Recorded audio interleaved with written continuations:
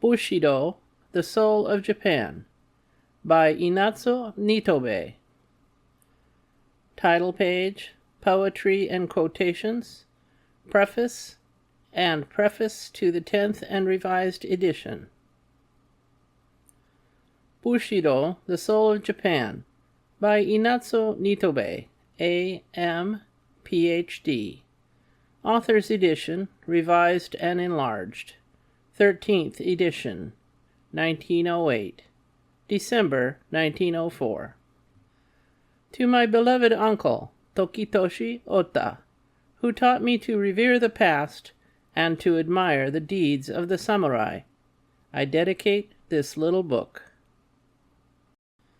That way, over the mountain which who stands upon is apt to doubt if it be indeed a road, while if he views it from the waste itself, up goes the line there, plain from base to brow, not vague, mistakable.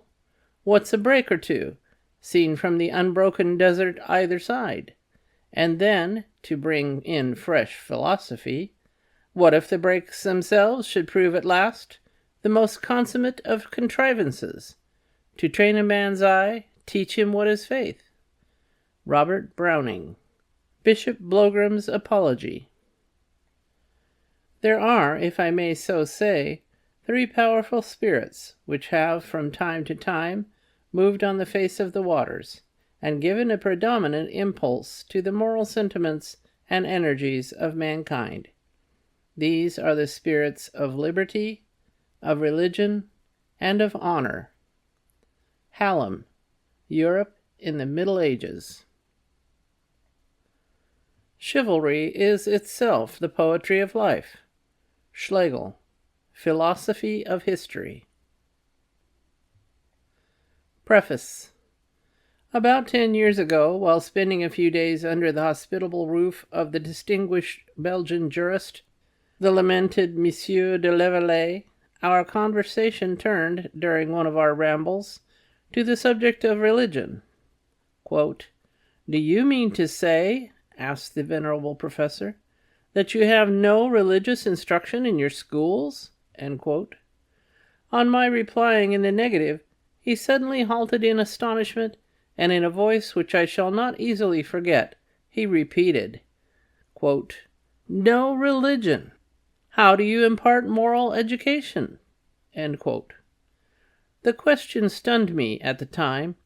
I could give no ready answer, for the moral precepts I learned in my childhood days were not given in schools, and not until I began to analyze the different elements that formed my notions of right and wrong did I find that it was Bushido that breathed them into my nostrils. The direct inception of this little book is due to the frequent queries put by my wife as to the reasons why such and such ideas and customs prevail in Japan.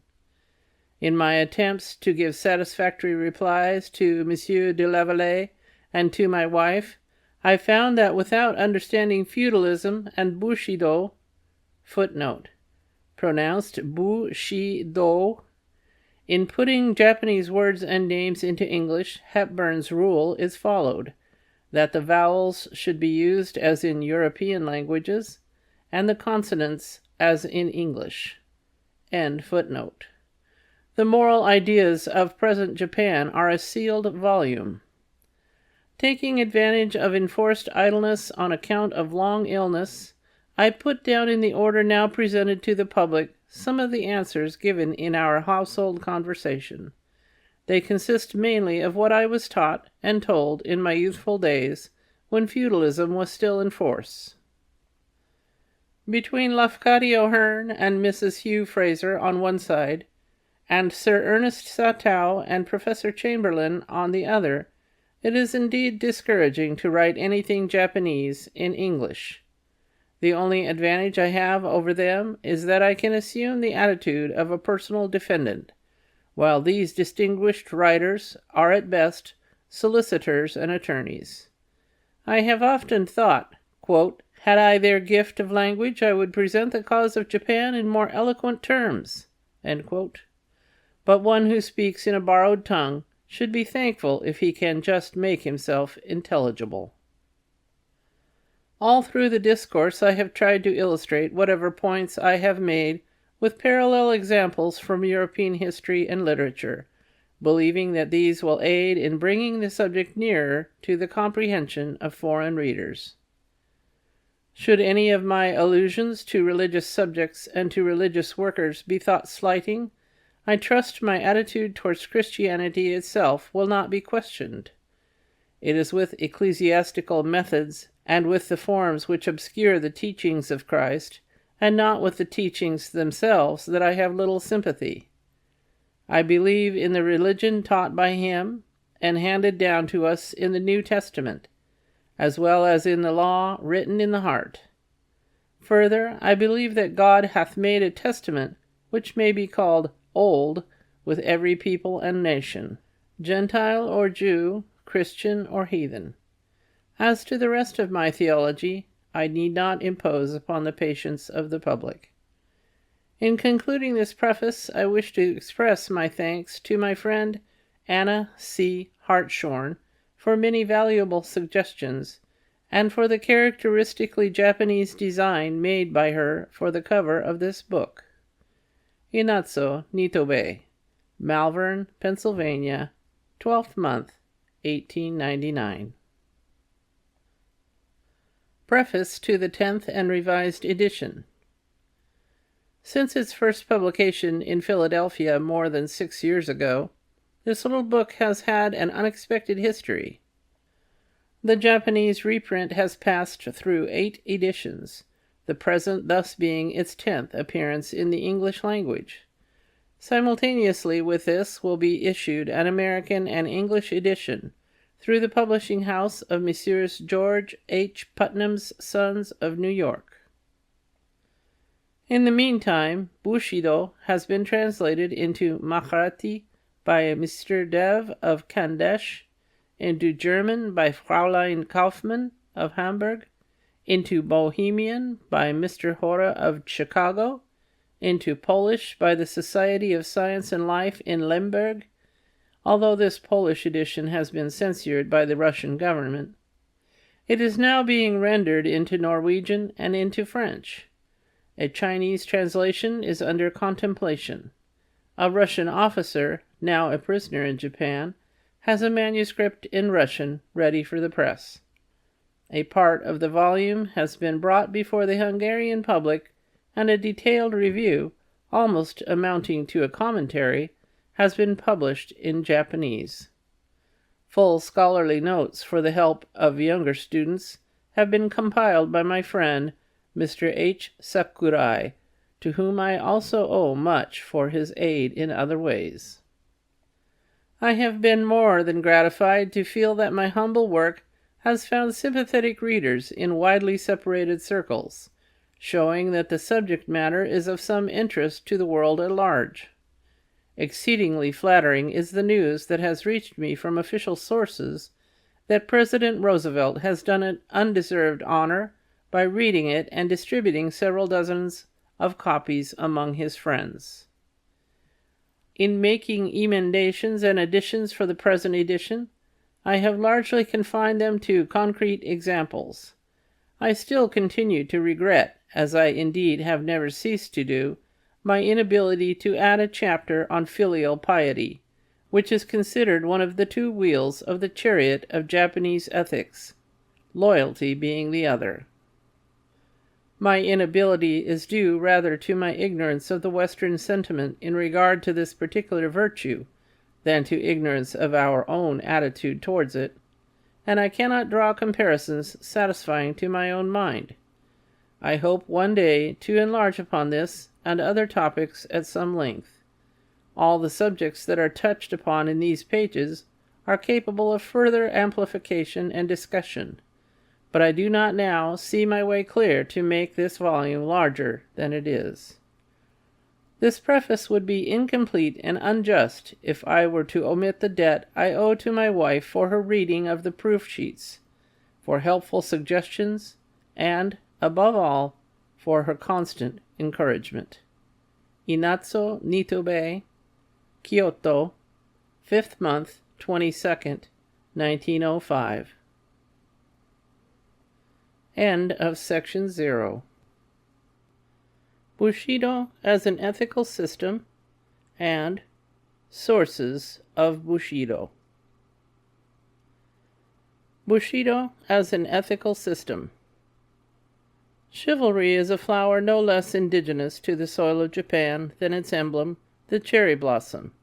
Nor is it a dried-up specimen of an antique virtue preserved in the herbarium of our history. It is still a living object of power and beauty among us. And if it assumes no tangible shape or form, it not the less scents the moral atmosphere and makes us aware that we are still under its potent spell.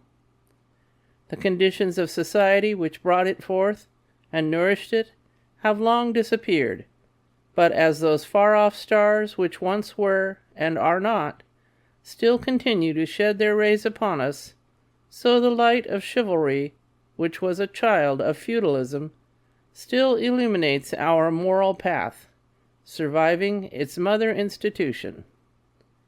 It is a pleasure to me to reflect upon this subject in the language of Burke, who uttered the well-known touching eulogy over the neglected beer of its European prototype.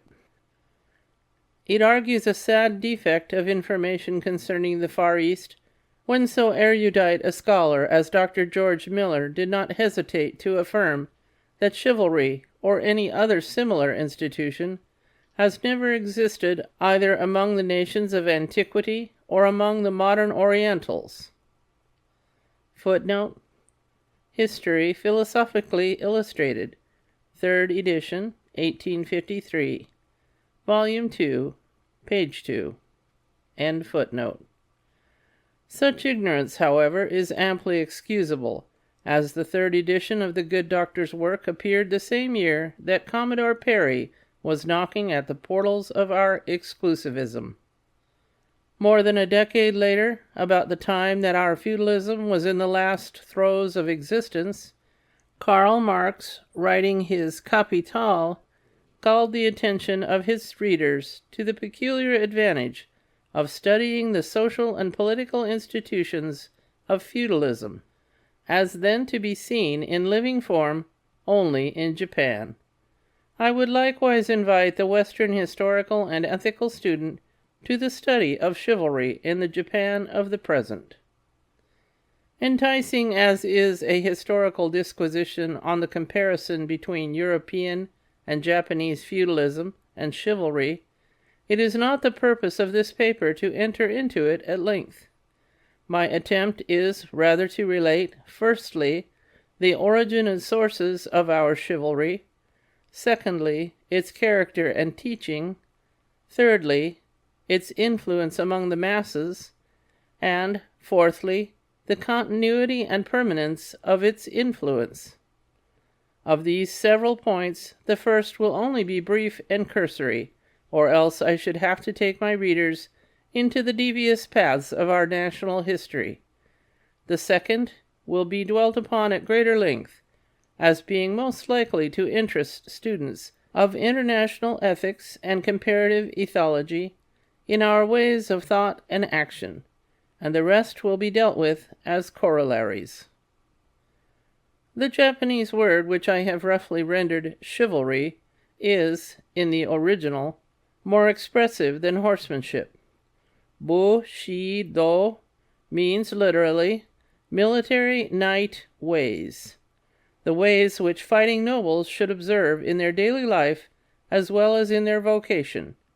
In a word, the precepts of knighthood, the noblesse oblige of the warrior class.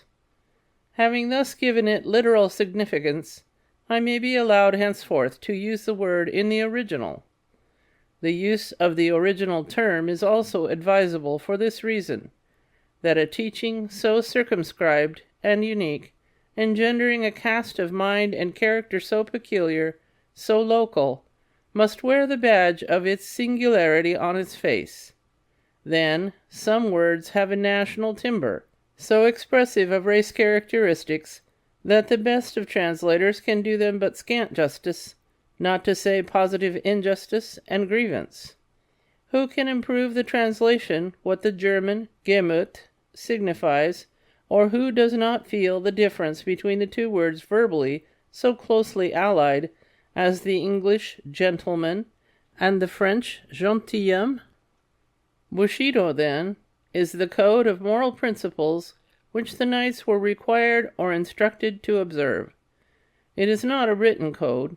At best it consists of a few maxims handed down from mouth to mouth, or coming from the pen of some well-known warrior or savant. More frequently, it is a code, unuttered and unwritten, possessing all the more the powerful sanction of veritable deed and of a law written on the fleshly tablets of the heart. It was founded not on the creation of one brain, however able, or on the life of a single personage, however renowned. It was an organic growth of decades and centuries of military career. It, perhaps, fills the same position in the history of ethics that the English Constitution does in political history, yet it has had nothing to compare with the Magna Carta or the Habeas Corpus Act. True, early in the 17th century, military statutes, buccehatto, were promulgated, but their 13 short articles were taken up mostly with marriages, castles, leagues, etc., and didactic regulations were but meagerly touched upon. We cannot, therefore, point out any definite time and place and say, here is its fountainhead. Only as it attains consciousness in the feudal age, its origin, in respect to time, may be identified with feudalism. But feudalism itself is woven of many threads, and Bushido shares its intricate nature. As in England the political institutions of feudalism may be said to date from the Norman conquest, so we may say that in Japan its rise was simultaneous with the ascendancy of Yoritomo, late in the 12th century. As, however, in England we find the social elements of feudalism far back in the period previous to William the Conqueror, so, too, the germs of feudalism in Japan had been long existent before the period I have mentioned. Again, in Japan, as in Europe, when feudalism was formally inaugurated, the professional class of warriors naturally came into prominence. These were known as samurai, meaning literally, like the Old English knecht, knight, guards or attendants, resembling in character the soldurii whom Caesar mentioned as existing in Aquitania, or the comitati who, according to Tacitus, followed Germanic chiefs in his time, or, to take a still later parallel, the milites medi that one reads about in the history of medieval Europe. A Sinico-Japanese word, bukke or bushi, fighting knights, was also adopted in common use. They were a privileged class and must originally have been a rough breed who made fighting their vocation. This class was naturally recruited, in a long period of constant warfare, from the manliest and the most adventurous, and all the while the process of elimination went on, the timid and the feeble being sorted out, and only, quote, a rude race, all masculine with brutish strength, end quote, to borrow Emerson's phrase, surviving to form families and the ranks of the samurai. Coming to profess great honor and great privileges, and correspondingly great responsibilities, they soon felt the need of a common standard of behavior, especially as they were always on a belligerent footing, and belonged to different clans. Just as physicians limit competition among themselves by professional courtesy, just as lawyers sit in courts of honor in cases of violated etiquette, so must also warriors possess some resort for final judgment on their misdemeanors. Fair play in fight. What fertile germs of morality lie in this primitive sense of savagery in childhood? Is it not the root of all military and civic virtues? We smile, as if we had outgrown it, at the boyish desire of the small Britisher, Tom Brown, quote, to leave behind him the name of a fellow who never bullied a little boy or turned his back on a big one." End quote. And yet, who does not know that this desire is the cornerstone on which moral structures of mighty dimensions can be reared? May I not go even so far as to say that the gentlest and most peace-loving of religions endorses this aspiration? This desire of Tom's is the basis on which the greatness of England is largely built, and it will not take us long to discover that Bushido does not stand on a lesser pedestal. If fighting in itself, be it offensive or defensive, is, as Quakers rightly testify, brutal and wrong, we can still say with Lessing, quote, "We know from what failings our virtue springs." End quote. Footnote. Ruskin was one of the most gentle-hearted and peace-loving men that ever lived, yet he believed in war with all the fervor of a worshipper of the strenuous life. Quote, "When I tell you," end quote, he says in The Crown of Wild Olive, quote, "that war is the foundation of all the arts, I mean also that it is the foundation of all the high virtues and faculties of men. It is very strange to me to discover this, and very dreadful, but I saw it to be quite an undeniable fact. I found in brief that all great nations learned their truth of word and strength of thought in war, that they were nourished in war and wasted by peace, taught by war and deceived by peace, trained by war and betrayed by peace. In a word, that they were born in war and expired in peace." End quote. End footnote. Sneaks and cowards are epithets of the worst opprobrium to healthy, simple natures. Childhood begins life with these notions, and knighthood also. But as life grows larger and its relations many-sided, the early faith seeks sanction from higher authority and more rational sources for its own justification, satisfaction, and development. If military interests had operated alone, without higher moral support, how far short of chivalry would the ideal of knighthood have fallen? In Europe, Christianity, interpreted with concessions convenient to chivalry, infused it nevertheless with spiritual data. Quote, "Religion, war, and glory were the three souls of a perfect Christian knight," end quote, says Lamartine. In Japan there were several sources of Bushido, of which I may begin with Buddhism. It furnished a sense of calm trust in fate, a quiet submission to the inevitable, that stoic composure in sight of danger or calamity, that disdain of life and friendliness with death. A foremost teacher of swordsmanship, when he saw his pupil master the utmost of his art, told him, quote, "Beyond this, my instruction must give way to Zen teaching." End quote. Zen is the Japanese equivalent for the dhyana, which, quote, "represents human effort to reach through meditation zones of thought beyond the range of verbal expression." End quote. Footnote. Lafcadio Hearn, Exotics and Retrospectives, page 84. End footnote. Its method is contemplation, and its purport, as far as I understand it, to be convinced of a principle that underlies all phenomena, and, if it can, of the Absolute itself, and thus to put oneself in harmony with this Absolute. Thus defined, the teaching was more than the dogma of a sect, and whoever attains to the perception of the Absolute raises himself above mundane things and awakes, quote, "to a new heaven and a new earth." End quote. What Buddhism failed to give, Shintoism offered in abundance. Such loyalty to the sovereign, such reverence for ancestral memory, and such filial piety as are not taught by any other creed, were inculcated by the Shinto doctrines, imparting passivity to the otherwise arrogant character of the samurai. Shinto theology has no place for the dogma of, quote-unquote original sin. On the contrary, it believes in the innate goodness and godlike purity of the human soul, adoring it as the adytum from which divine oracles are proclaimed.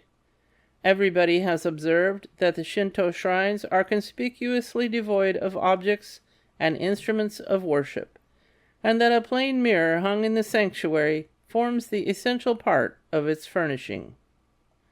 The presence of this article is easy to explain. It typifies the human heart, which, when perfectly placid and clear, reflects the very image of the deity. When you stand, therefore, in front of the shrine to worship, you see your own image reflected on its shining surface, and the act of worship is tantamount to the old Delphic injunction, "Know thyself." But self-knowledge does not imply, either in the Greek or Japanese teaching, knowledge of the physical part of man, not his anatomy or his psychophysics. Knowledge was to be of a moral kind, the introspection of our moral nature. Mommsen, comparing the Greek and the Roman, says that when the former worshipped, he raised his eyes to heaven, for his prayer was contemplation, while the latter veiled his head, for his was reflection. Essentially like the Roman conception of religion, our reflection brought into prominence not so much the moral as the national consciousness of the individual. Its nature worship endeared the country to our inmost souls, while its ancestor worship, tracing from lineage to lineage, made the imperial family the fountainhead of the whole nation. To us, the country is more than land and soil from which to mine gold or to reap grain. It is the sacred abode of the gods, the spirits of our forefathers. To us, the emperor is more than the arch-constable of the Reichsstadt, or even the patron of the Kulturstadt. He is the bodily representative of heaven on earth, blending in his person its power and its mercy. If what M. Butmi says is true of English royalty, footnote, the English people, page 188, end footnote, that it, quote, is not only the image of authority, but the author and symbol of national unity, end quote, as I believe it to be, doubly and trebly may this be affirmed of royalty in Japan. The tenets of Shintoism cover the two predominating features of the emotional life of our race, patriotism and loyalty. Arthur May Knapp very truly says, quote, in Hebrew literature, it is often difficult to tell whether the writer is speaking of God or of the Commonwealth, of heaven or of Jerusalem, of the Messiah or of the nation itself. End quote. Footnote. Feudal and Modern Japan, Volume 1, page 183. End footnote. A similar confusion may be noticed in the nomenclature of our national faith. I said confusion because it will be so deemed by a logical intellect on account of its verbal ambiguity. Still, being a framework of national instinct and race feelings, Shintoism never pretends to a systematic philosophy or a rational theology. This religion, or is it not more correct to say, the race emotions which this religion expressed, thoroughly imbued Bushido with loyalty to the sovereign and love of country.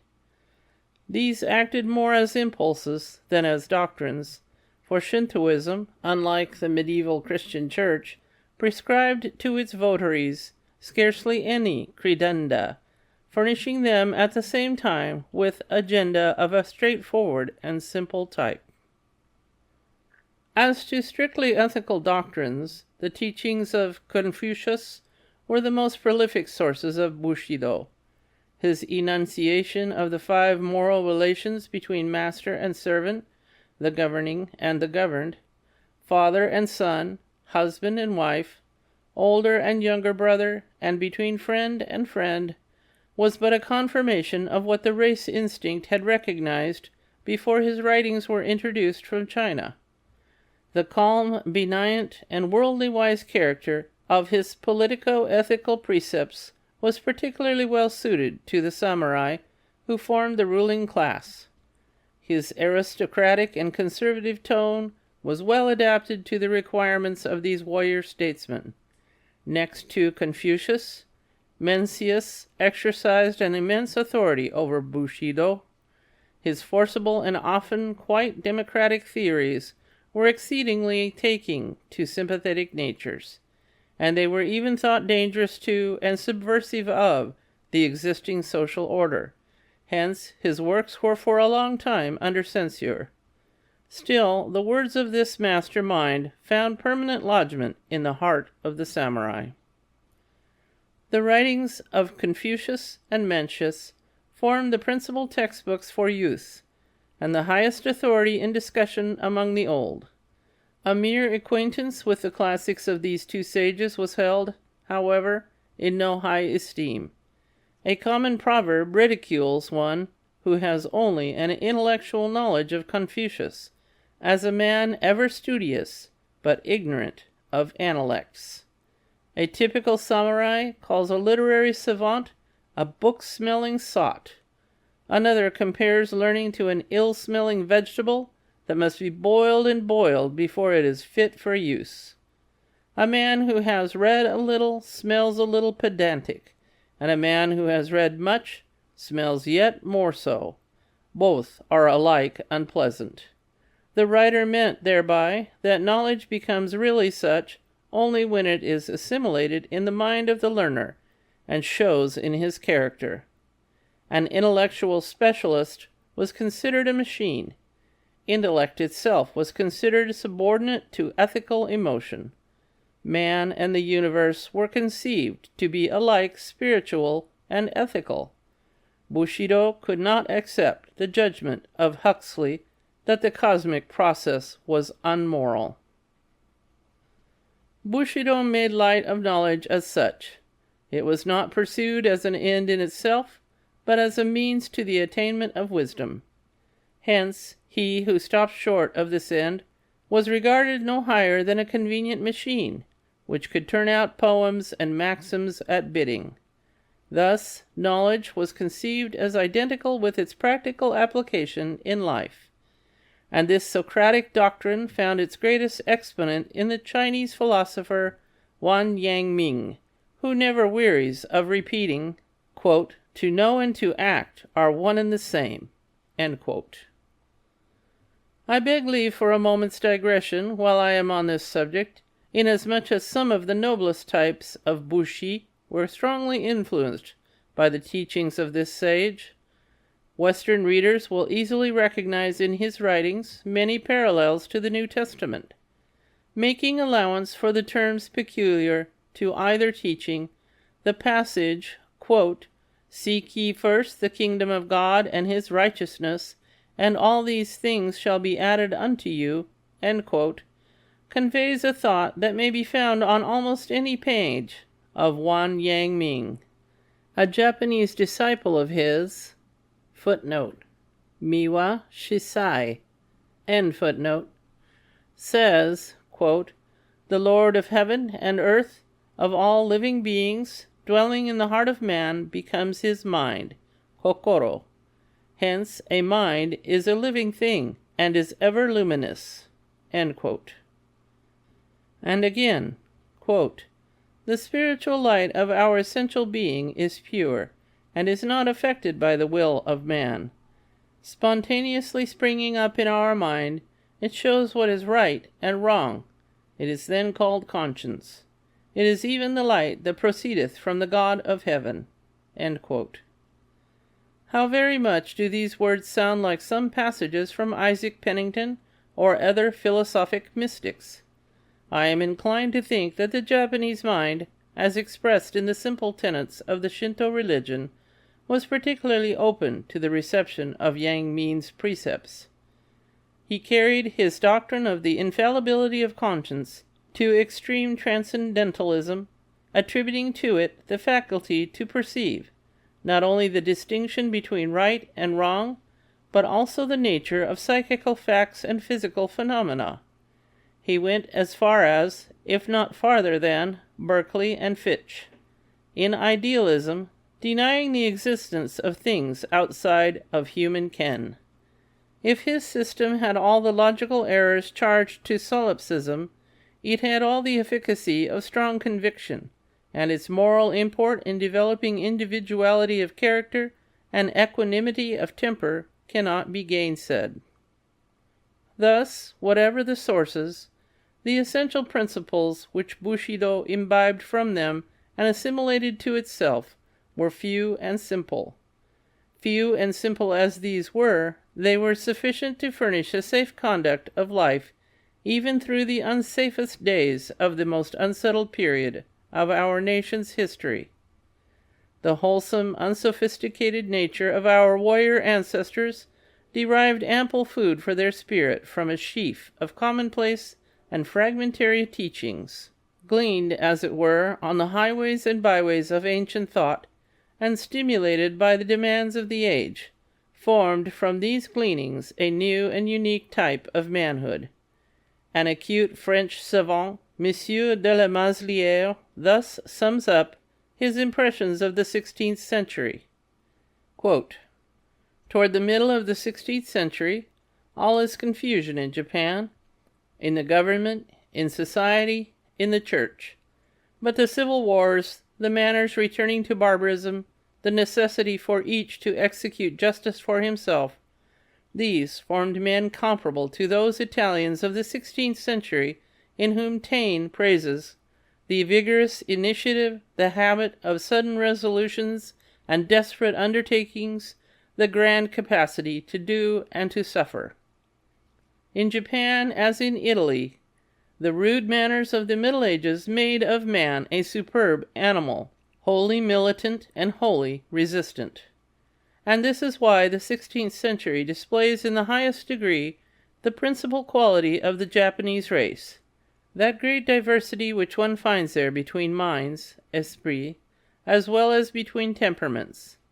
While in India, and even in China, men seem to differ chiefly in degree of energy or intelligence, in Japan they differ by originality of character as well. Now individuality is the sign of superior races and of civilizations already developed. If we make use of an expression dear to Nietzsche, we might say that in Asia, to speak of humanity is to speak of its plains. In Japan, as in Europe, one represents it above all by its mountains." End quote. End of Section 1. Section 2 of Bushido, The Soul of Japan, by Inazo Nitobe. Rectitude, or Justice, and Courage, the Spirit of Daring and Bearing. To the pervading characteristics of the men of whom Monsieur de la Mazelière writes, let us now address ourselves. I shall begin with Rectitude, or Justice, the most cogent precept in the code of the samurai. Nothing is more loathsome to him than underhand dealings and crooked undertakings. The conception of rectitude may be erroneous, it may be narrow. A well-known Bushi defines it as a power of resolution. Quote, "Rectitude is the power of deciding upon a certain course of conduct in accordance with reason, without wavering, to die when it is right to die, to strike when to strike is right." End quote. Another speaks of it in the following terms. Quote, "Rectitude is the bone that gives firmness and stature.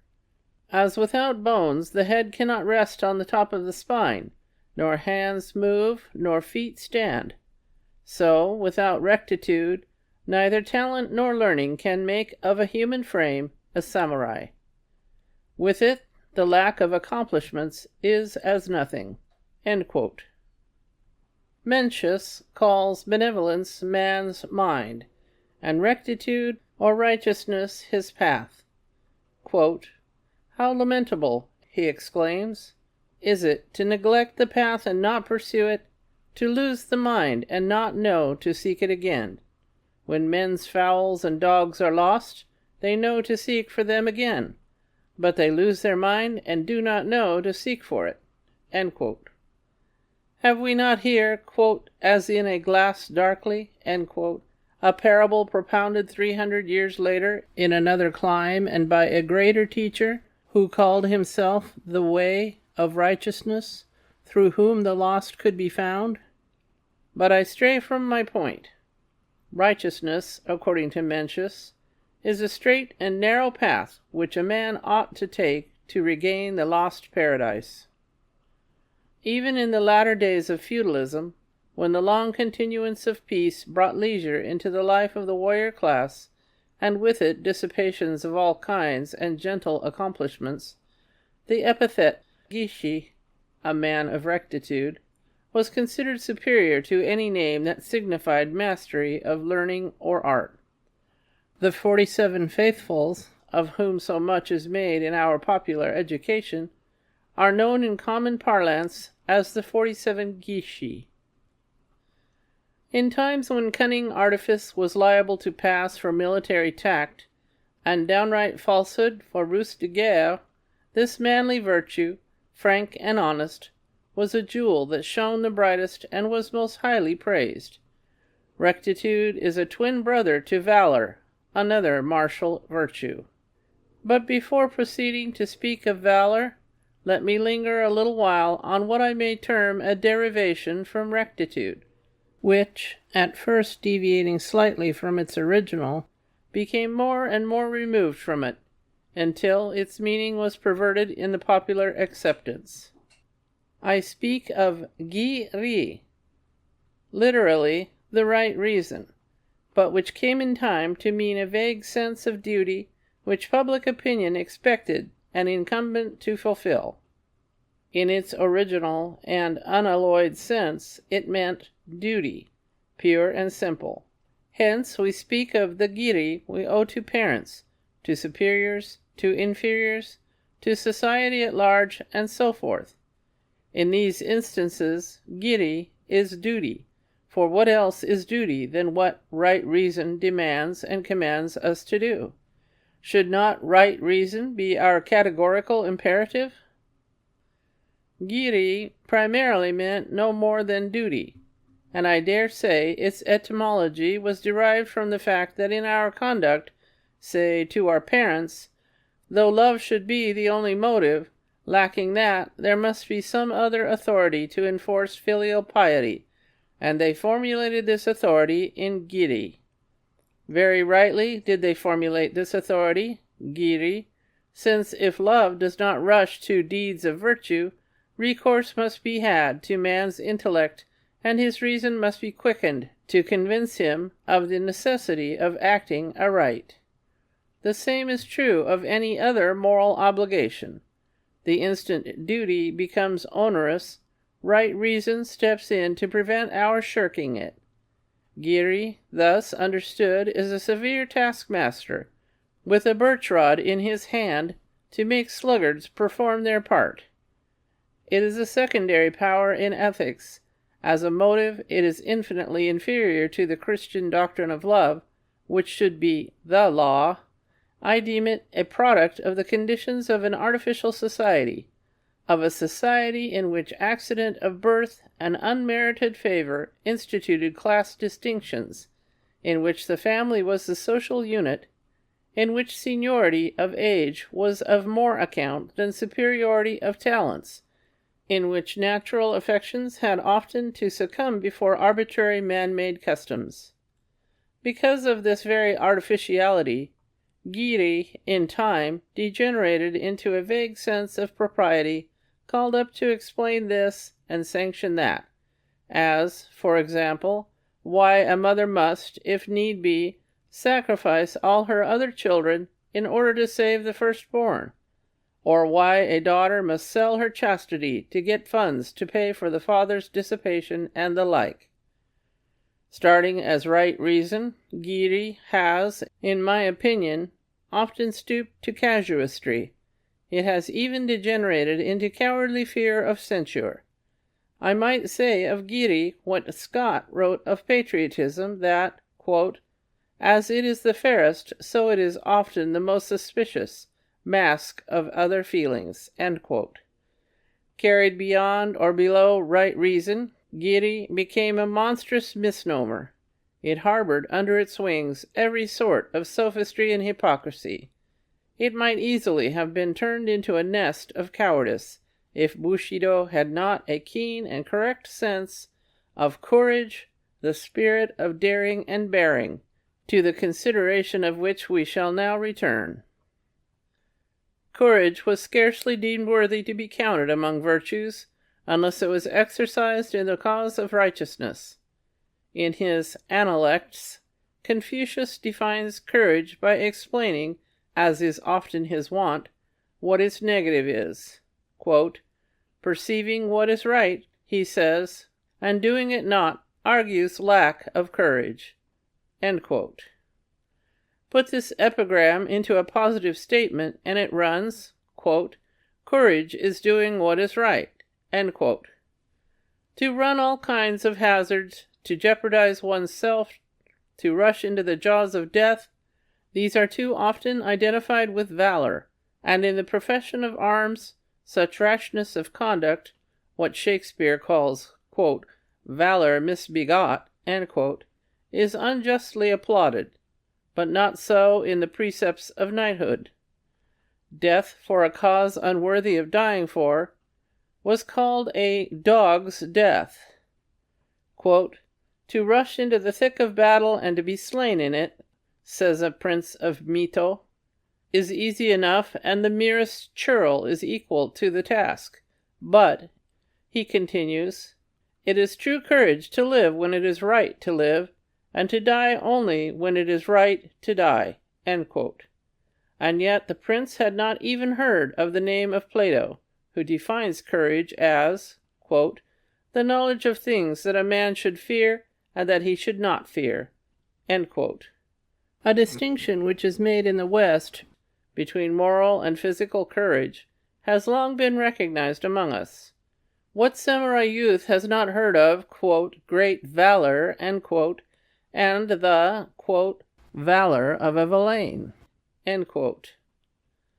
Valor, fortitude, bravery, fearlessness, courage, being the qualities of soul which appeal most easily to juvenile minds, and which can be trained by exercise and example, were, so to speak, the most popular virtues, early emulated among the youth.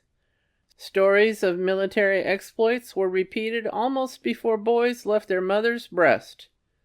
Does a little booby cry for any ache? The mother scolds him in this fashion, quote, "What a coward to cry for a trifling pain! What will you do when your arm is cut off in battle? What when you are called upon to commit harakiri?" End quote. We all know the pathetic fortitude of a famished little boy prince of Sendai, who, in the drama, is made to say to his little page, quote, "Seest thou those tiny sparrows in the nest? How their yellow bills are open wide, and now see, there comes their mother with worms to feed them. How eagerly and happily the little ones eat. But for a samurai, when his stomach is empty, it is a disgrace to feel hunger." End quote. Anecdotes of fortitude and bravery abound in nursery tales, though stories of this kind are not by any means the only method of early imbuing the spirit with daring and fearlessness.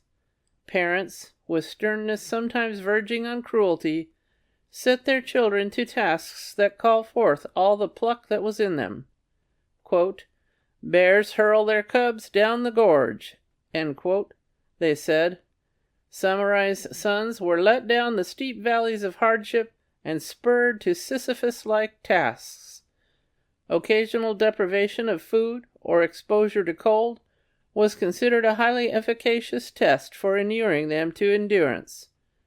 Children of tender age were sent among utter strangers with some message to deliver, were made to rise before the sun, and before breakfast attend to their reading exercises, walking to their teacher with bare feet in the cold of winter. They frequently, once or twice a month, as on the festival of a god of learning, came together in small groups and passed the night without sleep, in reading aloud by turns.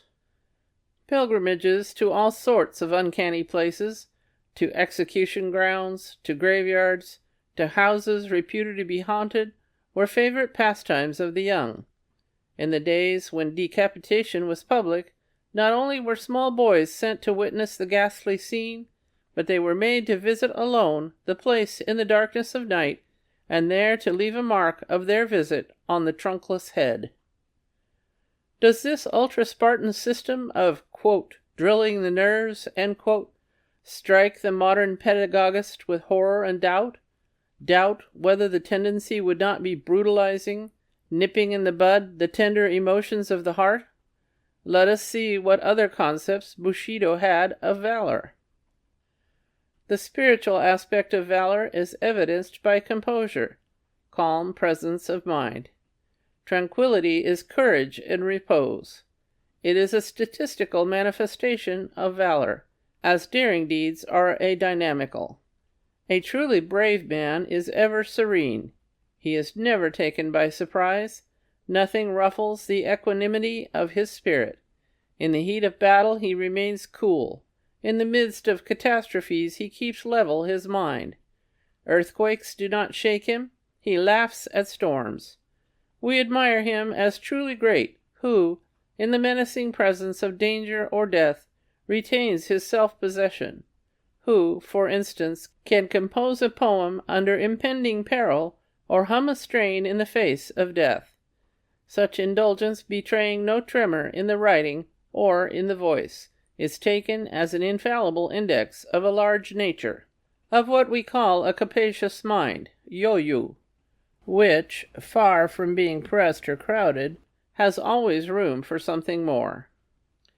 It passes current among us as a piece of authentic history that, as Ota Dokan, the great builder of the castle of Tokyo, was pierced through with a spear, his assassin, knowing the poetical predilection of his victim, accompanied his thrust with this couplet, quote, "Ah, how in moments like these our heart doth grudge the light of life," end quote. Whereupon the expiring hero, not one whit daunted by the mortal wound in his side, added the lines, quote, "Had not in hours of peace it learned to lightly look on life," end quote. There is even a sportive element in a courageous nature. Things which are serious to ordinary people may be but play to the valiant. Hence, in old warfare it was not at all rare for the parties to a conflict to exchange repartee, or to begin a rhetorical contest. Combat was not solely a matter of brute force, it was, as well, an intellectual engagement. Of such character was the battle fought on the bank of Koromo River late in the 11th century. The Eastern army routed, its leader, Sadato, took to flight, when the pursuing general pressed him hard and called aloud, quote, "It is a disgrace for a warrior to show his back to the enemy," end quote. Sadato reined his horse. Upon this the conquering chief shouted an impromptu verse, quote, "Torn into shreds is the warp of the cloth," end quote. Koromo. Scarcely had the words escaped his lips when the defeated warrior, undismayed, completed the couplet, quote, "Since age has worn its threads by use," end quote. Yoshiie, whose bow had all the while been bent, suddenly unstrung it and turned away, leaving his prospective victim to do as he pleased. When asked the reason of his strange behavior, he replied that he could not bear to put to shame one who had kept his presence of mind while hotly pursued by his enemy. The sorrow which overtook Antony and Octavius at the death of Brutus has been the general experience of brave men. Kenshin, who fought for 14 years with Shingen, when he heard of the latter's death, wept aloud at the loss of, quote, "the best of enemies," end quote. It was this same Kenshin who had set a noble example for all time in his treatment of Shingen, whose provinces lay in a mountainous region quite away from the sea, and who had consequently depended upon the Hojo provinces of the Tokaido for salt. The Hojo prince, wishing to weaken him, although not openly at war with him, had cut off from Shingen all traffic of this important article. Kenshin, hearing of his enemy's dilemma, and able to obtain his salt from the coast of his own dominions, wrote Shingen that in his opinion the Hojo lord had committed a very mean act, and that although he, Kenshin, was at war with him, Shingen, he had ordered his subjects to furnish him with plenty of salt, adding, quote, "I do not fight with salt, but with the sword," end quote, affording more than a parallel to the words of Camillus, quote, "We Romans do not fight with gold, but with iron," end quote. Nietzsche spoke for the samurai heart when he wrote, quote, "You are to be proud of your enemy. Then the success of your enemy is your success also," end quote. Indeed, valor and honor alike required that we should own as enemies in war only such as prove worthy of being friends in peace. End of Section 2. Section 3 of Bushido, The Soul of Japan, by Inazo Nitobe. Benevolence and Politeness. When valor attains this height, it becomes akin to benevolence, the feeling of distress, love, magnanimity, affection for others, sympathy, and pity, which were ever recognized to be supreme virtues, the highest of all attributes of the human soul. Benevolence was deemed a princely virtue in a twofold sense: princely among the manifold attributes of a noble spirit, princely as particularly befitting a princely profession. We needed no Shakespeare to feel, though perhaps, like the rest of the world, we needed him to express it, that mercy became a monarch better than his crown, that it was above his sceptred sway. How often both Confucius and Mencius repeat the highest requirement of a ruler of men to consist in benevolence. Confucius would say, quote, "Let but a prince cultivate virtue, people will flock to him. With people will come to him lands, lands will bring forth for him wealth, wealth will give him the benefit of right uses. Virtue is the root, and wealth an outcome." End quote. Again, quote, "Never has there been a case of a sovereign loving benevolence and the people not loving righteousness." End quote. Mencius follows close at his heels and says, quote, "Instances are on record where individuals attained to supreme power in a single state without benevolence, but never have I heard of a whole empire falling into the hands of one who lacked this virtue." End quote. Also, quote, "It is impossible that anyone should become ruler of the people to whom they have not yielded the subjection of their hearts." End quote. Both defined this indispensable requirement in a ruler by saying, quote, "Benevolence. Benevolence is man." End quote. Under the regime of feudalism, which could easily be perverted into militarism, it was to benevolence that we owed our deliverance from despotism of the worst kind. An utter surrender of life and limb on the part of the governed would have left nothing for the governing but self-will, and this has for its natural consequence the growth of that absolutism so often called Oriental despotism, as though there were no despots of Occidental history. Let it be far from me to uphold despotism of any sort, but it is a mistake to identify feudalism with it.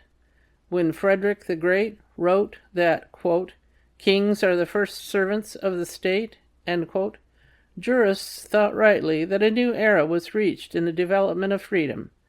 Strangely coinciding in time in the backwoods of northwestern Japan, Yozan of Yonezawa made exactly the same declaration, showing that feudalism was not all tyranny and oppression. A feudal prince, although unmindful of owing reciprocal obligations to his vassals, felt a higher sense of responsibility to his ancestors and to heaven. He was a father to his subjects, whom heaven entrusted to his care. In a sense not usually assigned to the term, Bushido accepted and corroborated paternal government. Paternal also as opposed to the less interested avuncular government, Uncle Sam's to wit. The difference between a despotic and a paternal government lies in this, that in the one the people obey reluctantly, while in the other they do so with, quote, that proud submission, that dignified obedience, that subordination of heart, which kept alive, even in servitude itself, the spirit of exalted freedom. End quote. Footnote. Burke, French Revolution. End footnote. The old saying is not entirely false, which called the King of England the, quote, King of Devils, because of his subjects, often insurrections against and depositions of their princes, end quote, and which made the French monarch the, quote, King of Asses, because of their infinite taxes and impositions, end quote, but which gave the title of, quote, the King of Men, end quote, to the sovereign of Spain, quote, because of his subjects' willing obedience, end quote. But enough.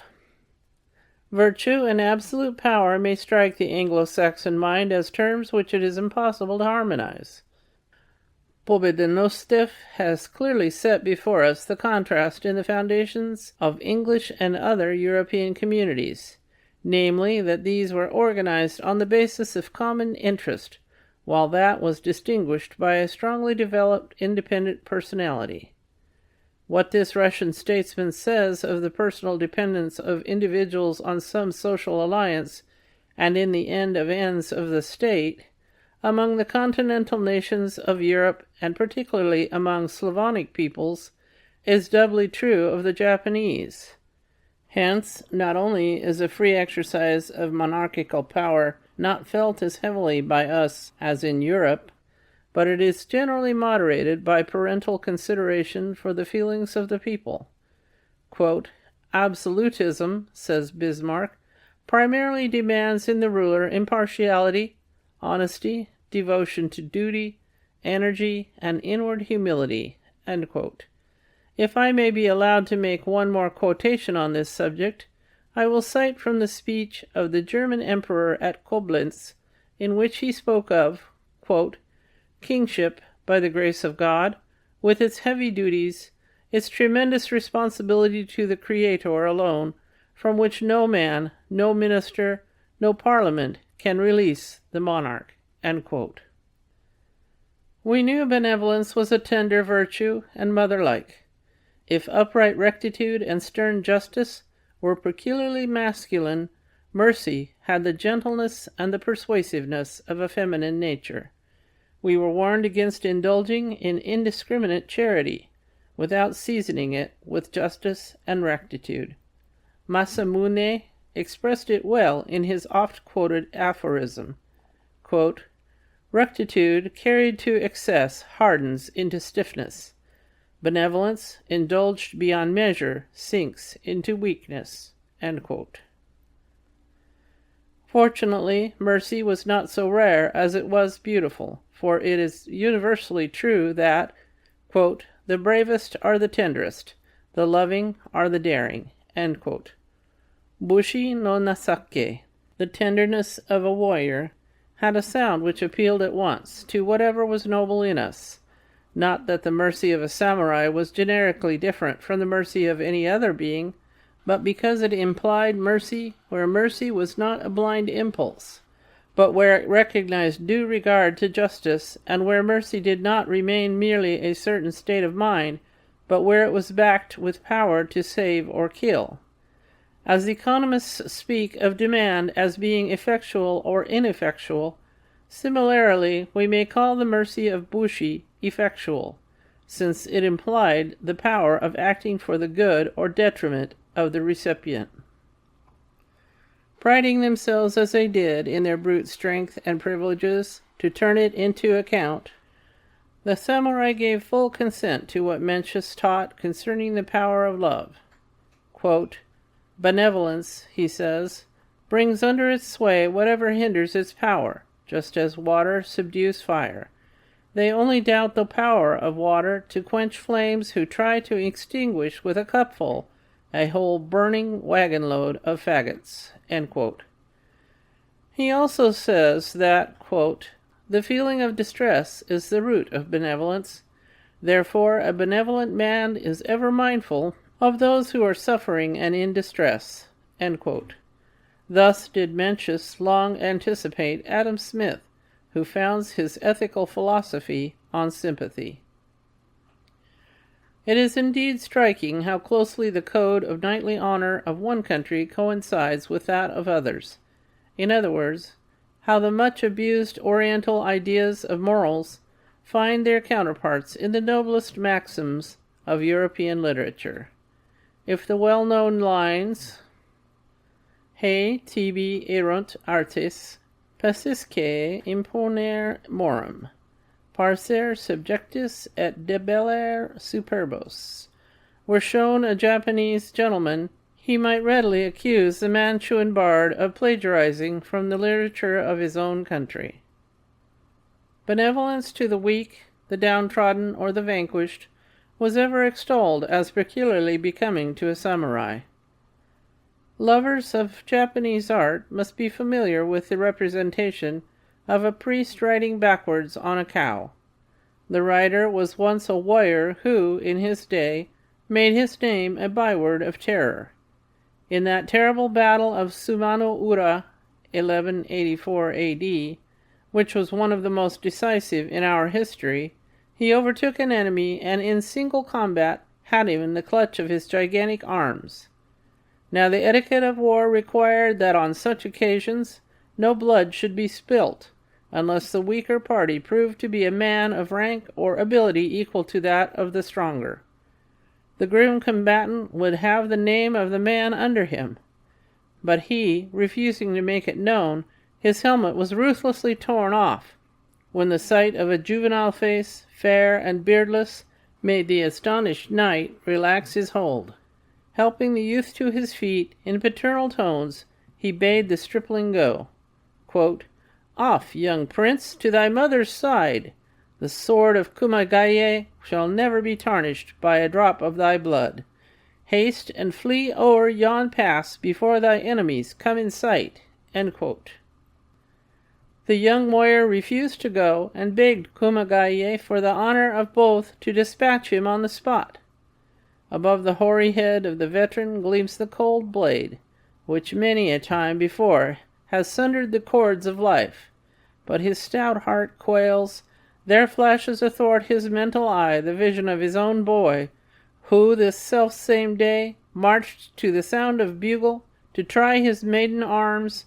The strong hand of the warrior quivers. Again he begs his victim to flee for his life.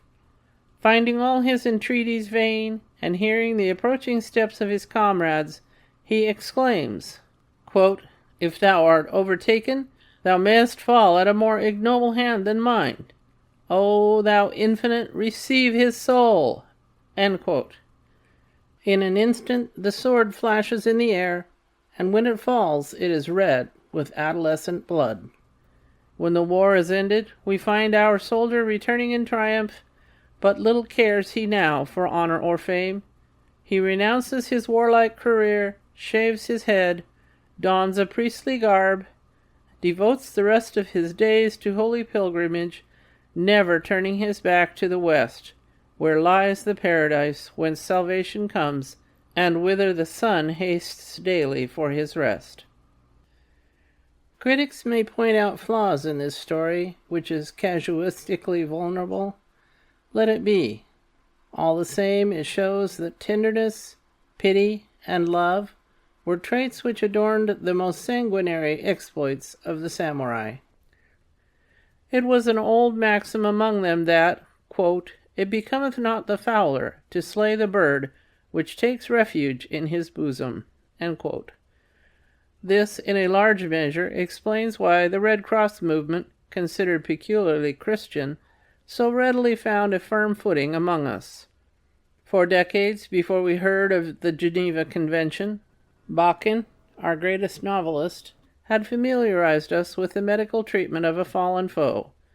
In the Principality of Satsuma, noted for its martial spirit and education, the custom prevailed for young men to practice music, not the blast of trumpets or the beat of drums, quote, those clamorous harbingers of blood and death, end quote, stirring us to imitate the actions of a tiger, but sad and tender melodies on the biwa. Footnote, a musical instrument resembling the guitar, end footnote.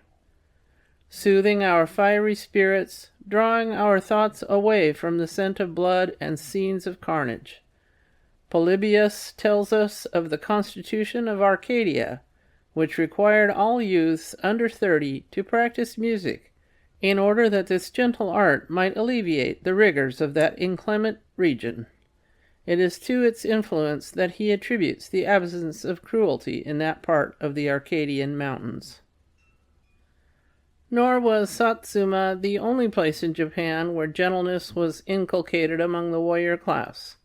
A prince of Shirakawa jots down his random thoughts, and among them is the following, quote, though they come stealing to your bedside in the silent watches of the night, drive not away, but rather cherish these, the fragrance of flowers, the sound of distant bells, the insect humming of a frosty night, end quote.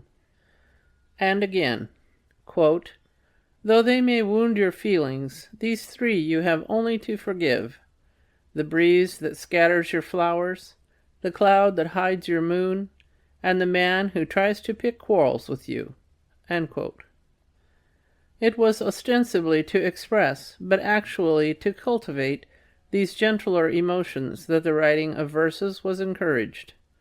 Our poetry has therefore a strong undercurrent of pathos and tenderness. A well-known anecdote of a rustic samurai illustrates a case in point. When he was told to learn versification and, quote, the warbler's notes, end quote, footnote, the uguisu, or warbler, sometimes called the nightingale of Japan, end footnote, was given him for the subject of his first attempt.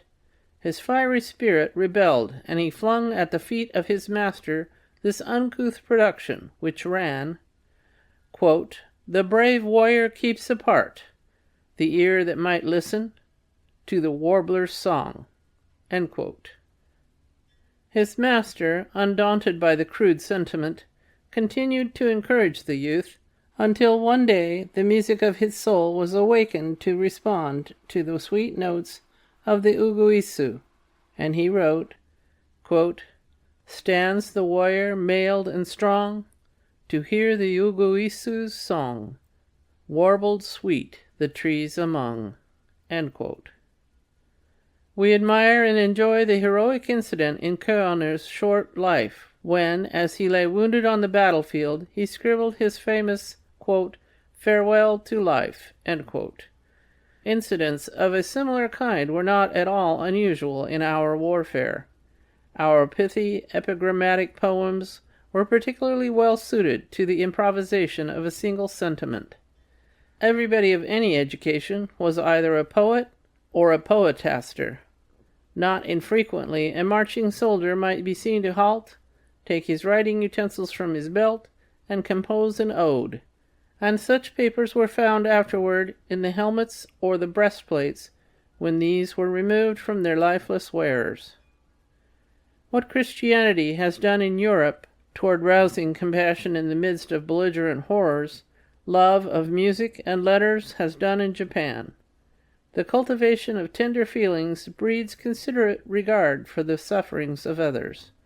Modesty and complacence, actuated by respect for others' feelings, are at the root of politeness, that courtesy and urbanity of manners which has been noticed by every foreign tourist as a marked Japanese trait. Politeness is a poor virtue, if it is actuated only by a fear of offending good taste, whereas it should be the outward manifestation of a sympathetic regard for the feelings of others. It also implies a due regard for the fitness of things, therefore due respect to social positions, for these latter express no plutocratic distinctions, but were originally distinctions for actual merit. In its highest form, politeness almost approaches love. We may reverently say, politeness, quote, suffereth long and is kind, envieth not, vaunteth not itself, is not puffed up, doth not behave itself unseemly, seeketh not her own, is not easily provoked, taketh not account of evil. End quote. Is it any wonder that Professor Dean, in speaking of the 6 elements of humanity, accords to politeness an exalted position, inasmuch as it is the ripest fruit of social intercourse? While thus extolling politeness, far be it from me to put it in the front rank of virtues. If we analyze it, we shall find it correlated with other virtues of a higher order, for what virtue stands alone? While, or rather because, it was exalted as peculiar to the profession of arms, and as such esteemed in a degree higher than its deserts, there came into existence its counterfeits. Confucius himself has repeatedly taught that external appurtenances are as little a part of propriety as sounds are of music. When propriety was elevated to the sine qua non of social intercourse, it was only to be expected that an elaborate system of etiquette should come into vogue to train youth in correct social behavior. How one must bow in accosting others, how he must walk and sit, were taught and learned with utmost care. Table manners grew to be a science. Tea serving and drinking were raised to a ceremony. A man of education is, of course, expected to be master of all these. Very fitly does Mr. Veblen, in his interesting book, footnote, Theory of the Leisure Class, New York, 1899, page 46, end footnote, call decorum, quote, a product and an exponent of the leisure class life, end quote. I have heard slighting remarks made by Europeans upon our elaborate discipline of politeness. It has been criticized as absorbing too much of our thought, and in so far a folly to observe strict obedience to it. I admit that there may be unnecessary niceties in ceremonies etiquette, but whether it partakes as much of folly as the adherence to ever-changing fashions of the West is a question not very clear to my mind. Even fashions I do not consider solely as freaks of vanity. On the contrary, I look upon these as a ceaseless search of the human mind for the beautiful. Much less do I consider elaborate ceremony as altogether trivial, for it denotes the result of long observation as to the most appropriate method of achieving a certain result. If there is anything to do, there is certainly a best way to do it, and the best way is both the most economical and the most graceful. Mr. Spencer defines grace as the most economical manner of motion. The tea ceremony presents certain definite ways of manipulating a bowl, a spoon, a napkin, etc. To a novice it looks tedious, but one soon discovers that the way prescribed is, after all, the most saving of time and labor. In other words, the most economical use of force. Hence, according to Spencer's dictum, the most graceful.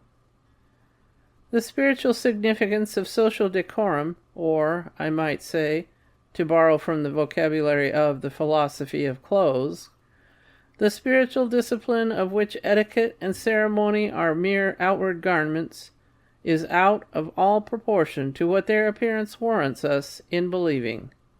I might follow the example of Mr. Spencer, and trace in our ceremonial institutions their origins and the moral motives that gave rise to them. But that is not what I shall endeavor to do in this book. It is the moral training involved in strict observance of propriety that I wish to emphasize. I have said that etiquette was elaborated into the finest niceties, so much so that different schools advocating different systems came into existence. But they all united in the ultimate essential, and this was put by a great exponent of the best-known school of etiquette, the Ogasawara, in the following terms, quote, "The end of all etiquette is to so cultivate your mind that even when you are quietly seated, not the roughest ruffian can dare make onset on your person." End quote. It means, in other words, that by constant exercise in correct manners, one brings all the parts and faculties of his body into perfect order and into such harmony with itself and its environment as to express the mastery of spirit over the flesh. What a new and deep significance the French word bienséance, footnote, etymologically, well-seated, end footnote, comes thus to contain. If the premise is true that gracefulness means economy of force, then it follows as a logical sequence that a constant practice of graceful deportment must bring with it a reserve and storage of force. Fine manners, therefore, mean power and repose. When the barbarian Gauls, during the sack of Rome, burst into the assembled Senate and dared pull the beards of the venerable fathers, we think the old gentlemen were to blame, inasmuch as they lacked dignity and strength of manners. Is lofty spiritual attainment really possible through etiquette? Why not? All roads lead to Rome. As an example of how the simplest thing can be made into an art, and then become spiritual culture, I may take cha no yu, the tea ceremony. Tea-sipping as a fine art. Why should it not be? In the children drawing pictures on the sand, or in the savage carving on a rock, was the promise of a Raphael or a Michelangelo. How much more is the drinking of a beverage which began with the transcendental contemplation of a Hindu anchorite, entitled to develop into a handmaid of religion and morality. That calmness of mind, that serenity of temper, that composure and quietness of demeanor, which are the first essentials of cha no yu, are without doubt the first conditions of right thinking and right feeling. The scrupulous cleanliness of the little room, shut off from sight and sound of the madding crowd, is in itself conducive to direct one's thoughts from the world. The bare interior does not engross one's attention, like the innumerable pictures and bric-a-brac of a Western parlor. The presence of kakemono, footnote, hanging scrolls which may be either paintings or ideograms used for decorative purposes, end footnote, calls our attention more to grace of design than to beauty of color. The utmost refinement of taste is the object aimed at, whereas anything like display is banished with religious horror. The very fact that it was invented by a contemplative recluse in a time when wars and the rumors of wars were incessant is well calculated to show that this institution was more than a pastime. Before entering the quiet precincts of the tea-room, the company assembling to partake of the ceremony laid aside, together with their swords, the ferocity of the battlefield or the cares of government, there to find peace and friendship. Cha no yu is more than a ceremony. It is a fine art. It is poetry, with articulate gestures for rhythm. It is a modus operandi of soul discipline. Its greatest value lies in this last phase.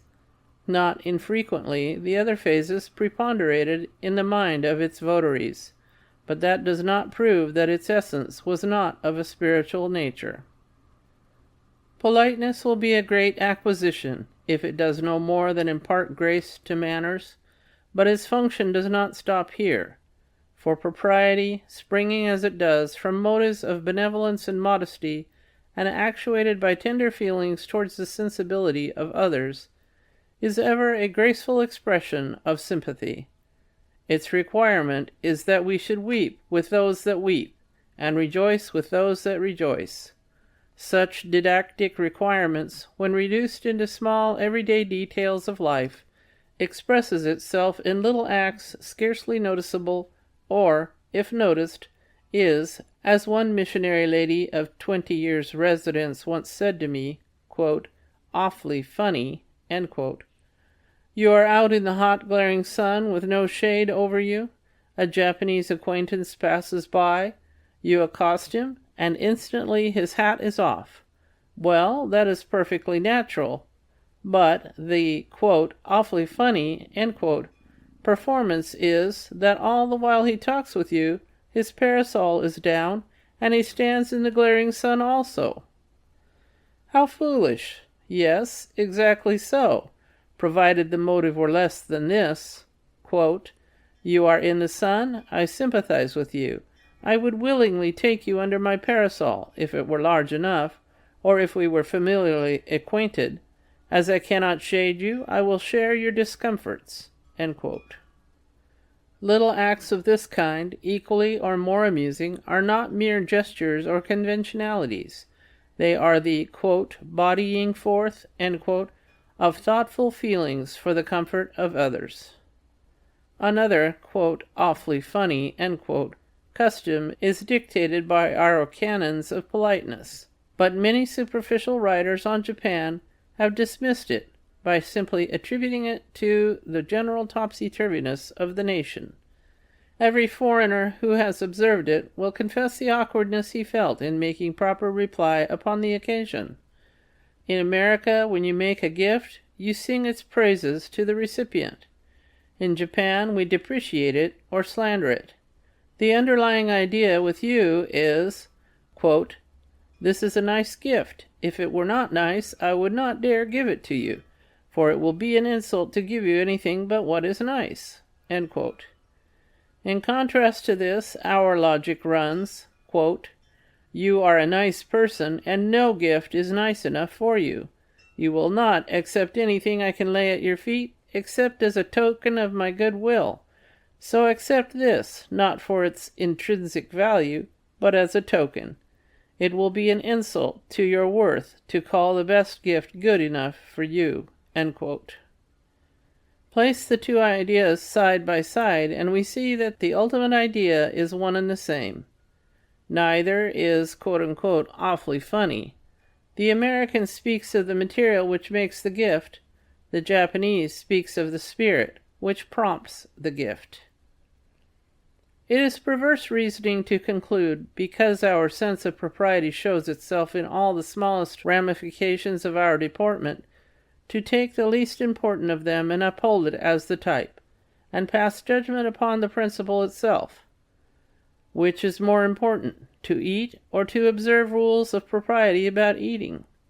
A Chinese sage answers, quote, if you take a case where the eating is all important, and the observing the rules of propriety is of little importance, and compare them together, why merely say that the eating is of the more importance? End quote.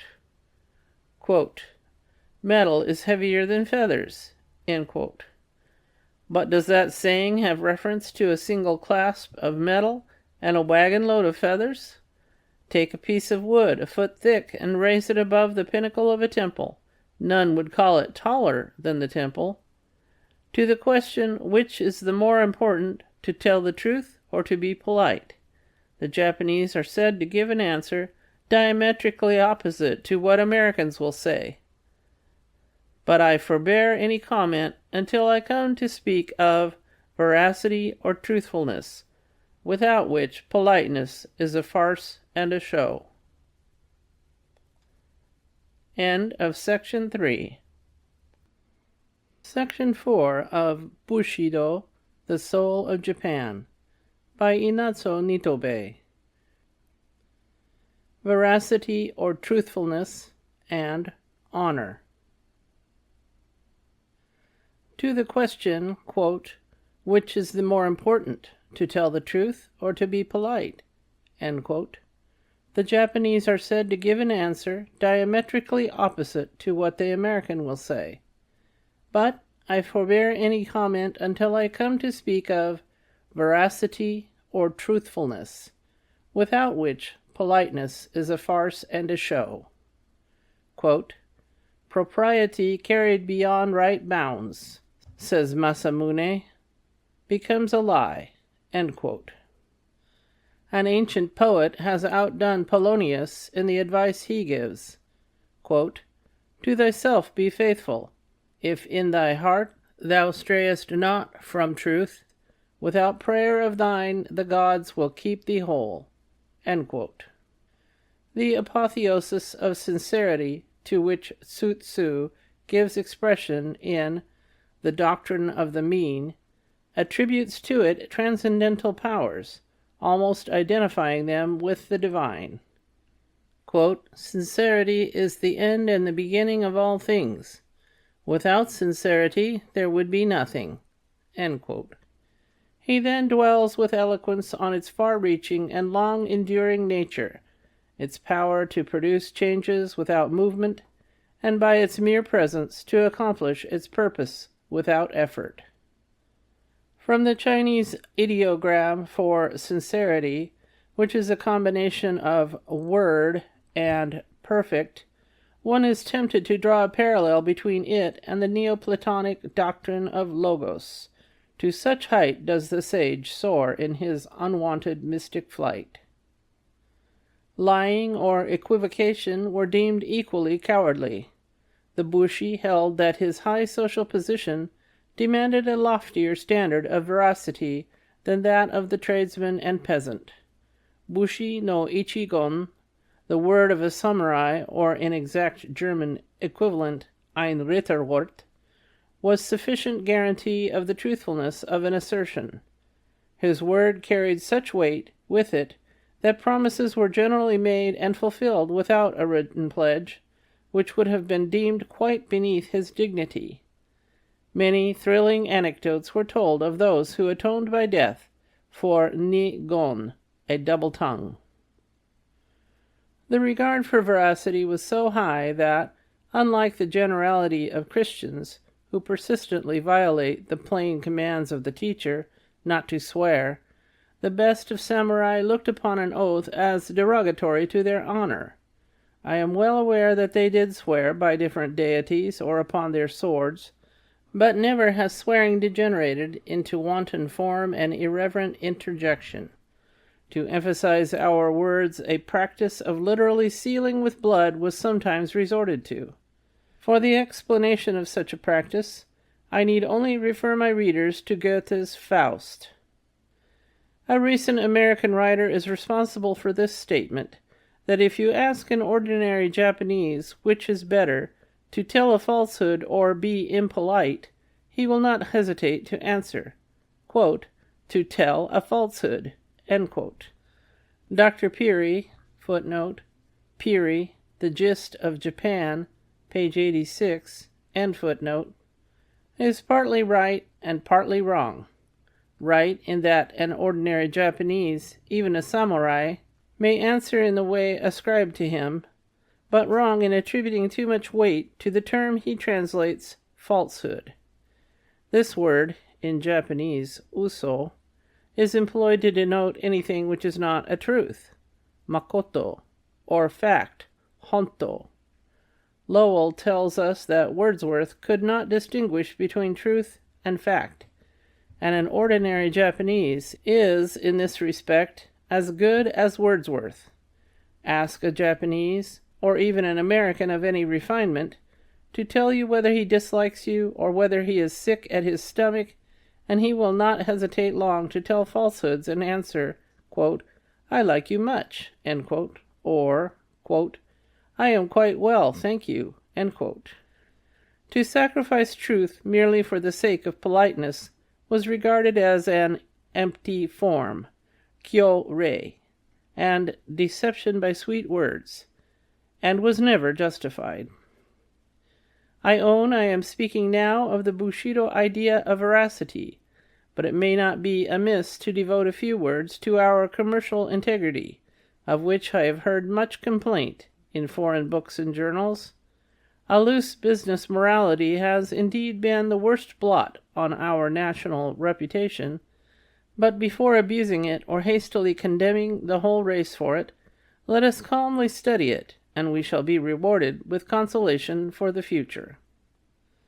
Of all the great occupations of life, none was farther removed from the profession of arms than commerce.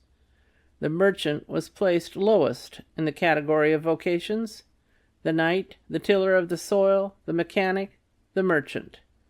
The samurai derived his income from land and could even indulge, if he had a mind to, in amateur farming, but the counter and abacus were abhorred. We knew the wisdom of this social arrangement. Montesquieu has made it clear that the debarring of the nobility from mercantile pursuits was an admirable social policy, in that it prevented wealth from accumulating in the hands of the powerful. The separation of power and riches kept the distribution of the latter more nearly equable. Professor Dill, the author of Roman Society in the Last Century of the Western Empire, has brought afresh to our mind that one cause of the decadence of the Roman Empire was the permission given to the nobility to engage in trade, and the consequent monopoly of wealth and power by a minority of the senatorial families. Commerce, therefore, in feudal Japan did not reach that degree of development which it would have attained under freer conditions. The obloquy attached to the calling naturally brought within its pale such as cared little for social repute.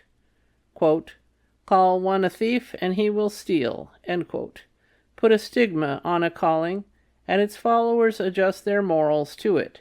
For it is natural that, quote, "the normal conscience," as Hugh Black says, rises to the demands made on it and easily falls to the limit of the standard expected from it, end quote. It is unnecessary to add that no business, commercial or otherwise, can be transacted without a code of morals. Our merchants of the feudal period had one among themselves, without which they could never have developed, as they did, such fundamental mercantile institutions as the guild, the bank, the bourse, insurance, checks, bills of exchange, etc. But in their relations with people outside their vocation, the tradesmen lived too true to the reputation of their order.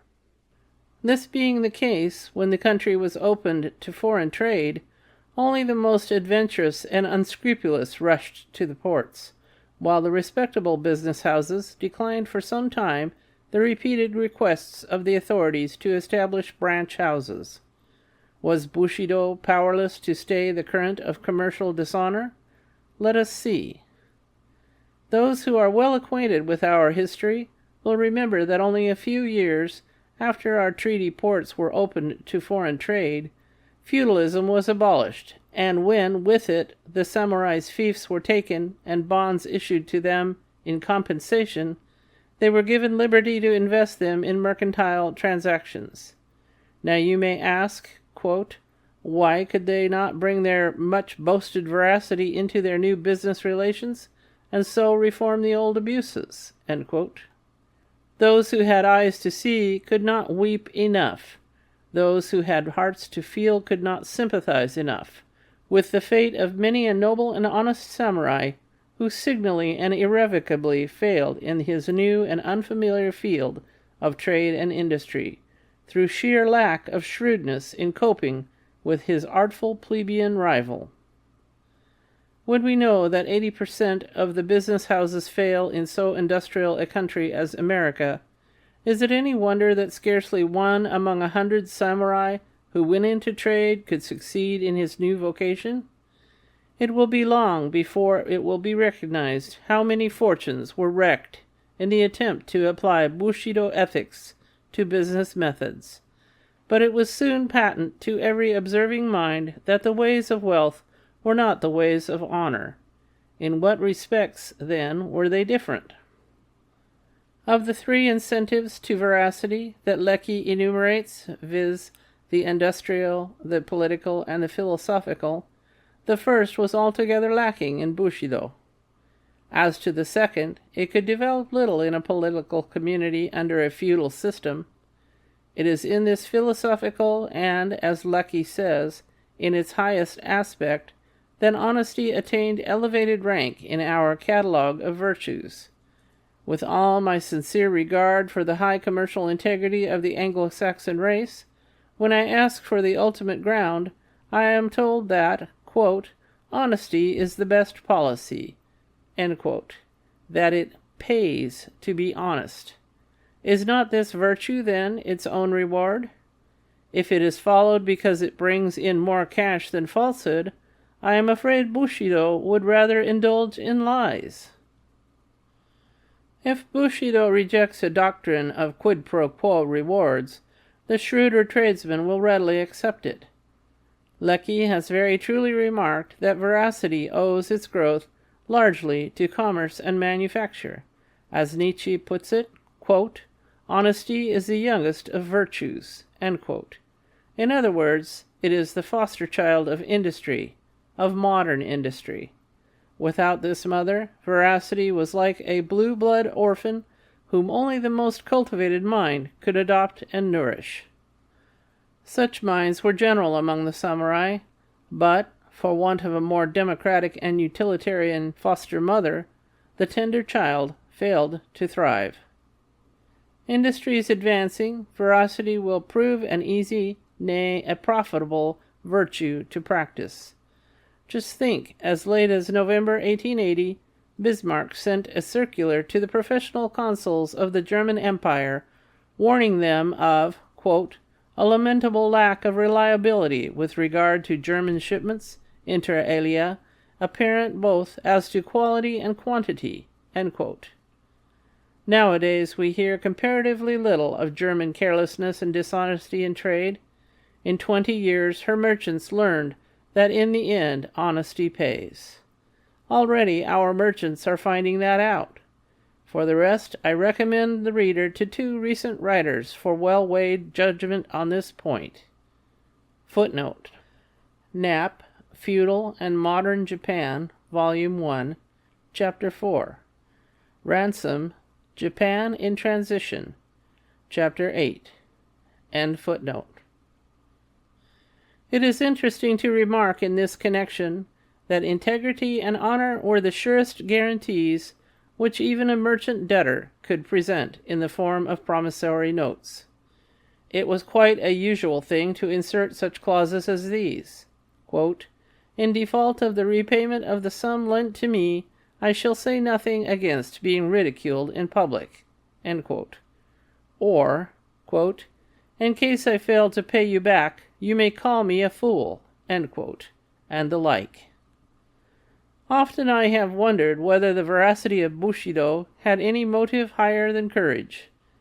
In the absence of any positive commandment against bearing false witness, lying was not condemned as sin, but simply denounced as weakness, and as such highly dishonorable. As a matter of fact, the idea of honesty is so intimately blended, and its Latin and its German etymology so identified with honor, that it is high time I should pause a few moments for the consideration of this feature of the precepts of knighthood. The sense of honor, implying a vivid consciousness of personal dignity and worth, could not fail to characterize the samurai, born and bred to value the duties and privileges of their profession. Though the word ordinarily given nowadays as the translation of honor was not used freely, yet the idea was conveyed by such terms as na, name, men moku, countenance, guaibun, outside hearing, reminding us respectively of the biblical use of name, of the evolution of the term personality from the Greek mask, and of fame. A good name, one's reputation, the immortal part of one's self, what remains being bestial, assumed as a matter of course, any infringement upon its integrity was felt as shame and the sense of shame. Ren Chi Shin was one of the earliest to be cherished in juvenile education. Quote, you will be laughed at, end quote. Quote, it will disgrace you, end quote. Quote, are you not ashamed, end quote, were the last appeal to correct behavior on the part of a youthful delinquent. Such a recourse to his honor touched the most sensitive spot in the child's heart, as though it had been nursed on honor while it was in its mother's womb. For most, truly, is honor a prenatal influence, being closely bound up with strong family consciousness. Quote, "In losing the solidarity of families," says Balzac, "society has lost the fundamental force which Montesquieu named honor." End quote. Indeed, the sense of shame seems to me to be the earliest indication of the moral consciousness of our race.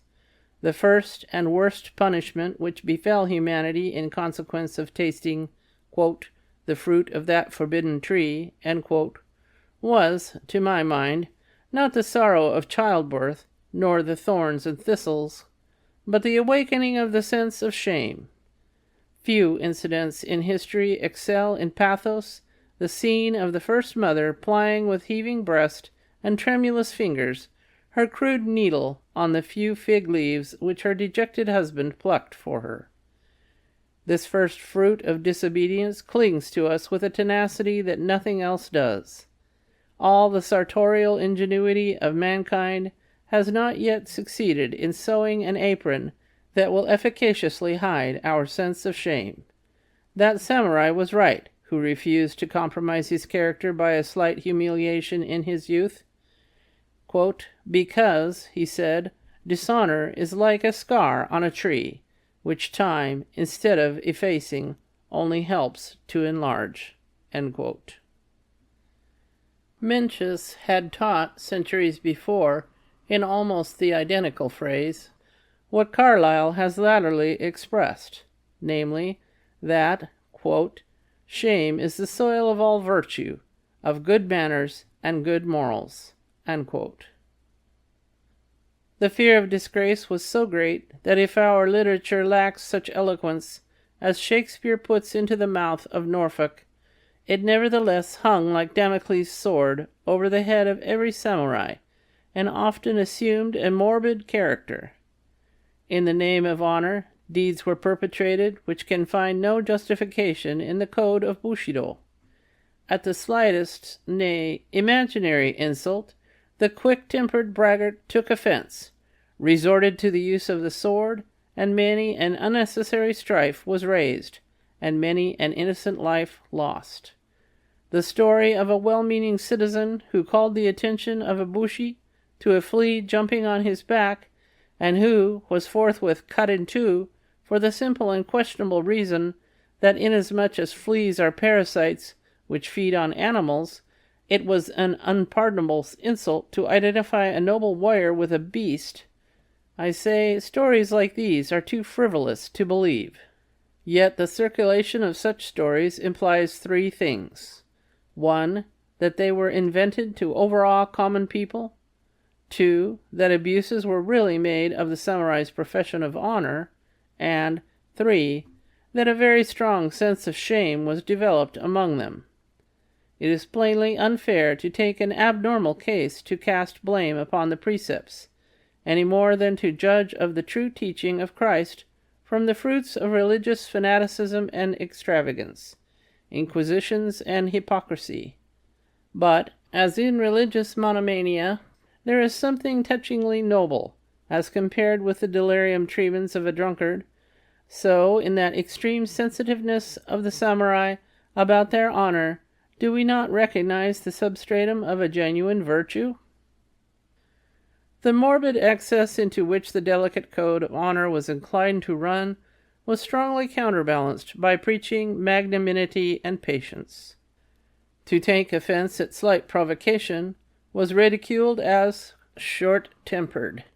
The popular adage said, quote, "To bear what you think you cannot bear is really to bear." End quote.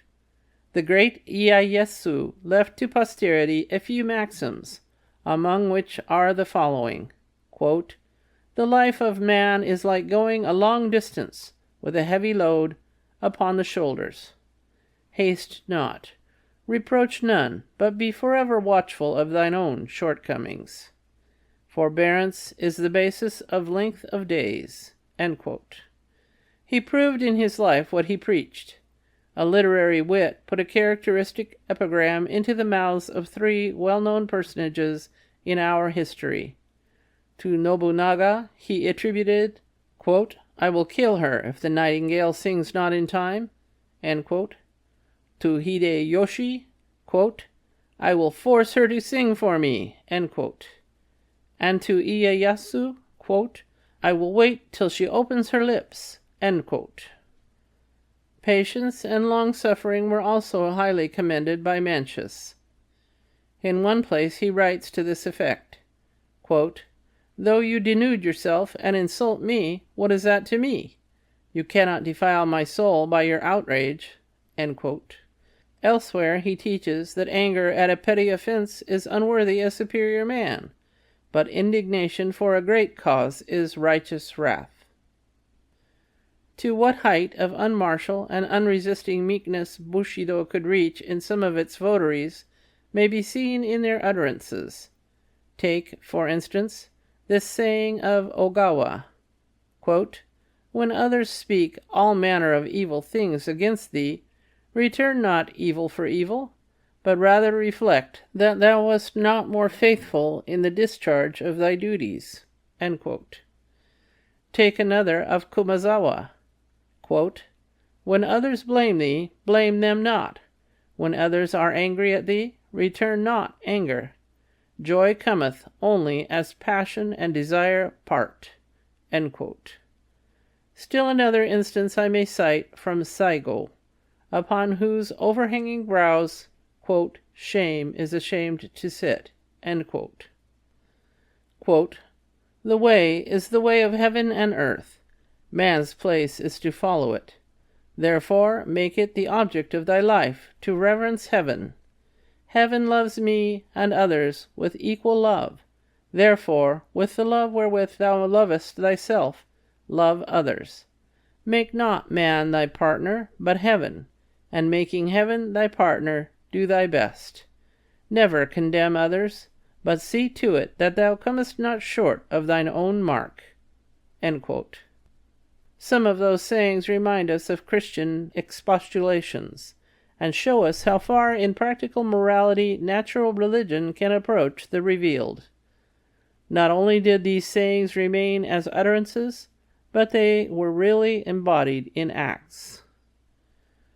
It must be admitted that very few attain this sublime height of magnanimity, patience, and forgiveness. It was a great pity that nothing clear and general was expressed as to what constitutes honor, only a few enlightened minds being aware that it, quote, "from no condition rises," end quote, but that it lies in each acting well his part, for nothing was easier than for youths to forget in the heat of action what they had learned in Mencius in their calmer moments.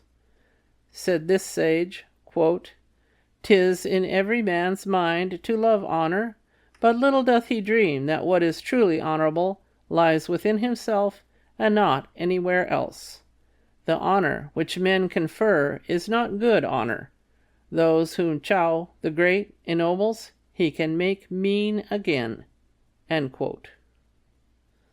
For the most part, an insult was quickly resented and repaid by death, as we shall see later, while honor, too often nothing higher than vainglory or worldly approbation, was prized as the summum bonum of earthly existence.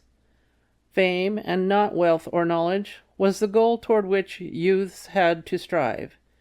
Many a lad swore within himself as he crossed the threshold of his paternal home that he would not recross it until he had made a name in the world. And many an ambitious mother refused to see her sons again unless they could, quote, "return home," end quote, as the expression is, quote, "caparisoned in brocade," end quote. To shun shame or win a name, samurai boys would submit to any privations and undergo severest ordeals of bodily or mental suffering. They knew that honor won in youth grows with age. In the memorable siege of Osaka, a young son of Ieyasu, in spite of his earnest entreaties to be put in the vanguard, was placed at the rear of the army. When the castle fell, he was so chagrined and wept so bitterly that an old counselor tried to console him with all the resources at his command. Quote, "Take comfort, sire," said he, "at the thought of the long future before you. In the many years that you may live, there will come diverse occasions to distinguish yourself." End quote. The boy fixed his indignant gaze upon the man and said, quote, "How foolishly you talk! Can ever my 14th year come round again?" End quote. Life itself was thought cheap, if honor and fame could be attained therewith. Hence, whenever a cause presented itself which was considered dearer than life, with utmost serenity and celerity was life laid down. End of Section 4. Section 5 of Bushido, The Soul of Japan, by Inazo Nitobe. The Duty of Loyalty and Education and Training of a Samurai.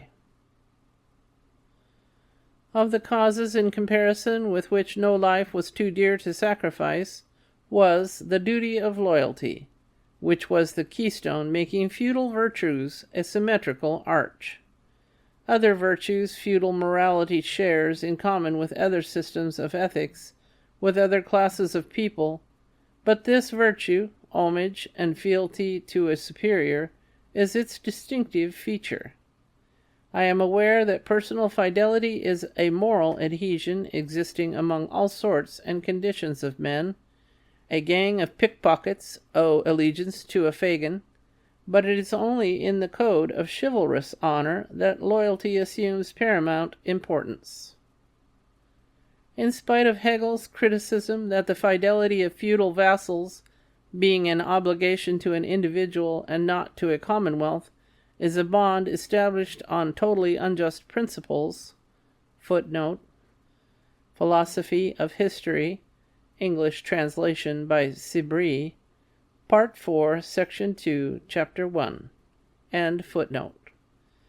A great compatriot of his made it his boast that personal loyalty was a German virtue. Bismarck had good reason to do so, not because the Treue he boasts of was the monopoly of his fatherland or of any single nation or race, but because this favored fruit of chivalry lingers latest among the people where feudalism has lasted longest. In America, where, quote, everybody is as good as anybody else, end quote, and, as the Irishman added, quote, better too, end quote, such exalted ideas of loyalty as we feel for our sovereign may be deemed, quote, excellent within certain bounds, end quote, but preposterous as encouraged among us. Montesquieu complained long ago that right on one side of the Pyrenees was wrong on the other, and the recent Dreyfus trial proved the truth of his remark, save that the Pyrenees were not the sole boundary beyond which French justice finds no accord. Similarly, loyalty, as we conceive it, may find few admirers elsewhere, not because our conception is wrong, but because it is, I am afraid, forgotten, and also because we carry it to a degree not reached in any other country. Griffiths, footnote, Religions of Japan, end footnote, was quite right in stating that whereas in China Confucian ethics made obedience to parents the primary human duty, in Japan precedence was given to loyalty. At the risk of shocking some of my good readers, I will relate of one, quote, who could endure to follow a fallen lord, end quote, and who thus, as Shakespeare assures, quote, earned a place in the story, end quote. The story is of one of the purest characters in our history, Michizane, who, falling a victim to jealousy and calumny, is exiled from the capital.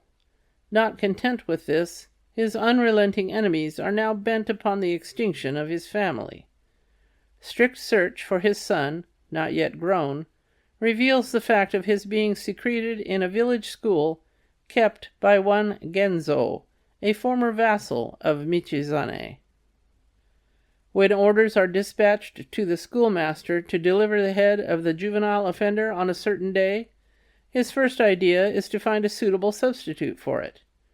He ponders over his school list, scrutinizes with careful eyes all the boys as they stroll into the classroom, but none among the children born of the soil bears the least resemblance to his protege. His despair, however, is but for a moment, for behold, a new scholar is announced, a comely boy of the same age as his master's son, escorted by a mother of noble mien. No less conscious of the resemblance between infant lord and infant retainer were the mother and the boy himself.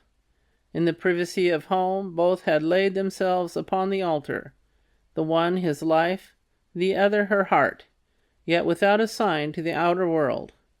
Unwitting of what had passed between them, it is the teacher from whom comes the suggestion. Here, then, is the scapegoat.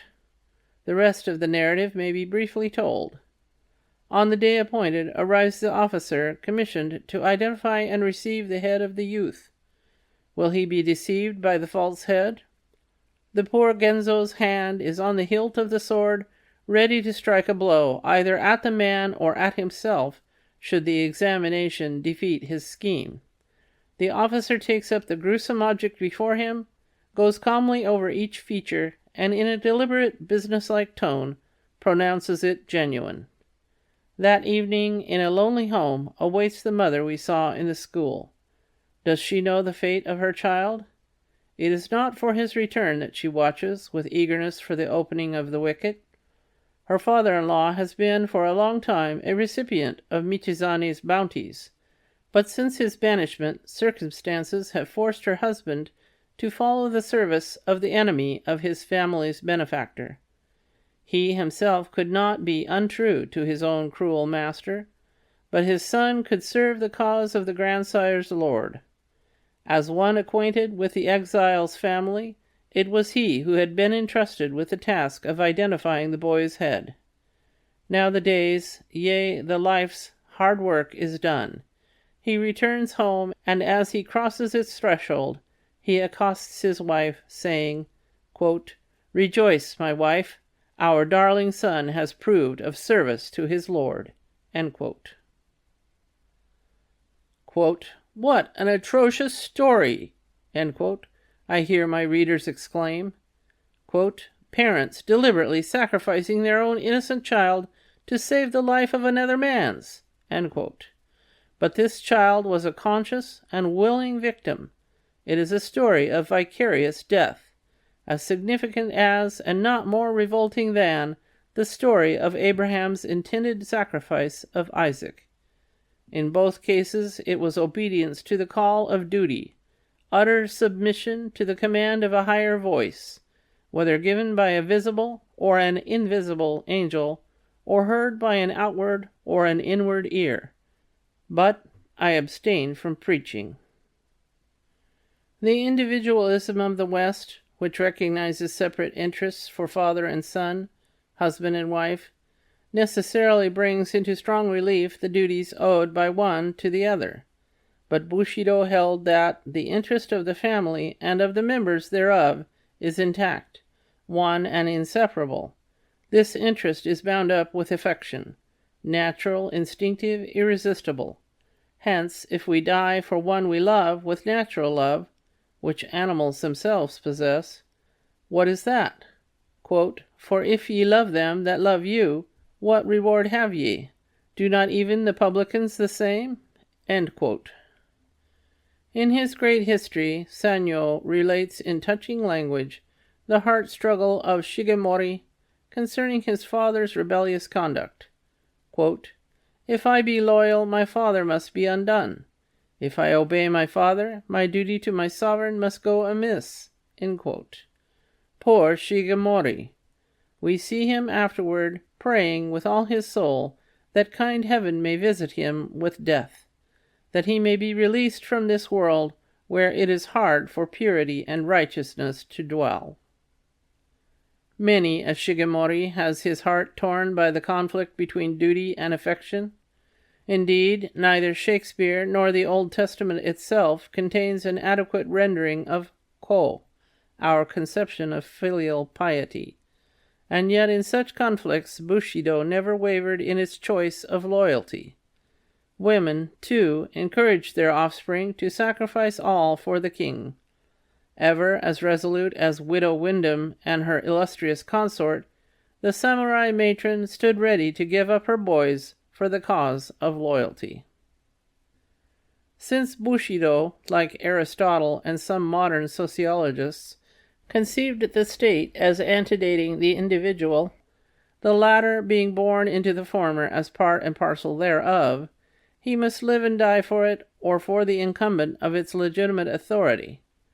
Readers of Crito will remember the argument with which Socrates represents the laws of the city as pleading with him on the subject of his escape. Among others, he makes them, the laws or the state, say, quote, "Since you were begotten and nurtured and educated under us, dare you once to say you are not our offspring and servant, you and your fathers before you?" End quote. These are words which do not impress us as anything extraordinary, for the same thing has long been on the lips of Bushido, with this modification, that the laws and the state were represented with us by a personal being.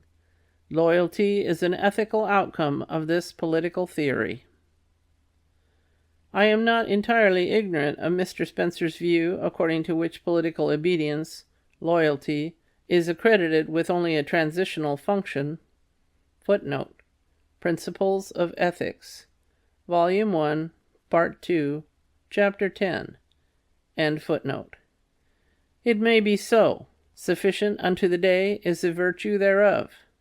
We may complacently repeat it, especially as we believe that day to be a long space of time, during which, so our national anthem says, quote, "tiny pebbles grow into mighty rocks draped with moss." End quote. We may remember at this juncture that even among so democratic a people as the English, quote, "the sentiment of personal fidelity to a man and his posterity, which their Germanic ancestors felt for their chiefs, has, as Monsieur Botemy recently said, only passed more or less into their profound loyalty to the race and blood of their princes, as evidenced in their extraordinary attachment to the dynasty." End quote.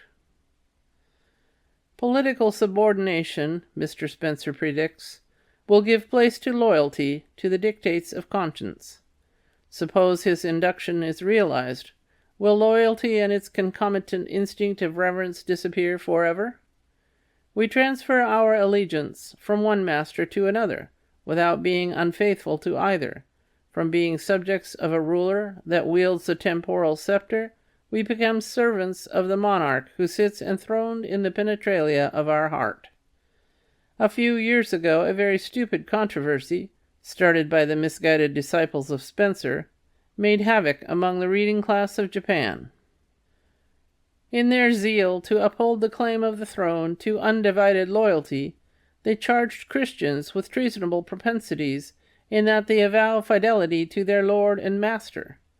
They arrayed forth sophistical arguments without the wit of sophists, and scholastic tortuosities minus the niceties of the schoolmen. Little did they know that we can, in a sense, quote, "serve two masters without holding to the one or despising the other," end quote. Quote, "rendering unto Caesar the things that are Caesar's, and unto God the things that are God's." End quote. Did not Socrates, all the while he unflinchingly refused to concede one iota of loyalty to his demon, obey with equal fidelity and equanimity the command of his earthly master, the state? His conscience he followed, alive. His country he served, dying. Alack, the day when a state grows so powerful as to demand of its citizens the dictates of their conscience. Bushido did not require us to make our conscience the slave of any lord or king. Thomas Mowbray was a veritable spokesman for us when he said, quote, "Myself I throw, dread sovereign, at thy foot. My life thou shalt command, but not my shame. The one my duty owes, but my fair name. Despite of death that lives upon my grave, To dark dishonor's use thou shalt not have." End quote. A man who sacrificed his own conscience to the capricious will or freak or fancy of a sovereign was accorded a low place in the estimate of the precepts. Such a one was despised as nei shin, a cringeling who makes court by unscrupulous fawning, or as cho shin, a favorite who steals his master's affections by means of servile compliance. These two species of subjects corresponding exactly to those which Iago describes, the one a duteous and knee-crooking knave, doting on his own obsequious bondage, wearing out his time much like his master's ass, the other trimmed in forms and visages of duty, keeping yet his heart attending on himself. When a subject differed from his master, the loyal path for him to pursue was to use every available means to persuade him of his error, as Kent did to King Lear. Failing in this, let the master deal with him as he wills. In cases of this kind, it was quite a usual course for the samurai to make the last appeal to the intelligence and conscience of his lord by demonstrating the sincerity of his words with the shedding of his own blood. Life being regarded as the means whereby to serve his master, and its ideal being set upon honor, the whole education and training of a samurai were conducted accordingly. The first point to observe in knightly pedagogics was to build up character, leaving in the shade the subtler faculties of prudence, intelligence, and dialectics. We have seen the important part aesthetic accomplishments played in his education. Indispensable as they were to a man of culture, they were accessories rather than essentials of samurai training. Intellectual superiority was, of course, esteemed, but the word chi, which was employed to denote intellectuality, meant wisdom in the first instance, and placed knowledge only in a very subordinate place. The tripod that supported the framework of Bushido was said to be Chi, Jin, Yu, respectively wisdom, benevolence, and courage. A samurai was essentially a man of action. Science was without the pale of his activity. He took advantage of it in so far as it concerned his profession of arms. Religion and theology were relegated to the priests. He concerned himself with them in so far as they helped to nourish courage. Like an English poet, the samurai believed, quote, "'Tis not the creed that saves the man, but it is the man that justifies the creed." End quote. Philosophy and literature formed the chief part of his intellectual training, but even in the pursuit of these, it was not objective truth that he strove after. Literature was pursued mainly as a pastime, and philosophy as a practical aid in the formation of character, if not for the exposition of some military or political problem. From what has been said, it will not be surprising to note that the curriculum of studies, according to the pedagogics of Bushido, consisted mainly of the following: fencing, archery, jujutsu or yawara, horsemanship, the use of the spear, tactics, calligraphy, ethics, literature, and history.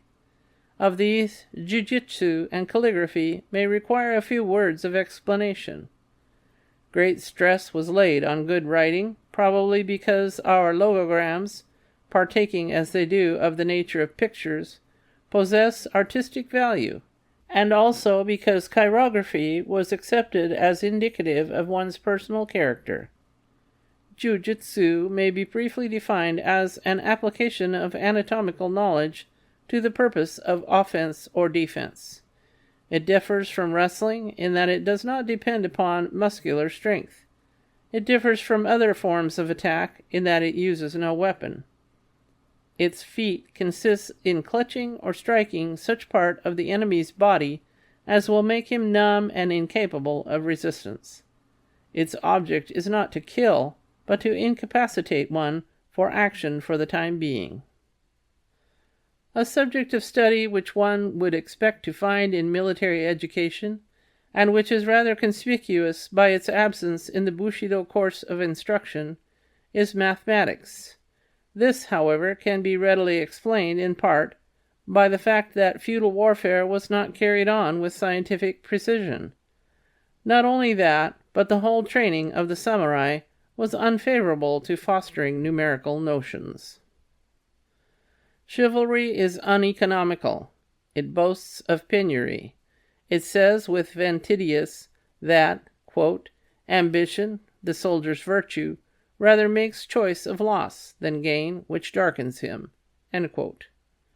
Don Quixote takes more pride in his rusty spear and skin-and-bone horse than in gold and lands, and a samurai is in hearty sympathy with his exaggerated confrère of La Mancha. He disdains money itself, the art of making or hoarding it. It is to him veritably filthy lucre. The hackneyed expression to describe the decadence of an age is, quote, that the civilians loved money and the soldiers feared death. End quote. Niggardliness of gold and of life excites as much disapprobation as their lavish use is panegyrized. Quote, less than all things, says a current precept, men must grudge money. It is by riches that wisdom is hindered. End quote. Hence, children were brought up with utter disregard of economy. It was considered bad taste to speak of it, and ignorance of the value of different coins was a token of good breeding. Knowledge of numbers was indispensable in the mustering of forces, as well as in the distribution of benefices and fiefs, but the counting of money was left to meaner hands. In many feudatories, public finance was administered by a lower kind of samurai or by priests.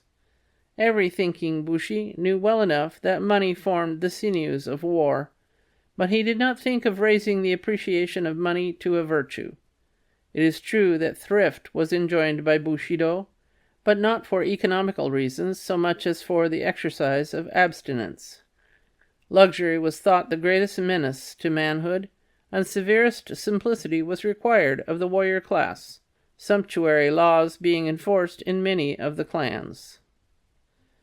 We read that in ancient Rome, the farmers of revenue and other financial agents were gradually raised to the rank of knights, the state thereby showing its appreciation of their service and of the importance of money itself. How closely this was connected with the luxury and avarice of the Romans may be imagined. Not so with the precepts of knighthood.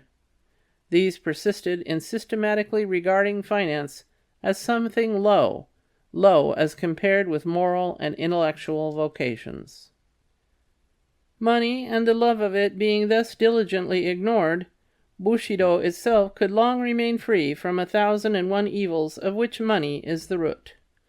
This is sufficient reason for the fact that our public men have long been free from corruption, but alas, how fast plutocracy is making its way in our time and generation. The mental discipline which would nowadays be chiefly aided by the study of mathematics was supplied by literary exegesis and deontological discussions. Very few abstract subjects troubled the mind of the young, the chief aim of their education being, as I have said, decision of character. People whose minds were simply stored with information found no great admirers. Of the 3 services of studies that Bacon gives, for delight, ornament, and ability, Bushido had decided preference for the last, where their use was, quote, in judgment and the disposition of business, end quote. Whether it was for the disposition of public business or for the exercise of self-control, it was with a practical end in view that education was conducted. Quote, learning without thought, said Confucius, is labor lost. Thought without learning is perilous. End quote. When character and not intelligence, when the soul and not the head, is chosen by a teacher for the material to work upon and to develop, his vocation partakes of a sacred character. Quote, it is the parent who has borne me. It is the teacher who makes me man." End quote. With this idea, therefore, the esteem in which one's preceptor was held was very high.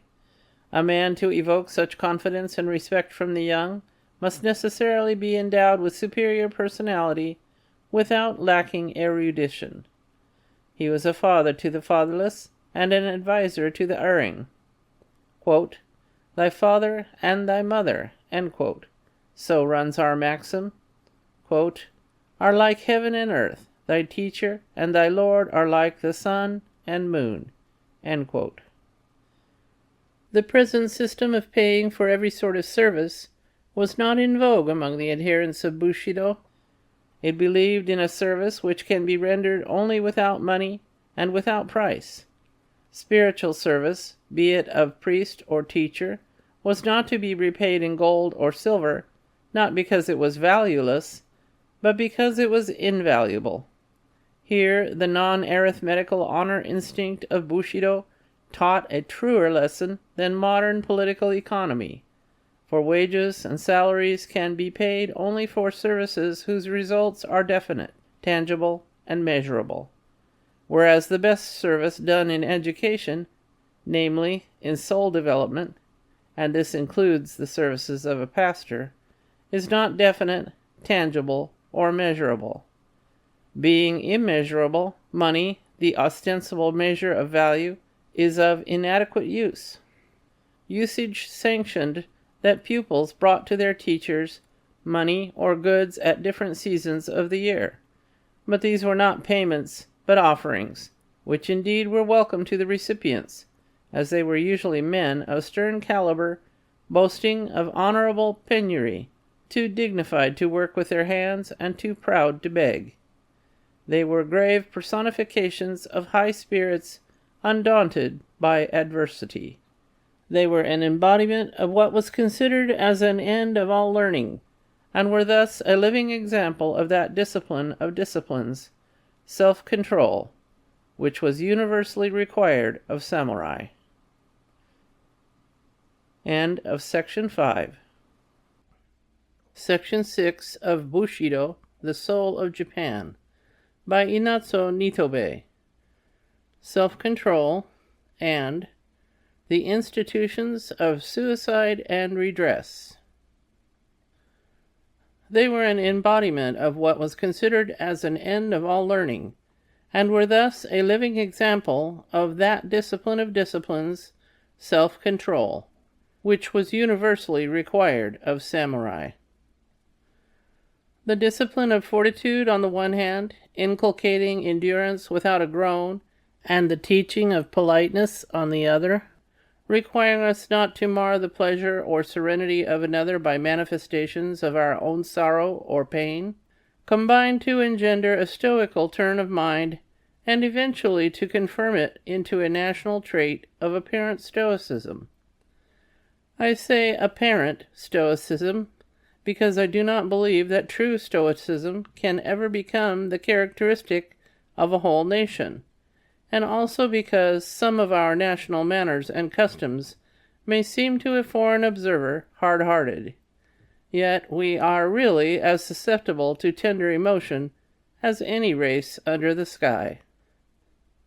I am inclined to think that in one sense we have to feel more than others, yes, doubly more, since the very attempt to restrain natural promptings entails suffering. Imagine boys, and girls too, brought up not to resort to the shedding of a tear or the uttering of a groan for the relief of their feelings. And there is a physiological problem whether such efforts steel their nerves or makes them more sensitive. It was considered unmanly for a samurai to betray his emotions on his face. Quote, "He shows no sign of joy or anger," end quote, was a phrase used in describing a strong character. The most natural affections were kept under control. A father could embrace his son only at the expense of his dignity. A husband would not kiss his wife, no, not in the presence of other people, whatever he might do in private. There may be some truth in the remark of a witty youth when he said, quote, American husbands kiss their wives in public and beat them in private. Japanese husbands beat theirs in public and kiss them in private." End quote. Calmness of behavior, composure of mind, should not be disturbed by passion of any kind. I remember when, during the late war with China, a regiment left a certain town, a large concourse of people flocked to the station to bid farewell to the general and his army. On this occasion, an American resident resorted to the place, expecting to witness loud demonstrations, as the nation itself was highly excited, and there were fathers, mothers, and sweethearts of the soldiers in the crowd. The American was strangely disappointed, for as the whistle blew and the train began to move, the hats of thousands of people were silently taken off, and their heads bowed in reverential farewell. No waving of handkerchiefs, no word uttered, but deep silence in which only an attentive ear could catch a few broken sobs. In domestic life, too, I know of a father who spent whole nights listening to the breathing of a sick child, standing behind the door that he might not be caught in such an act of parental weakness. I know of a mother who, in her last moments, refrained from sending for her son, that he might not be disturbed in his studies. Our history and everyday life are replete with examples of heroic matrons, who can well bear comparison with some of the most touching pages of Plutarch. Among our peasantry, an Ian McLaren would be sure to find many a Margaret Howe. It is the same discipline of self-restraint which is accountable for the absence of more frequent revivals in the Christian churches of Japan. When a man or woman feels his or her soul stirred, the first instinct is to quietly suppress any indication of it. In rare instances is the tongue set free by an irresistible spirit, when we have eloquence of sincerity and fervor. It is putting a premium upon a breach of the third commandment to encourage speaking lightly of spiritual experience. It is truly jarring to Japanese ears to hear the most sacred words, the most secret heart experiences, thrown out in promiscuous audiences.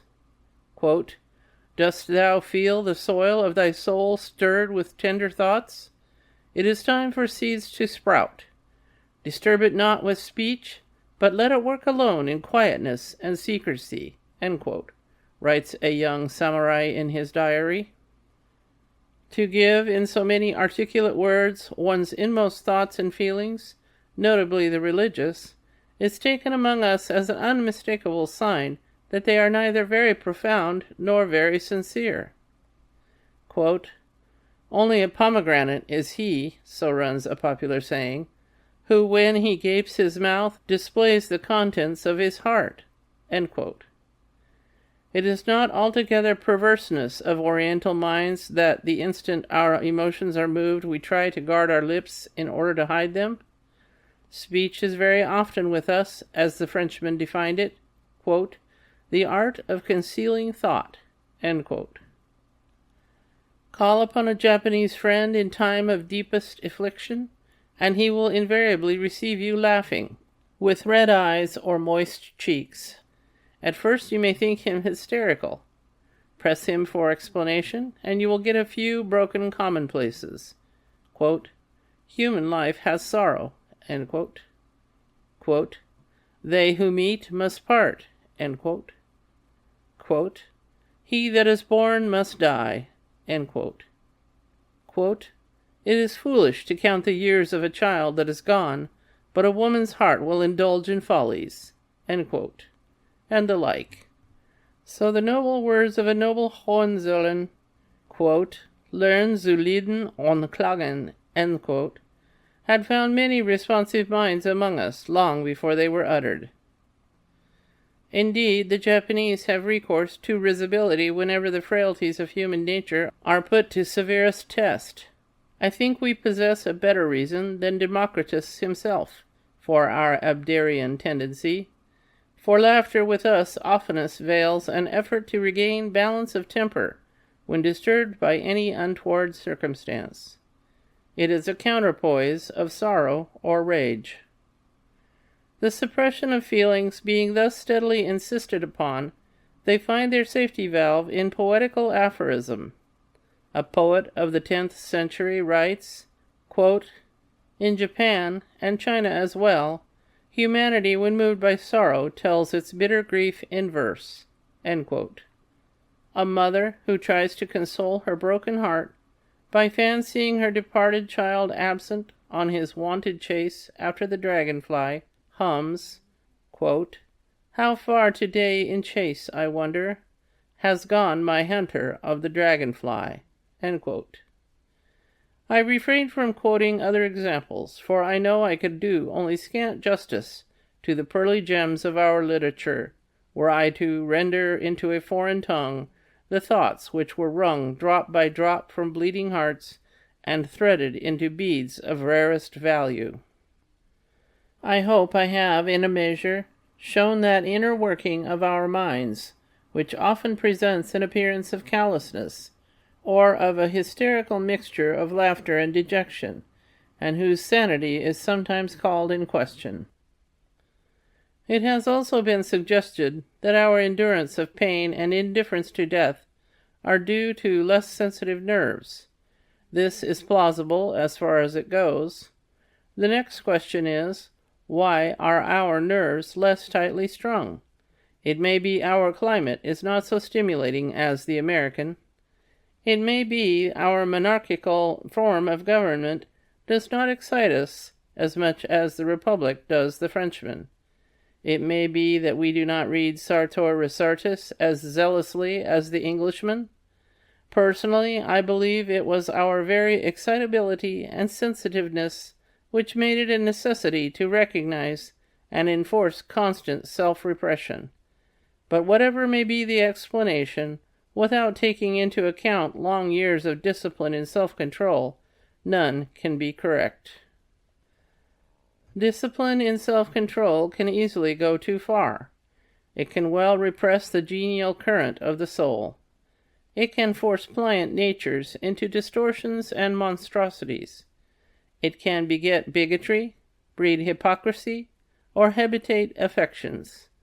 Be a virtue never so noble, it has its counterpart and counterfeit.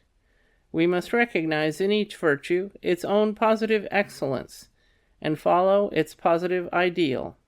And the ideal of self-restraint is to keep our mind level, as our expression is, or, to borrow a Greek term, attain the state of euthymia, which Democritus called the highest good.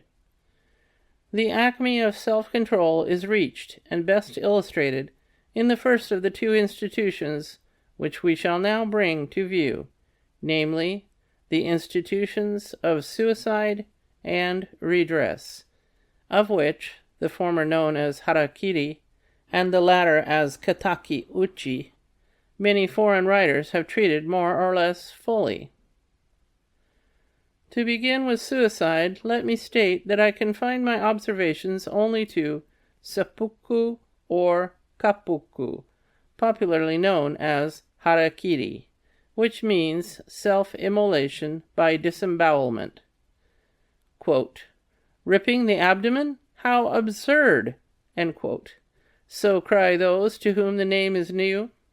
Absurdly odd as it may sound at first to foreign ears, it cannot be so very foreign to students of Shakespeare, who puts these words in Brutus's mouth. Quote, "Thy," Caesar's, "spirit walks abroad and turns our swords into our proper entrails." End quote.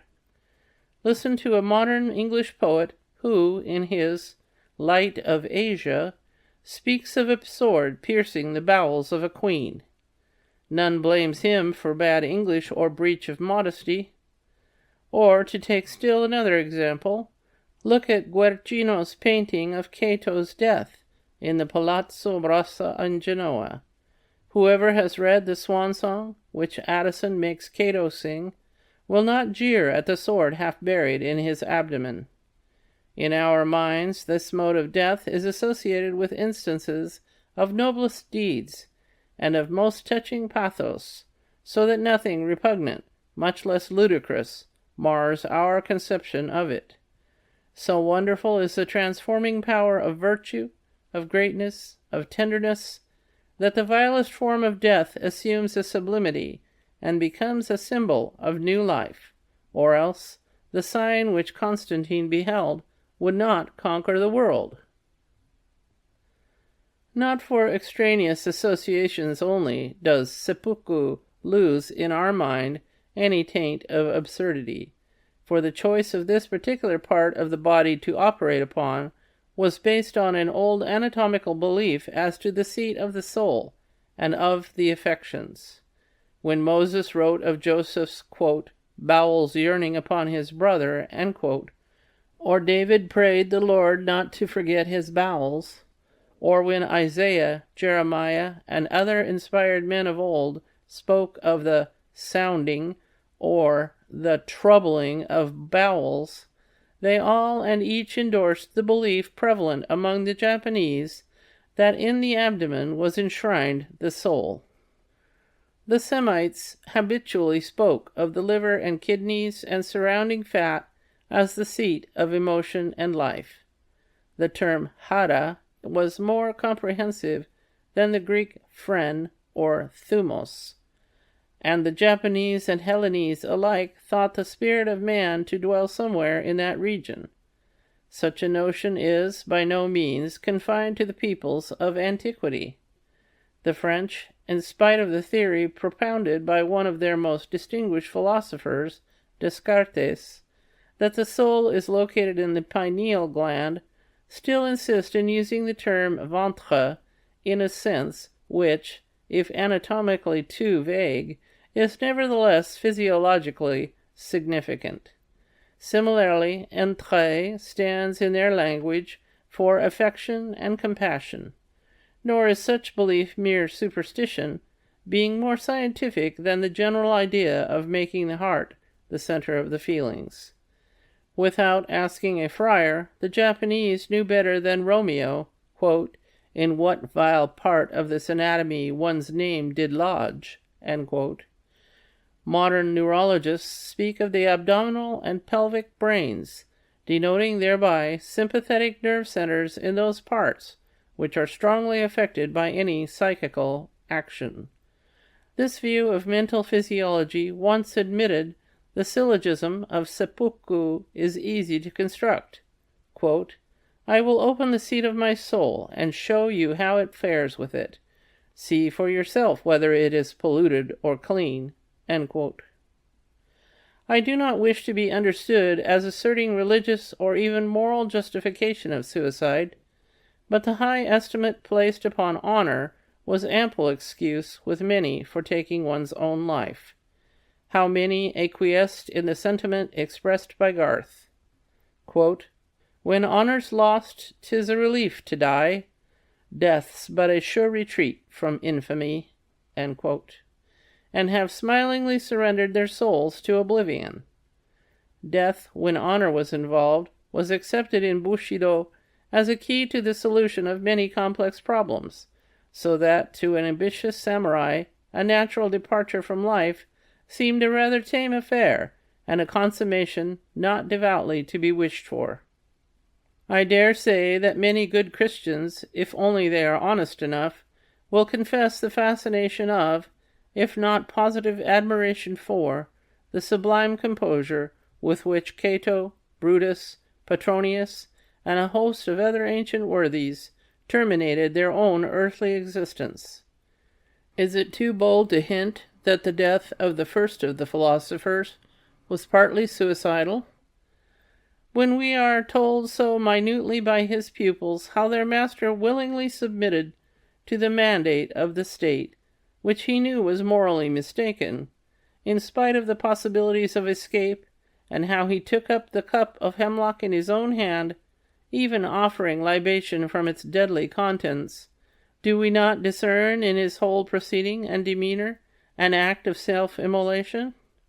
No physical compulsion here, as in ordinary cases of execution. True, the verdict of the judges was compulsory. It said, quote, thou shalt die, and that by thy own hand, end quote. If suicide meant no more than dying by one's own hand, Socrates was a clear case of suicide. But nobody would charge him with the crime. Plato, who was averse to it, would not call his master a suicide.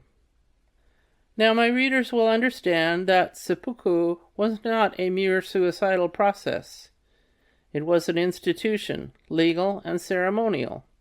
An invention of the Middle Ages, it was a process by which warriors could expiate their crimes, apologize for errors, escape from disgrace, redeem their friends, or prove their sincerity. When enforced as a legal punishment, it was practiced with due ceremony. It was a refinement of self-destruction, and none could perform it without the utmost coolness of temper and composure of demeanor, and for these reasons it was particularly befitting the profession of bushi. Antiquarian curiosity, if nothing else, would tempt me to give here a description of this obsolete ceremonial, but seeing that such a description was made by a far abler writer, whose book is not much read nowadays, I am tempted to make a somewhat lengthy quotation. Mitford, in his Tales of Old Japan, after giving a translation of a treatise on seppuku from a rare Japanese manuscript, goes on to describe an instance of such an execution, of which he was an eyewitness. Quote, "We, 7 foreign representatives, were invited to follow the Japanese witness into the hondo, or main hall of the temple, where the ceremony was to be performed. It was an imposing scene. A large hall with a high roof, supported by dark pillars of wood. From the ceiling hung a profusion of those huge gilt lamps and ornaments peculiar to Buddhist temples. In front of the high altar, where the floor, covered with beautiful white mats, is raised some 3 or 4 inches from the ground, was laid a rug of scarlet felt.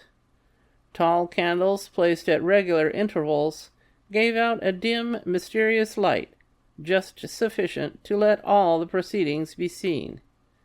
The 7 Japanese took their places on the left of the raised floor, the 7 foreigners on the right. No other person was present. After the interval of a few minutes of anxious suspense, Taki Zenzaburo, a stalwart man 32 years of age, with a noble air, walked into the hall attired in his dress of ceremony, with the peculiar hempen cloth wings which are worn on great occasions. He was accompanied by a kaishaku and 3 officers, who wore the jimbayori, or war surcoat, with gold tissue facings. The word kaishaku, it should be observed, is one to which our word executioner is no equivalent term. The office is that of a gentleman. In many cases it is performed by a kinsman or friend of the condemned, and the relation between them is rather that of principal and second than that of victim and executioner. In this instance, the kaishaku was a pupil of Taki Zenzaburo, and was selected by friends of the latter from among their own number for his skill in swordsmanship. With the kaishaku on his left hand, Taki Zenzaburo advanced slowly towards the Japanese witnesses, and the 2 bowed before them. Then, drawing near to the foreigners, they saluted us in the same way, perhaps even with more deference. In each case, the salutation was ceremoniously returned. Slowly, and with great dignity, the condemned man mounted on to the raised floor, prostrated himself before the high altar twice, and seated himself on the felt carpet with his back to the high altar, the kaishaku crouching on his left-hand side. Footnote. Seated himself, that is, in the Japanese fashion, his knees and toes touching the ground, and his body resting on his heels. In this position, which is one of respect, he remained until his death. End footnote. One of the 3 attendant officers then came forward, bearing a stand of the kind used in the temple for offerings, on which, wrapped in paper, lay the wakizashi, the short sword or dirk of the Japanese, 9 inches and a half in length, with a point and an edge as sharp as a razor's. This he handed, prostrating himself, to the condemned man, who received it reverently, raising it to his head with both hands, and placed it in front of himself.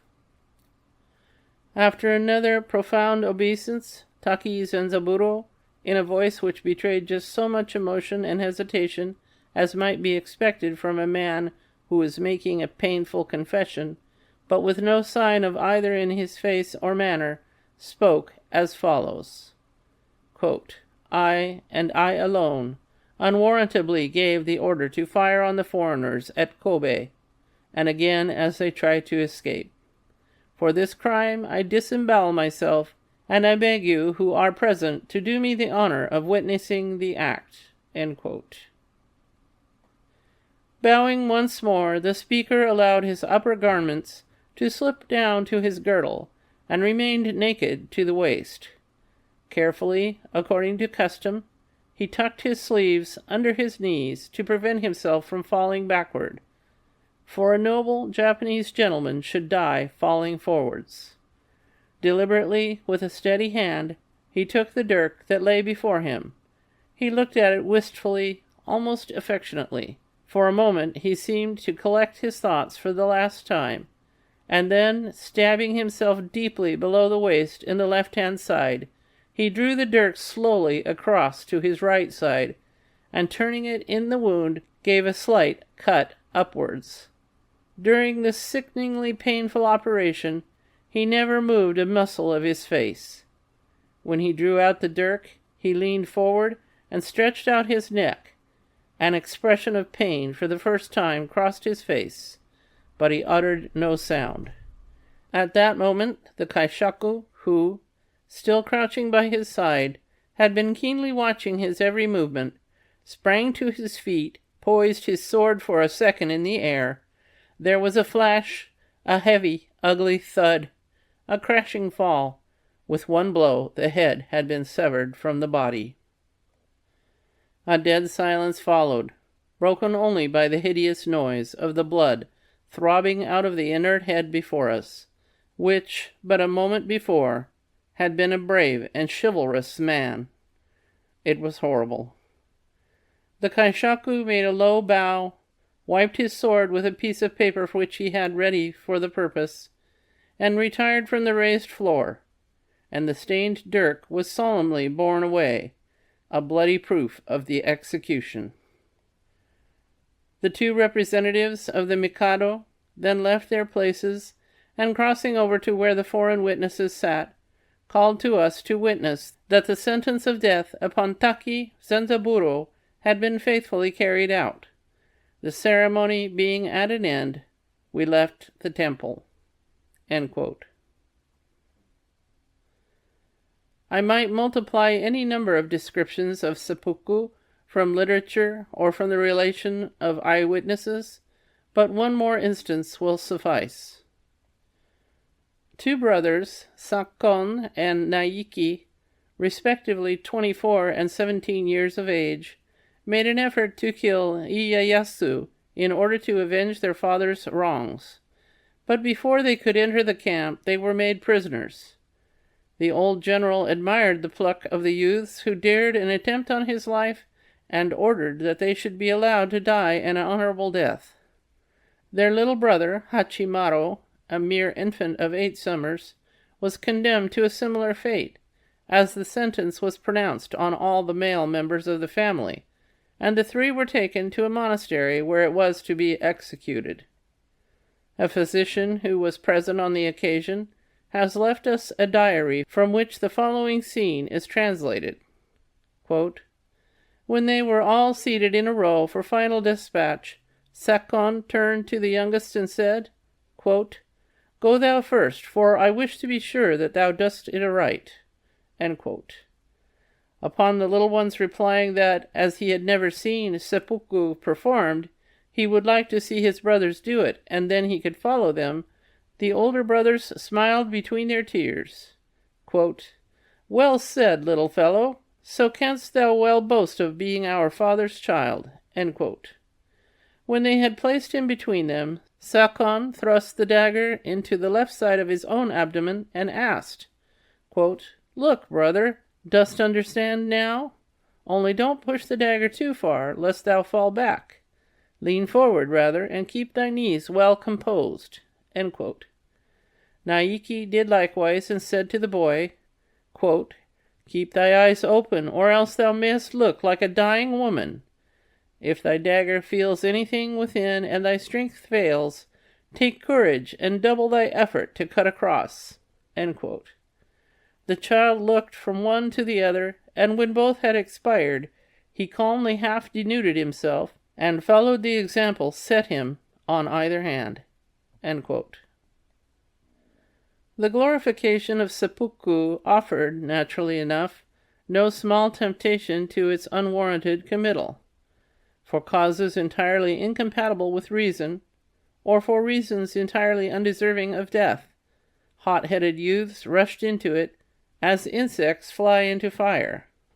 Mixed and dubious motives drove more samurai to this deed than nuns into convent gates.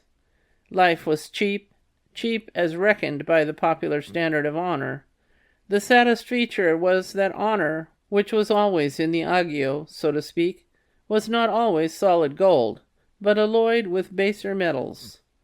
No one circle in the Inferno will boast of greater density of Japanese population than the seventh, to which Dante consigns all victims of self-destruction. And yet, for a true samurai to hasten death or to court it was alike cowardice. A typical fighter, when he lost battle after battle and was pursued from plain to hill and from bush to cavern, found himself hungry and alone in the dark hollow of a tree, his sword blunt with use, his bow broken, and arrows exhausted. Did not the noblest of the Romans fall upon his own sword in Philippi under like circumstances? Deemed it cowardly to die, but with a fortitude approaching a Christian martyr's, cheered himself with an impromptu verse. Quote, "Come, evermore, come, ye dread sorrows and pains, and heap on my burdened back, that I not one test may lack of what strength in me remains." End quote. This, then, was the Bushido teaching. Bear and face all calamities and adversities with patience and a pure conscience. For as Mencius taught, footnote, I used Dr. Leggie's translation verbatim, end footnote, quote, "When heaven is about to confer a great office on anyone, it first exercises his mind with suffering and his sinews and bones with toil. It exposes his body to hunger and subjects him to extreme poverty, and it confounds his undertakings. In all these ways it stimulates his mind, hardens his nature, and supplies his incompetencies." End quote. True honor lies in fulfilling heaven's decree, and no death incurred in so doing is ignominious, whereas death to avoid what heaven has in store is cowardly indeed. In that quaint book of Sir Thomas Browne's, Reglio Medici, there is an exact English equivalent for what is repeatedly taught in our precepts. Let me quote it. Quote, "It is a brave act of valor to condemn death, but where life is more terrible than death, it is then the truest valor to dare to live." End quote. A renowned priest of the 17th century satirically observed, quote, "Talk as he may, a samurai who never has died is apt in decisive moments to flee or hide." End quote. Again, quote, "Him who once has died in the bottom of his breast, no spears of Sanada nor all the arrows of Tametomo can pierce." End quote. How near we come to the portals of the temple whose builder taught, quote, "He that loseth his life for my sake shall find it." End quote. These are but a few of the numerous examples which tend to confirm the moral identity of the human species, notwithstanding an attempt so assiduously made to render the distinction between Christian and pagan as great as possible.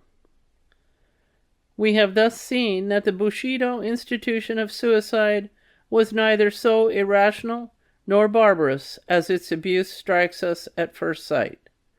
We will now see whether its sister institution of redress, or call it revenge if you will, has its mitigating features.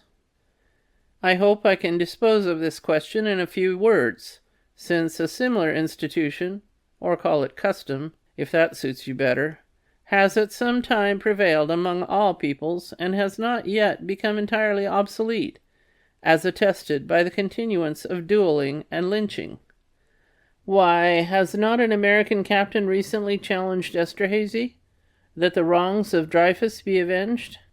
Among a savage tribe which has no marriage, adultery is not a sin, and only the jealousy of a lover protects a woman from abuse. So in a time which has no criminal court, murder is not a crime, and only the vigilant vengeance of the victim's people preserves social order. Quote, "What is the most beautiful thing on earth?" end quote, said Osiris to Horus. The reply was, quote, "To avenge a parent's wrongs," end quote, to which a Japanese would have added, quote, "and a master's," end quote. In revenge there is something which satisfies one's sense of justice. The avenger reasons, quote, "My good father did not deserve death. He who killed him did great evil. My father, if he were alive, would not tolerate a deed like this. Heaven itself hates wrongdoing. It is the will of my father, it is the will of heaven, that the evildoer cease from his work. He must perish by my hand, because he shed my father's blood. I, who am his flesh and blood, must shed the murderer's. The same heaven shall not shelter him and me." End quote. The ratiocination is simple and childish, though we know Hamlet did not reason much more deeply. Nevertheless, it shows an innate sense of exact balance and equal justice. Quote, "An eye for an eye, a tooth for a tooth," end quote. Our sense of revenge is as exact as our mathematical faculty, and until both terms of the equation are satisfied, we cannot get over the sense of something left undone. In Judaism, which believed in a jealous God, or in Greek mythology, which provided a nemesis, vengeance may be left to superhuman agencies, but common sense furnished Bushido with the institution of redress as a kind of ethical court of equity, where people could take cases not to be judged in accordance with ordinary law. The master of the 47 Ronins was condemned to death. He had no court of higher instance to appeal to. His faithful retainers addressed themselves to vengeance, the only supreme court existing.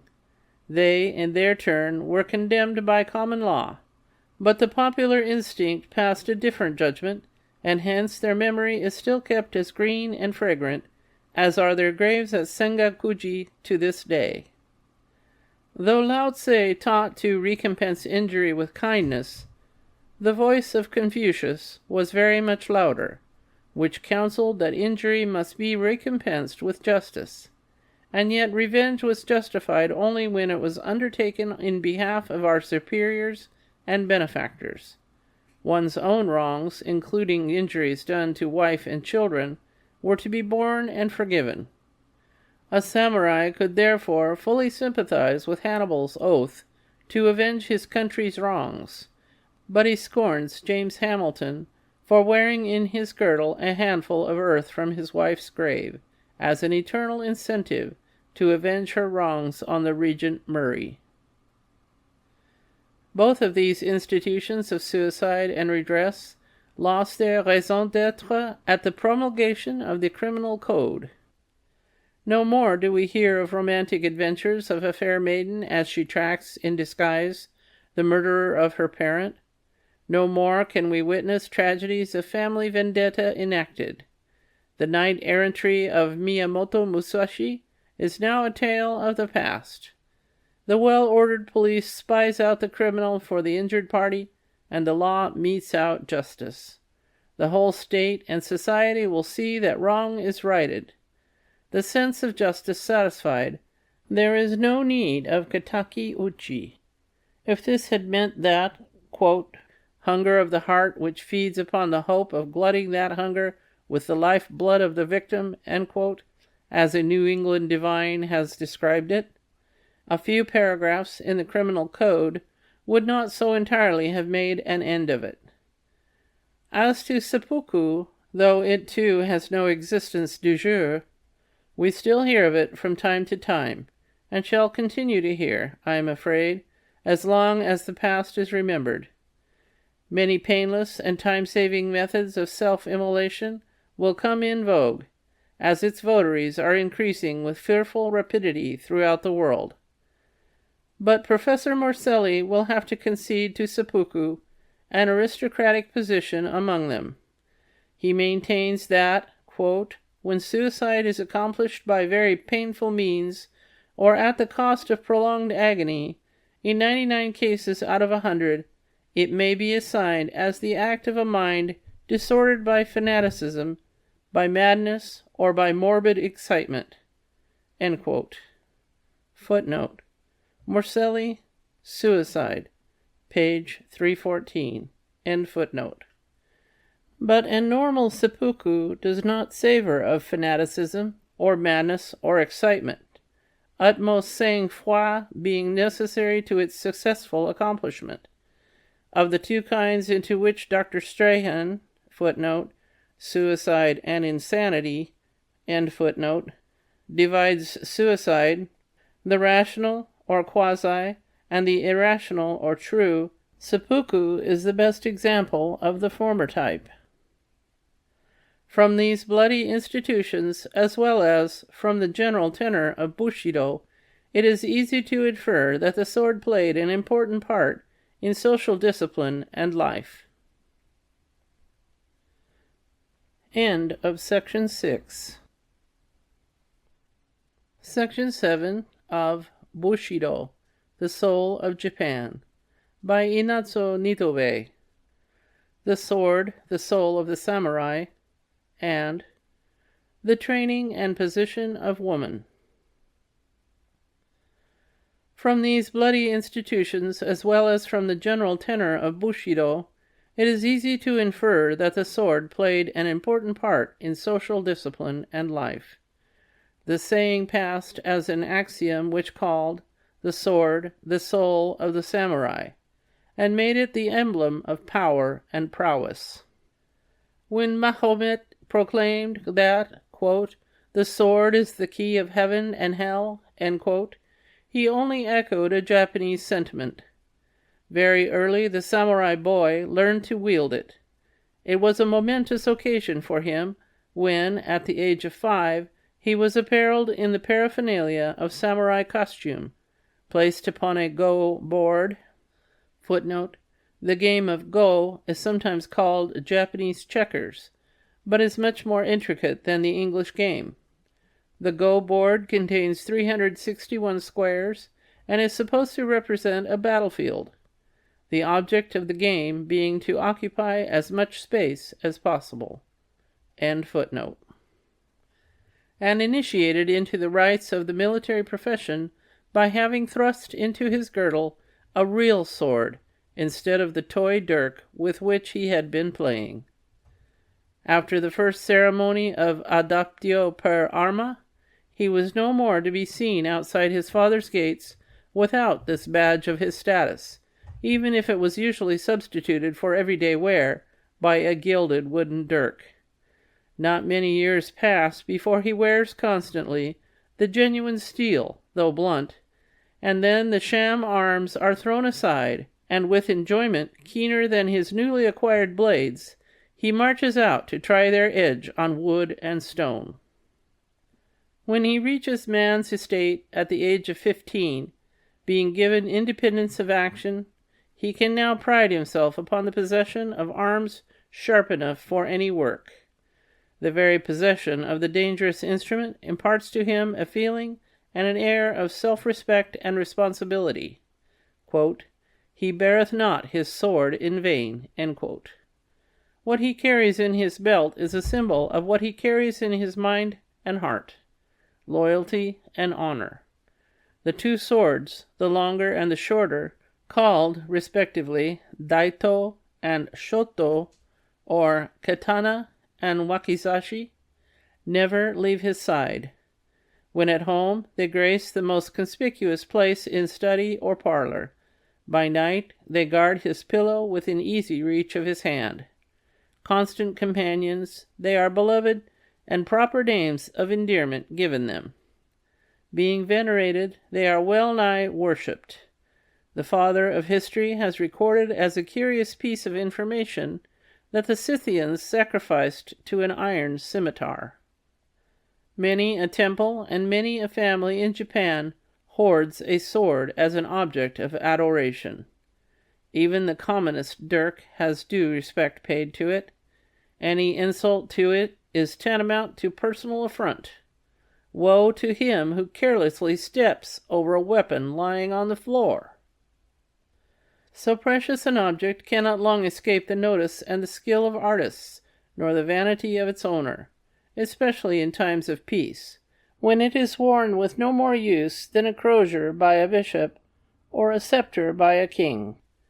Shark skin and finest silk for the hilt, silver and gold for the guard, lacquer of varied hues for scabbard, robbed the deadliest weapon of half its terror. But these appurtenances are playthings compared with the blade itself. The swordsmith was not a mere artisan, but an inspired artist, and his workshop a sanctuary. Daily he commenced his craft with prayers and purification, or, as the phrase was, quote, he committed his soul and spirit into the forging and tempering of the steel. End quote. Every swing of the sledge, every plunge into water, every friction on the grindstone was a religious act of no slight import. Was it the spirit of the master or of his tutelary god that cast a formidable spell over our sword? Perfect as a work of art, setting at defiance its Toledo and Damascus rivals, there is more than art could impart. Its cold blade, collecting on its surface the moment it is drawn the vapors of the atmosphere, its immaculate texture, flashing light of bluish hue, its matchless edge, upon which histories and possibilities hang, the curve of its back, uniting exquisite grace with utmost strength, all these thrill us with mixed feelings of power and beauty, of awe and terror. Harmless were its mission, if it only remained a thing of beauty and joy, but ever within reach of the hand, it presented no small temptation for abuse.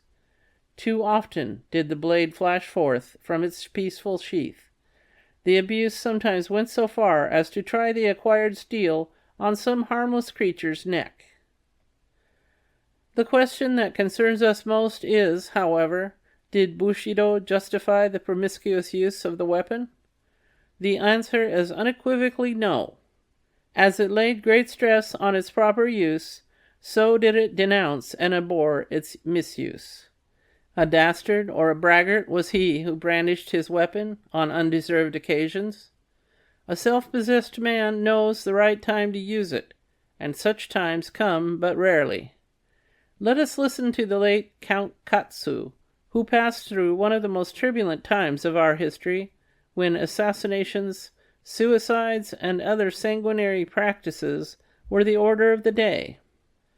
Endowed as he once was with almost dictatorial powers, repeatedly marked out as an object for assassination, he never tarnished his sword with blood.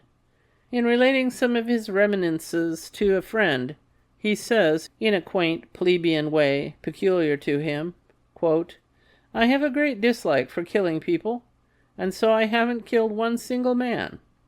I have released those whose heads should have been chopped off. A friend said to me one day, quote, You don't kill enough. Don't you eat pepper and eggplants?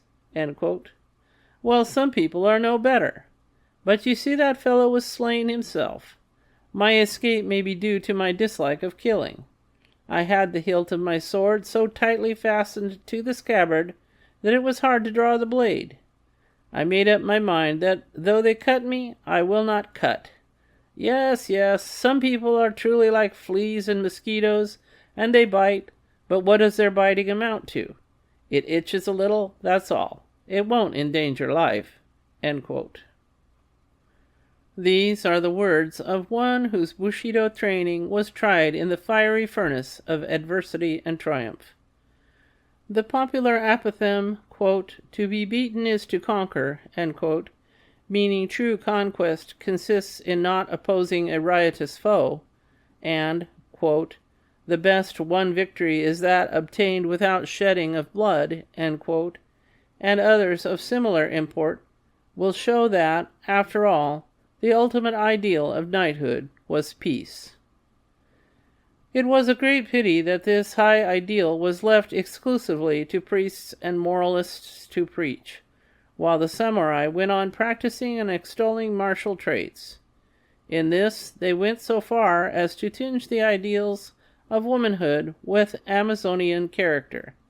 Here we may profitably devote a few paragraphs to the subject of the training and position of woman. The female half of our species has sometimes been called the paragon of paradoxes, because the intuitive working of its mind is beyond the comprehension of men's, quote, "arithmetical understanding," end quote. The Chinese ideogram denoting, quote, "the mysterious," end quote, "the unknowable," end quote, consists of two parts, one meaning, quote, "young," end quote, and the other, quote, "woman," end quote, because the physical charms and delicate thoughts of the fair sex are above the coarse mental caliber of our sex to explain. In the Bushido ideal of woman, however, there is little mystery and only a seeming paradox. I have said that it was Amazonian, but that is only half the truth. Ideographically, the Chinese represent wife by a woman holding a broom, certainly not to brandish it offensively or defensively against her conjugal ally, neither for witchcraft, but for the more harmless uses for which the besom was first invented. The idea involved being thus not less homely than the etymological derivation of the English wife, weaver, and daughter, duitar, milkmaid. Without confining the sphere of woman's activity to Küche, Kirche, Kinder, as the present German Kaiser is said to do, the Bushido ideal of womanhood was preeminently domestic. These seeming contradictions, domesticity and Amazonian traits, are not inconsistent with the precepts of knighthood, as we shall see.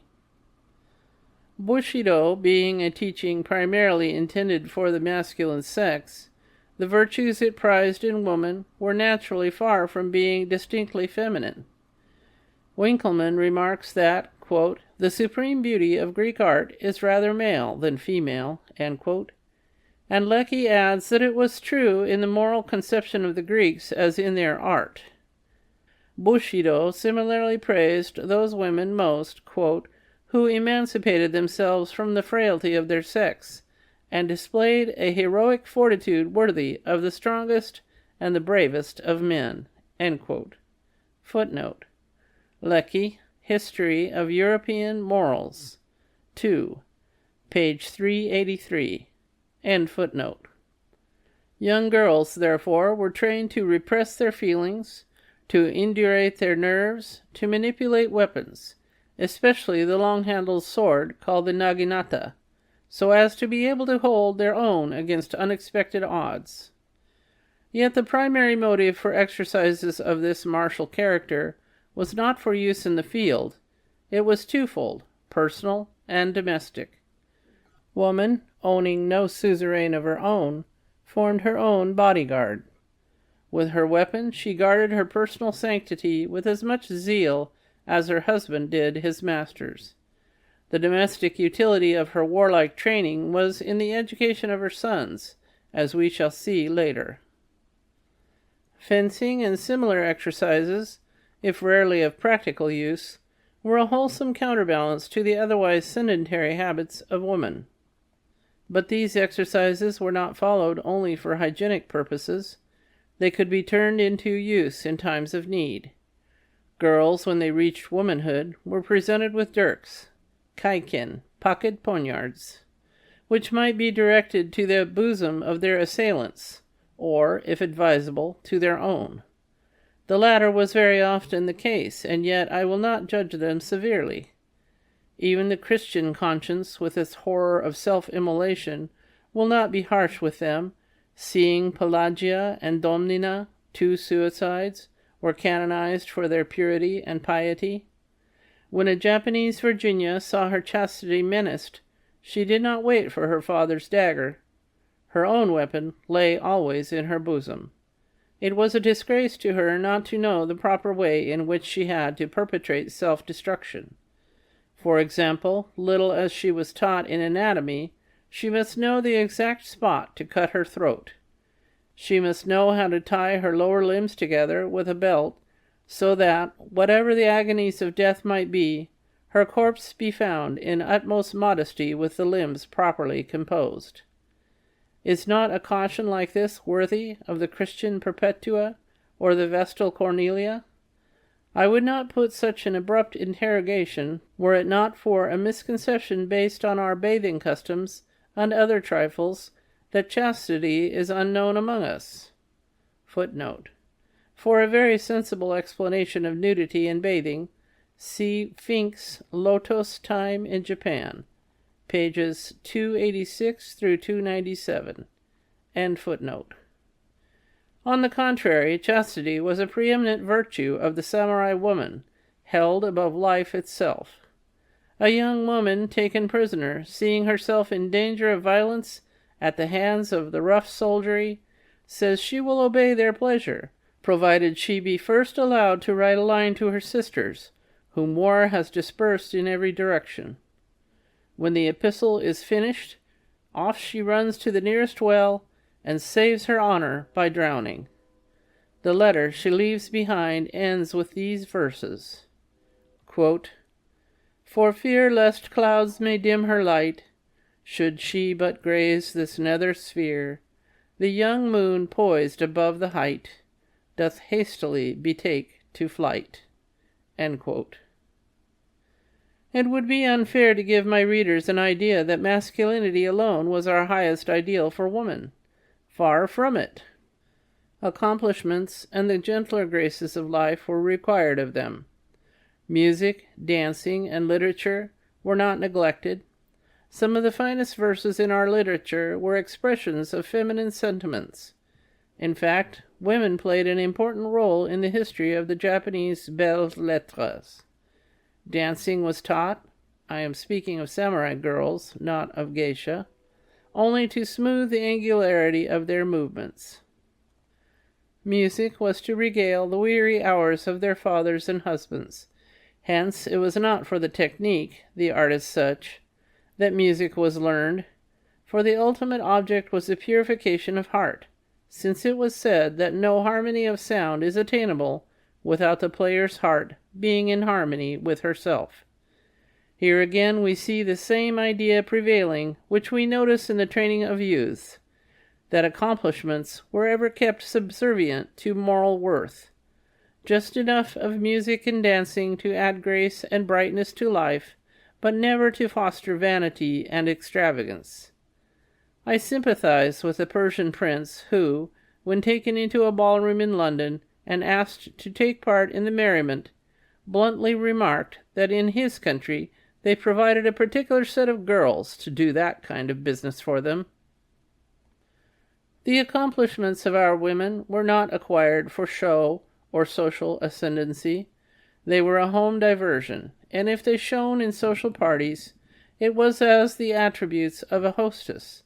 In other words, as a part of the household contrivances for hospitality. Domesticity guided their education. It may be said that the accomplishments of the women of old Japan, be they martial or pacific in character, were mainly intended for the home, and however far they might roam, they never lost sight of the hearth as the center.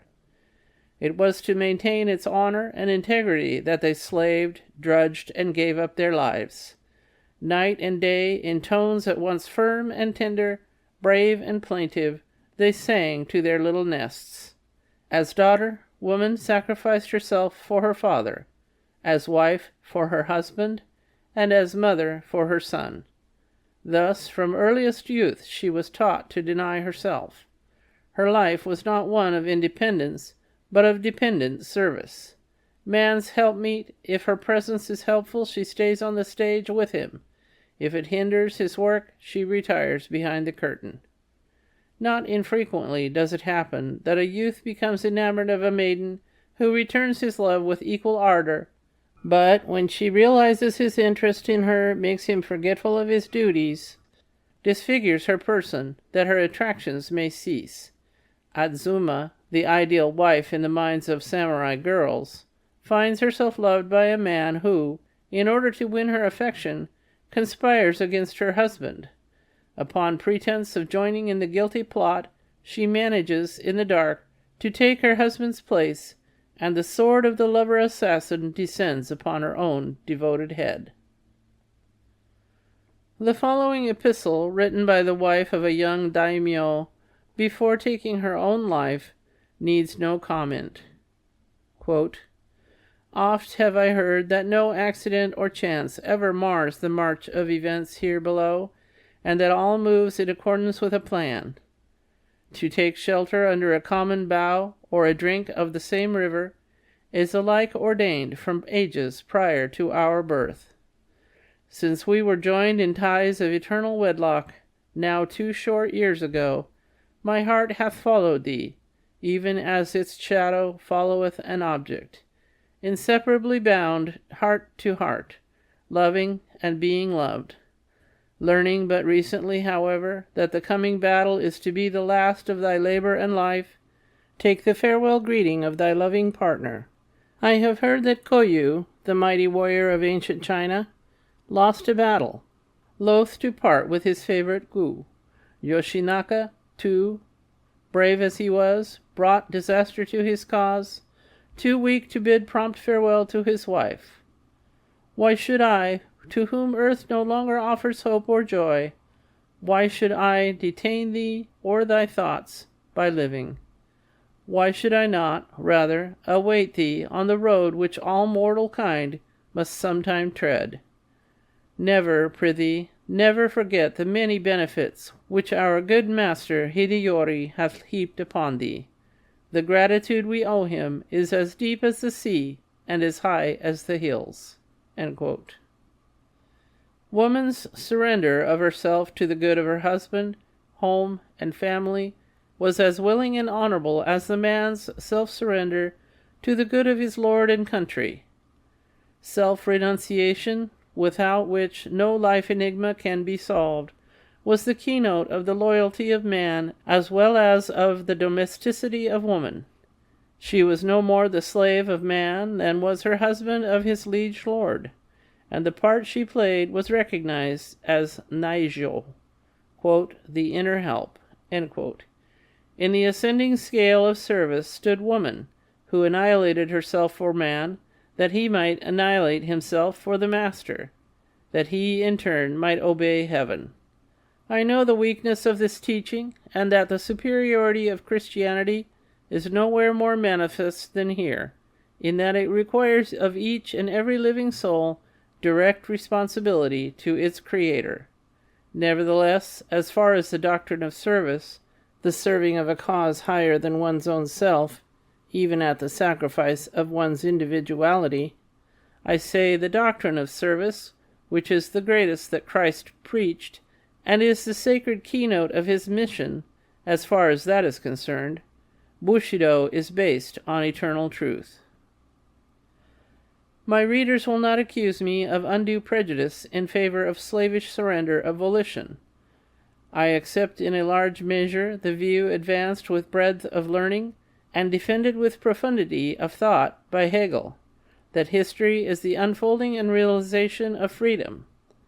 The point I wish to make is that the whole teaching of Bushido was so thoroughly imbued with the spirit of self-sacrifice that it was required not only of woman, but of man. Hence, until the influence of its precepts is entirely done away with, our society will not realize the view rashly expressed by an American exponent of women's rights, who exclaimed, quote, "May all the daughters of Japan rise in revolt against ancient customs." End quote. Can such a revolt succeed? Will it improve the female status? Will the rights they gain by such a summary process repay the loss of that sweetness of disposition, that gentleness of manner, which are their present heritage? Was not the loss of domesticity on the part of Roman matrons followed by moral corruption too gross to mention? Can the American reformer assure us that a revolt of our daughters is the true course for their historical development to take? These are grave questions. Changes must and will come without revolts. In the meantime, let us see whether the status of the fair sex under the Bushido regimen was really so bad as to justify a revolt. We hear much of the outward respect European knights paid to, quote, God and the ladies, end quote, the incongruity of the two terms making Gibbon blush. We are also told by Hallam that the morality of chivalry was coarse, that gallantry implied illicit love. The effect of chivalry on the weaker vessel was food for reflection on the part of philosophers. Monsieur Guizot contending that feudalism and chivalry wrought wholesome influences, while Mr. Spencer tells us that, in a militant society, and what is feudal society if not militant, the position of woman is necessarily low, improving only as society becomes more industrial. Now, is Monsieur Guizot's theory true of Japan, or is Mr. Spencer's? In reply, I might aver that both are right. The military class in Japan was restricted to the samurai, comprising nearly 2 million souls. Above them were the military nobles, the daimyo, and the court nobles, the kuge, these higher sybaritical nobles being fighters only in name. Below them were masses of the common people, mechanics, tradesmen, and peasants, whose life was devoted to arts of peace. Thus, what Herbert Spencer gives as the characteristics of a militant-type society may be said to have been exclusively confined to the samurai class, while those of the industrial type were applicable to the classes above and below it. This is well illustrated by the position of woman, for in no class did she experience less freedom than among the samurai. Strange to say, the lower the social class, as, for instance, among small artisans, the more equal was the position of husband and wife. Among the higher nobility, too, the difference in the relations of the sexes was less marked, chiefly because there were few occasions to bring the differences of sex into prominence, the leisurely nobleman having become literally effeminate. Thus, Spencer's dictum was fully exemplified in old Japan. As to Guizot's, those who read his presentation of a feudal community will remember that he had the higher nobility especially under consideration, so that his generalization applies to the daimyo and the kuge. I shall be guilty of gross injustice to historical truth if my words give one a very low opinion of the status of woman under Bushido. I do not hesitate to state that she was not treated as man's equal, but until we learn to discriminate between difference and inequalities, there will always be misunderstandings upon this subject.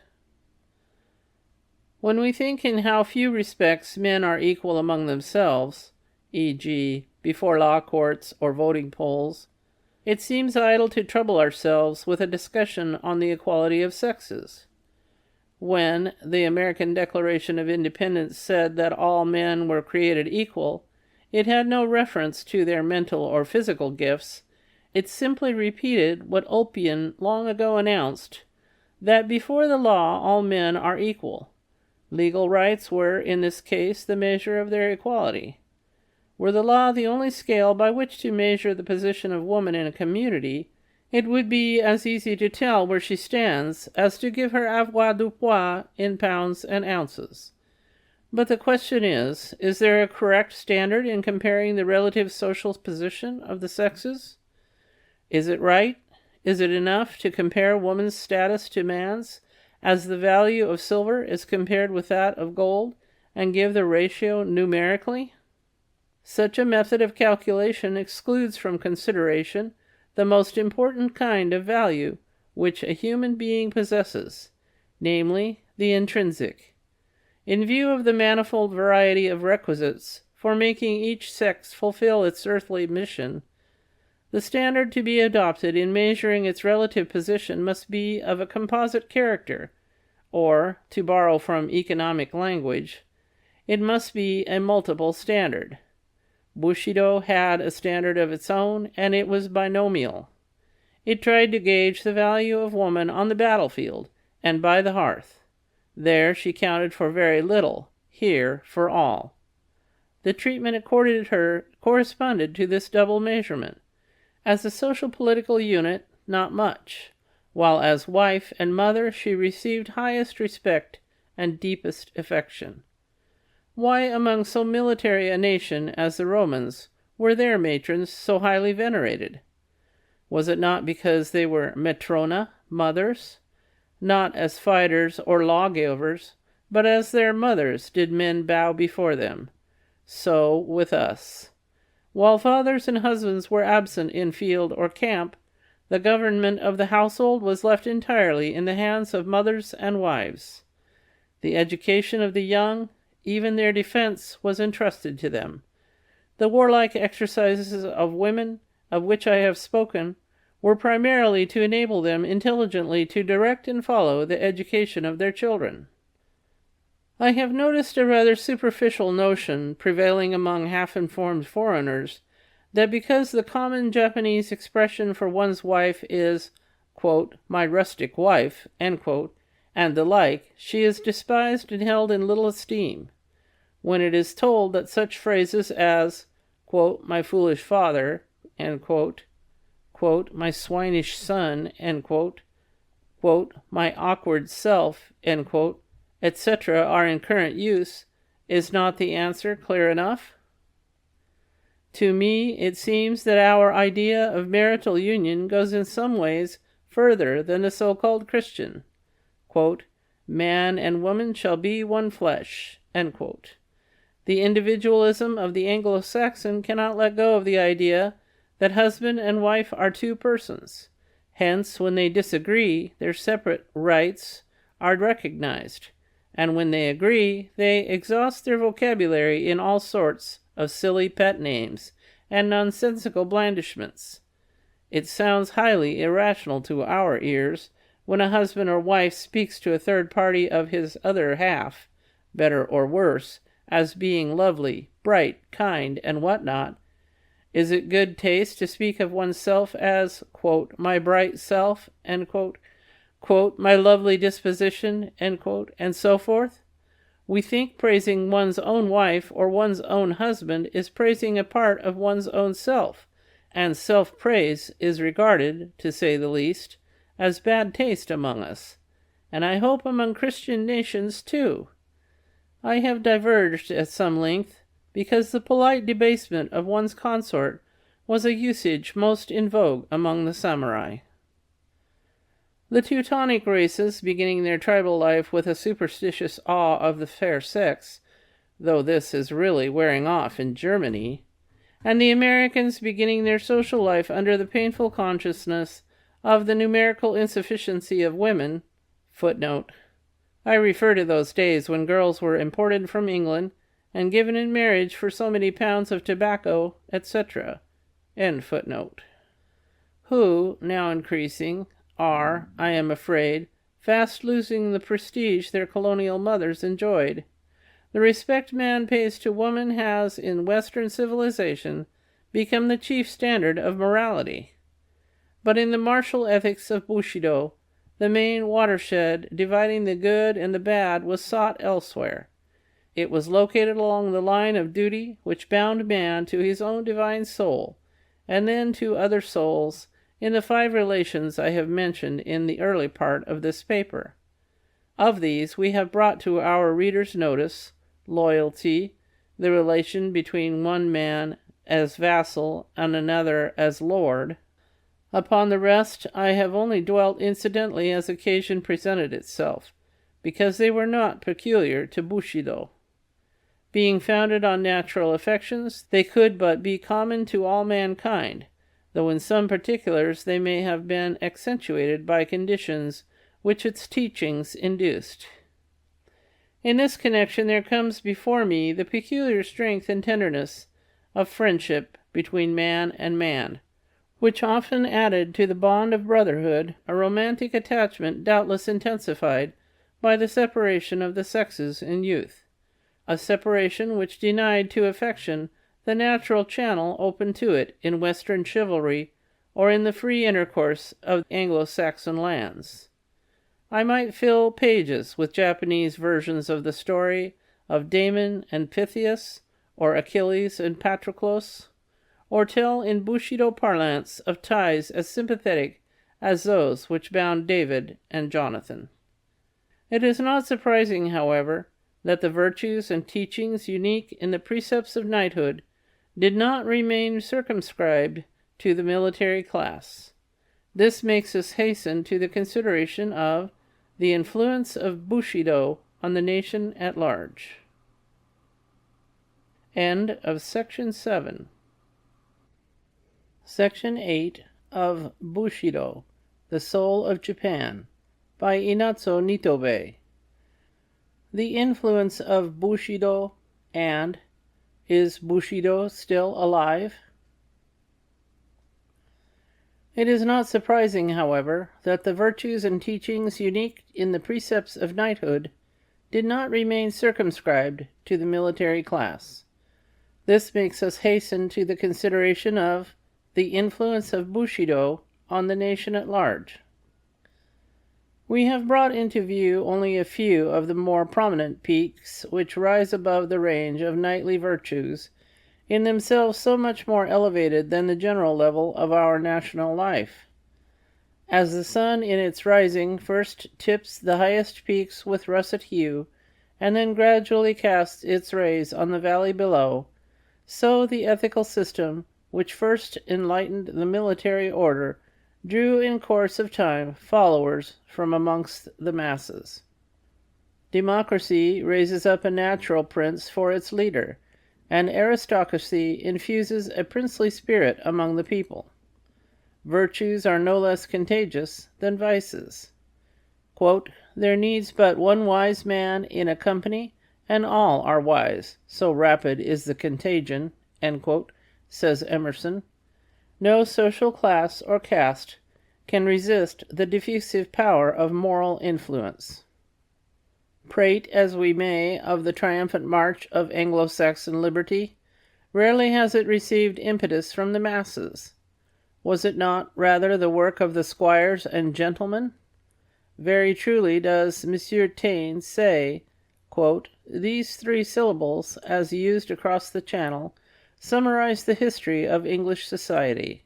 End quote. Democracy may make self-confident retorts to such a statement, and fling back the question, quote, "When Adam delved and Eve span, where then was the gentleman?" End quote. All the more pity that a gentleman was not present in Eden. The first parents missed him sorely and paid a high price for his absence. Had he been there, not only would the garden have been more tastefully dressed, but they would have learned without painful experience that disobedience to Jehovah was disloyalty and dishonor, treason and rebellion. What Japan was she owed to the samurai.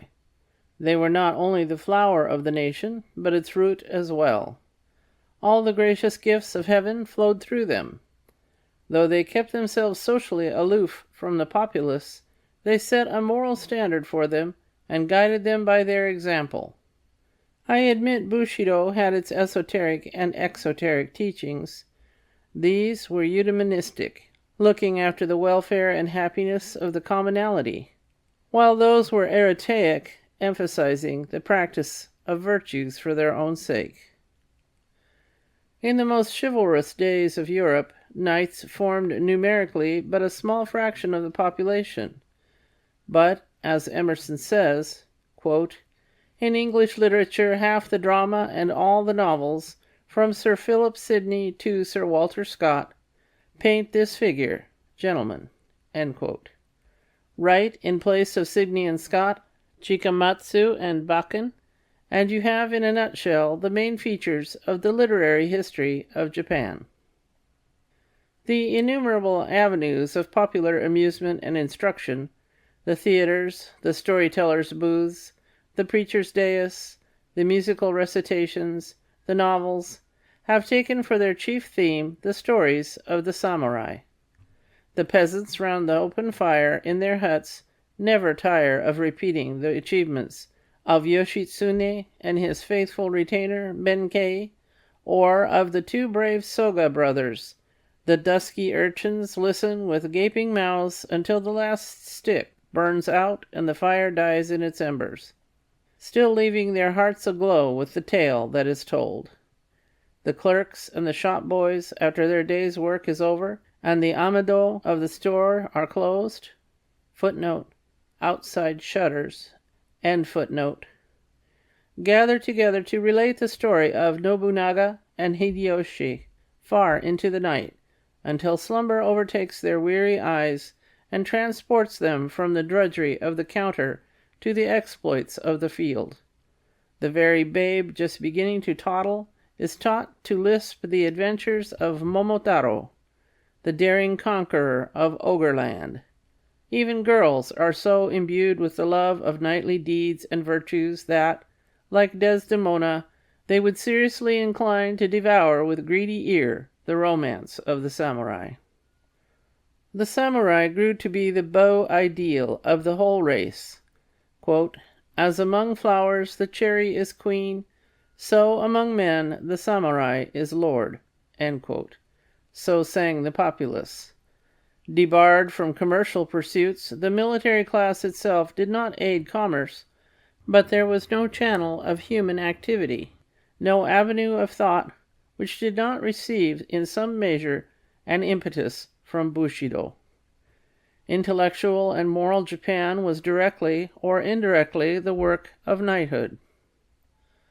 Mr. Mallock, in his exceedingly suggestive book, Aristocracy and Evolution, has eloquently told us that, quote, "social evolution, insofar as it is other than biological, may be defined as the unintended result of the intentions of great men."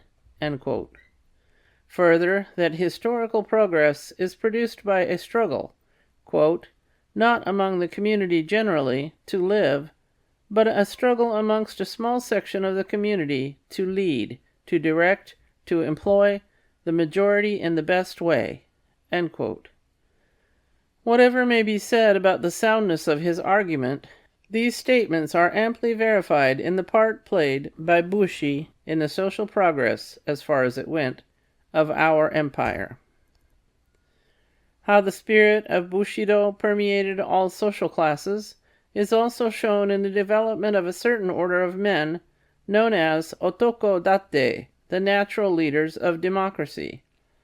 Staunch fellows were they, every inch of them strong with the strength of massive manhood.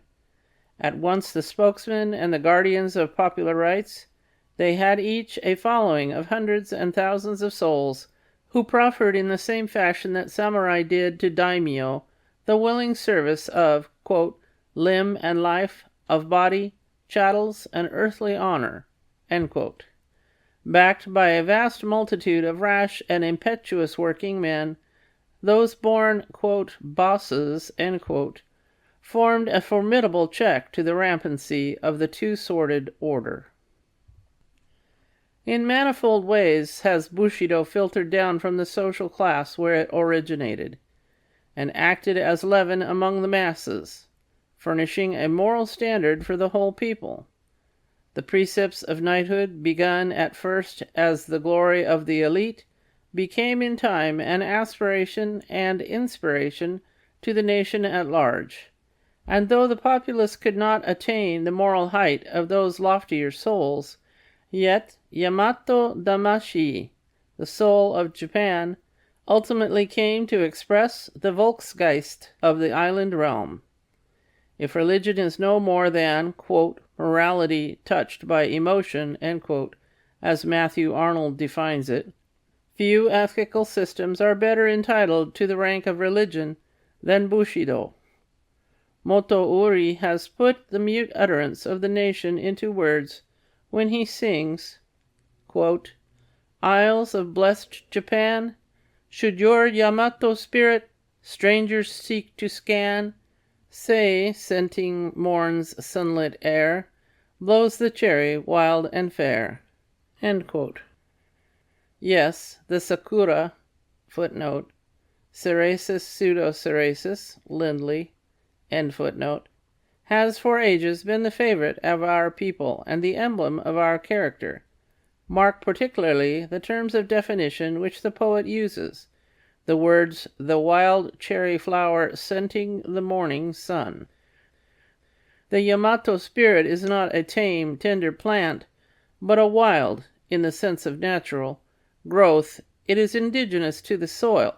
Its accidental qualities it may share with the flowers of other lands, but in its essence it remains the original, spontaneous outgrowth of our clime. But its nativity is not its sole claim to our affection. The refinement and grace of its beauty appeal to our aesthetic sense as no other flower can. We cannot share the admiration of the Europeans for their roses, which lack the simplicity of our flower.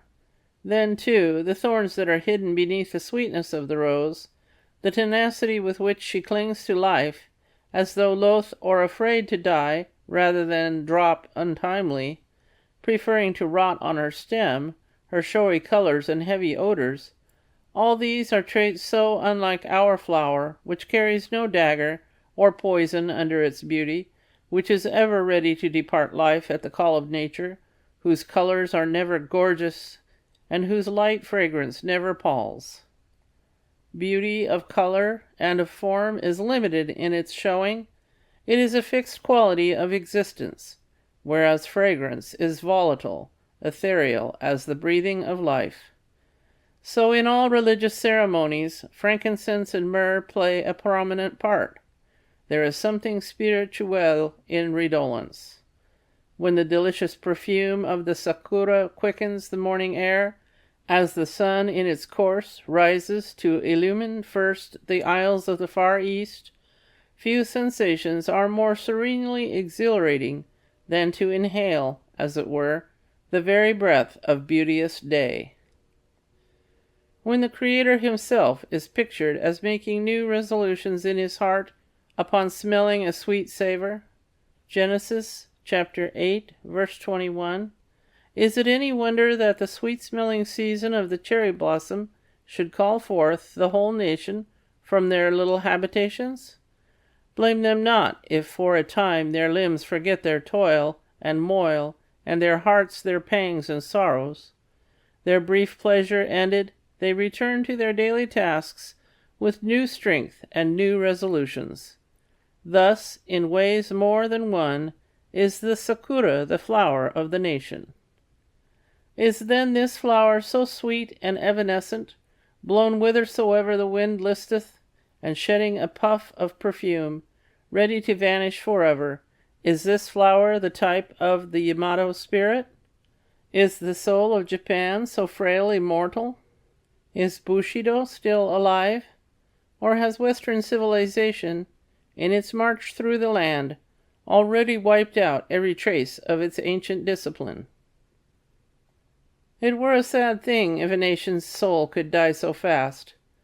That were a poor soul that could succumb so easily to extraneous influences.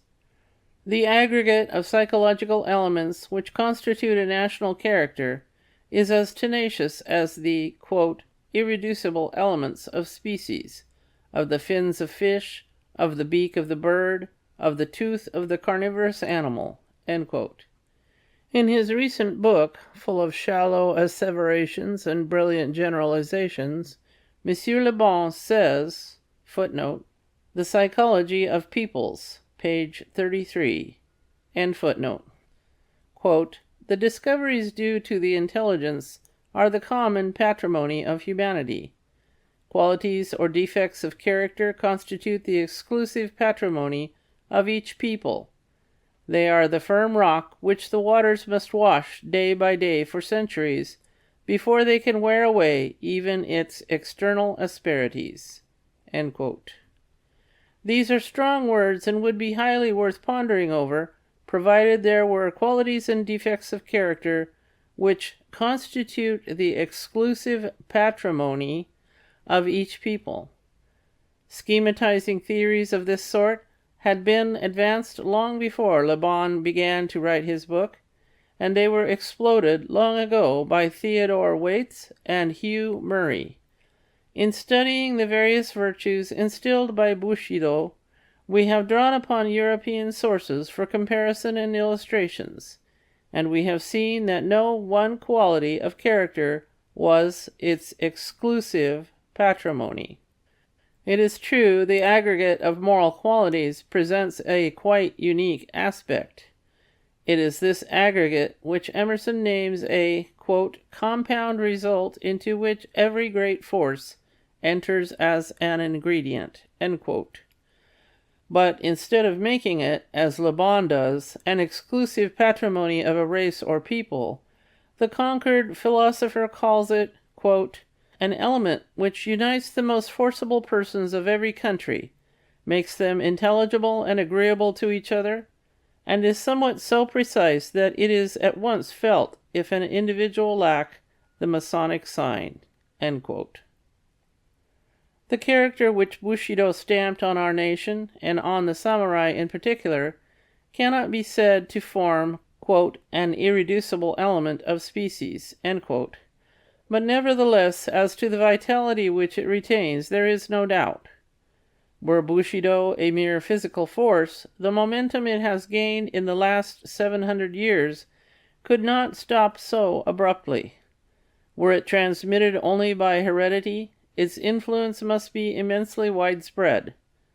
Just think, as M. Chesson, a French economist, has calculated, that supposing there be 3 generations in a century, quote, "each of us would have in his veins the blood of at least 20 millions of the people living in the year 1000 A.D., end quote. The merest peasant that grubs the soil, quote, "bowed by the weight of centuries," end quote, has in his veins the blood of ages, and is thus a brother to us as much as, quote, "to the ox," end quote. An unconscious and irresistible power, Bushido has been moving the nation and individuals. It was an honest confession of the race when Yoshida Shoin, one of the most brilliant pioneers of modern Japan, wrote on the eve of his execution the following stanza, quote, "Full well I knew this course must end in death. It was Yamato spirit urged me on, to dare whate'er betide." End quote. Unformulated, Bushido was and still is the animating spirit, the motor force of our country. Mr. Ransome says that, quote, "there are 3 distinct Japans in existence side by side today. The old, which has not wholly died out, the new, hardly yet born except in spirit, and the transition, passing now through its most critical throes." End quote. While this is very true in most respects, and particularly as regards tangible and concrete institutions, the statement, as applied to fundamental ethical notions, requires some modification, for Bushido, the maker and product of old Japan, is still the guiding principle of the transition, and will prove the formative force of the new era. The great statesman who steered the ship of our state through the hurricane of the Restoration and the whirlpool of national rejuvenation were men who knew no other moral teaching than the precepts of knighthood. Some writers, footnote, Spear, Missions and Politics in Asia, Lecture 4, page 189 through 190, Dennis, Christian Missions and Social Progress, Volume 1, page 32, Volume 2, page 70, etc., end footnote, have lately tried to prove that the Christian missionaries contributed an appreciable quota to the making of New Japan. I would fain render honor to whom honor is due, but this honor can hardly be accorded to the good missionaries. More fitting it will be to their profession to stick to the scriptural injunction of preferring one another in honor, than to advance a claim in which they have no proofs to back them. For myself, I believe that Christian missionaries are doing great things for Japan, in the domain of education, and especially of moral education. Only the mysterious, though not the less certain workings of the Spirit is still hidden in divine secrecy. Whatever they do is still of indirect effect. No, as yet, Christian missions have effected but little visible in molding the character of New Japan. No, it was Bushido, pure and simple, that urged us on for weal or woe.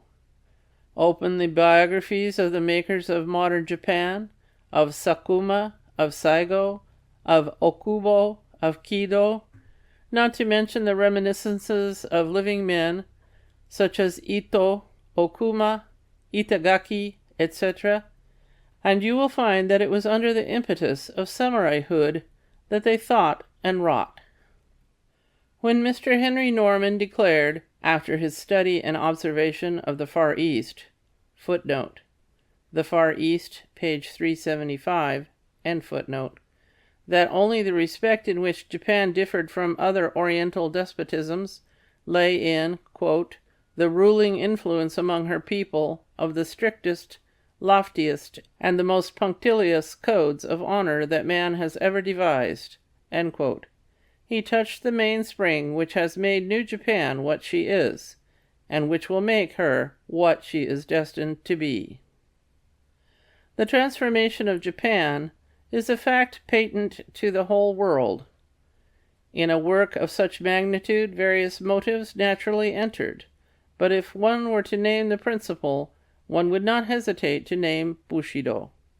When we opened the whole country to foreign trade, when we introduced the latest improvements in every department of life, when we began to study Western politics and sciences, our guiding motive was not the development of our physical resources and the increase of wealth, much less was it a blind imitation of Western customs. A close observer of Oriental institutions and peoples has written, quote, we are told every day how Europe has influenced Japan, and forget that the change in those islands was entirely self-generated, that Europeans did not teach Japan, but that Japan of herself chose to learn from Europe methods of organization, civil and military, which have so far proved successful. She imported European mechanical science as the Turks years before imported European artillery. That is not exactly influence, continues Mr. Townsend, unless indeed England is influenced by purchasing tea of China. Where is the European apostle, asks our author, or philosopher, or statesman, or agitator, who has remade Japan? End quote. Footnote. Meredith Townsend, Asia and Europe, New York, 1928. End footnote. Mr. Townsend has well perceived that the spring of action which brought about the changes in Japan lay entirely within our own selves, and if he had only probed into our psychology, his keen powers of observation would easily have convinced him that that spring was no other than Bushido. The sense of honor which cannot bear being looked down upon as an inferior power, that was the strongest of motives. Pecuniary or industrial considerations were awakened later in the process of transformation. The influence of Bushido is still so palpable that he who runs may read. A glimpse into Japanese life will make it manifest. Read Hearn, the most eloquent and truthful interpreter of the Japanese mind, and you see the working of that mind to be an example of the working of Bushido. The universal politeness of the people, which is the legacy of knightly ways, is too well known to be repeated anew. The physical endurance, fortitude, and bravery that, quote, the little Jap, end quote, possesses, were sufficiently proved in the China-Japanese War. Footnote. Among other works on the subject, read Eastlake and Yamada on Heroic Japan, and Daiyoshi on the New Far East. End footnote. Quote, is there any nation more loyal and patriotic? End quote, is a question asked by many, and for the proud answer, quote, there is not, end quote, we must thank the precepts of knighthood. On the other hand, it is fair to recognize that for the very faults and defects of our character, Bushido is largely responsible. Our lack of abstruse philosophy, while some of our young men have already gained international reputation in scientific researches, not one has achieved anything in philosophical lines, is traceable to the neglect of metaphysical training under Bushido's regimen of education. Our sense of honor is responsible for our exaggerated sensitiveness and touchiness, and if there is the conceit in us with which some foreigners charge us, that too is a pathological outcome of honor. Have you seen in your tour of Japan many a young man with unkempt hair, dressed in shabbiest garb, carrying in his hand a large cane or a book, stalking about the streets with an air of utter indifference to mundane things? He is the shosei, student, to whom the earth is too small and the heavens are not high enough. He has his own theories of the universe and of life. He dwells in castles of air and feeds on ethereal words of wisdom. In his eyes beams the fire of ambition. His mind is athirst for knowledge. Penury is only a stimulus to drive him onward. Worldly goods are in his sight shackles to his character. He is the repository of loyalty and patriotism. He is the self-imposed guardian of national honor. With all his virtues and his faults, he is the last fragment of Bushido. Deep-rooted and powerful as is still the effect of Bushido, I have said that it is an unconscious and mute influence. The heart of the people responds, without knowing the reason why, to any appeal made to what it has inherited, and hence the same moral idea expressed in a newly translated term and in an old Bushido term has a vastly different degree of efficacy. A backsliding Christian, whom no pastoral persuasion could help from downward tendency, was reverted from his course by an appeal made to his loyalty, the fidelity he once swore to his master. The word loyalty revived all the noble sentiments that were permitted to grow lukewarm. A band of unruly youths engaged in a long-continued students' strike in a college on account of their dissatisfaction with a certain teacher disbanded at two simple questions put by the director. Quote, is your professor a blameless character? If so, you ought to respect him and keep him in the school. Is he weak? If so, it is not manly to push a falling man. End quote. The scientific incapacity of the professor, which was the beginning of the trouble, dwindled into insignificance in comparison with the moral issues hinted at. By arousing the sentiments nurtured by Bushido, moral renovation of great magnitude can be accomplished. One cause of the failure of mission work is that most of the missionaries are grossly ignorant of our history. Quote, what do we care for heathen records, end quote, some say, and consequently estrange their religion from the habits of thought we, and our forefathers have been accustomed to for centuries past, mocking a nation's history, as though the career of any people, even the lowest African savages, possessing no record, were not a page in the general history of mankind written by the hand of God himself. The very lost races are palimpsest to be deciphered by a seeing eye.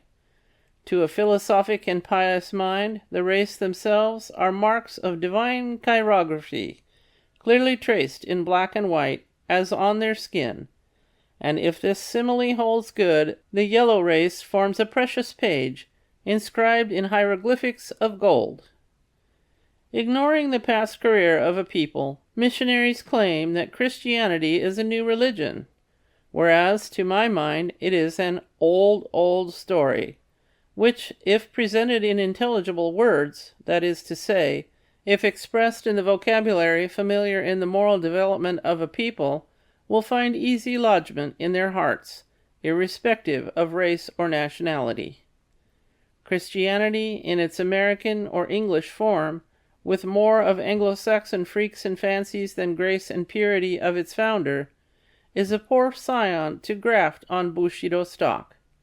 Should the propagator of the new faith uproot the entire stock, root, and branches and plant the seeds of the gospel on the ravaged soil? Such a heroic process may be possible in Hawaii, where it is alleged the church militant had complete success in amassing spoils of wealth itself and in annihilating the aboriginal race. Such a process is most decidedly impossible in Japan. Nay, it is a process which Jesus himself would never have employed in founding his kingdom on earth. It behooves us to take more to heart the following words of a saintly man, devout Christian and profound scholar, quote, "Men have divided the world into heathen and Christian, without considering how much good may have been hidden in the one, or how much evil may have been mingled with the other. They have compared the best part of themselves with the worst of their neighbors, the ideal of Christianity with the corruption of Greece or the East. They have not aimed at impartiality, but have been contented to accumulate all that could be said in praise of their own, and in dispraise of other forms of religion." End quote. Footnote: Jowett, Sermons on Faith and Doctrine, 2. End footnote. But whatever may be the error committed by individuals, there is little doubt that the fundamental principle of the religion they profess is a power which we must take into account in reckoning the future of Bushido, whose days seem to be already numbered. End of Section 8. Section 9 of Bushido, The Soul of Japan, by Inazo Nitobe. The Future of Bushido. But whatever may be the error committed by individuals, there is little doubt that the fundamental principle of the religion they profess is a power which we must take into account in reckoning the future of Bushido, whose days seem to be already numbered. Ominous signs are in the air that betoken its future. Not only signs, but redoubtable forces are at work to threaten it. Few historical comparisons can be more judiciously made than between the chivalry of Europe and the Bushido of Japan, and, if history repeats itself, it certainly will do with the fate of the latter what it did with that of the former. The particular and local causes for the decay of chivalry which St. Palais gives have, of course, little application to Japanese conditions, but the larger and more general causes that help to undermine knighthood and chivalry in and after the Middle Ages are as surely working for the decline of Bushido. One remarkable difference between the experience of Europe and of Japan is that, whereas in Europe, when chivalry was weaned from feudalism and was adopted by the Church, it obtained a fresh lease of life, in Japan no religion was large enough to nourish it. Hence, when the mother institution, feudalism, was gone, Bushido, left an orphan, had to shift for itself. The present elaborate military organization might take it under its patronage, but we know that modern warfare can afford little room for its continuous growth. Shintoism, which fostered it in its infancy, is itself superannuated. The hoary sages of ancient China are being supplanted by the intellectual parvenu of the type of Bentham and Mill. Moral theories of a comfortable kind, flattering to the chauvinistic tendencies of the time, and therefore thought well adapted to the need of this day, have been invented and propounded, but as yet we hear only their shrill voices echoing through the columns of yellow journalism. Principalities and powers are arrayed against the precepts of knighthood. Already, as Veblen says, quote, the decay of the ceremonial code, or, as it is otherwise called, the vulgarization of life, among the industrial classes proper, has become one of the chief enormities of latter-day civilization in the eyes of all persons of delicate sensibilities. End quote. The irresistible tide of triumphant democracy, which can tolerate no form or shape of trust, and Bushido was a trust organized by those who monopolized reserve capital of intellect and culture, fixing the grades and value of moral qualities, is alone powerful enough to engulf the remnant of Bushido. The present societary forces are antagonistic to petty class spirit, and chivalry is, as Freeman severely criticizes, a class spirit. Modern society, if it pretends to any unity, cannot admit, quote, purely personal obligations devised in the interests of an exclusive class. End quote. Footnote: Norman Conquest, Volume 5, page 482. End footnote.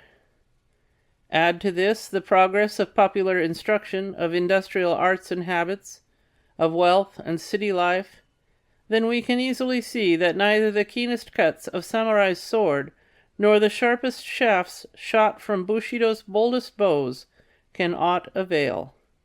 The state built upon the rock of honor and fortified by the same, shall we call it the Ehrenstadt, or, after the manner of Carlyle, the hierarchy, is fast falling into the hands of quibbling lawyers and gibbering politicians armed with the logic-chopping engines of war. The words which a great thinker used in speaking of Teresa and Antigone may aptly be repeated of the samurai, that, quote, the medium in which their ardent deeds took shape is forever gone. End quote. Alas for knightly virtues! Alas for samurai pride! Morality, ushered into the world with the sound of bugles and drums, is destined to fade away as, quote, the captains and the kings depart. End quote. If history can teach us anything, the state built on martial virtues, be it a city like Sparta or an empire like Rome, can never make on earth a, quote, continuing city, end quote. Universal and natural as is the fighting instinct in man, fruitful as it has proved to be of noble sentiments and manly virtues, it does not comprehend the whole man. Beneath the instinct to fight there lurks a diviner instinct to love. We have seen that Shintoism, Mencius, and Wan Yang Ming have all clearly taught it, but Bushido and all other militant schools of ethics, engrossed doubtless with questions of immediate practical need, too often forgot duly to emphasize this fact. Life has grown larger in these latter times. Callings nobler and broader than a warrior's claim our attention today. With an enlarged view of life, with the growth of democracy, with better knowledge of other peoples and nations, the Confucian idea of benevolence, dare I also add the Buddhist idea of pity, will expand into the Christian conception of love. Men have become more than subjects, having grown to the estate of citizens. Nay, they are more than citizens, being men. Though war clouds hang heavy upon our horizon, we will believe that the wings of the angel of peace can disperse them. The history of the world confirms the prophecy that, quote, the meek shall inherit the earth, end quote. A nation that sells its birthright of peace and backslides from the front rank of industrialism into the file of filibusterism makes a poor bargain indeed. When the conditions of society are so changed that they have become not only adverse but hostile to Bushido, it is time for it to prepare for an honorable burial. It is just as difficult to point out when chivalry dies as to determine the exact time of its inception. Dr. Miller says that chivalry was formally abolished in the year 1559, when Henry II of France was slain in a tournament. With us, the edict formally abolishing feudalism in 1870 was the signal to toll the knell of Bushido. The edict, issued 2 years later, prohibiting the wearing of swords, rang out the old, quote, the unbought grace of life, the cheap defense of nations, the nurse of manly sentiment and heroic enterprise, end quote. It rang in the new age of, quote, sophisters, economists, and calculators, end quote. It has been said that Japan won her late war with China by means of Murata guns and Krupp cannon. It has been said the victory was the work of a modern school system, but these are less than half-truths.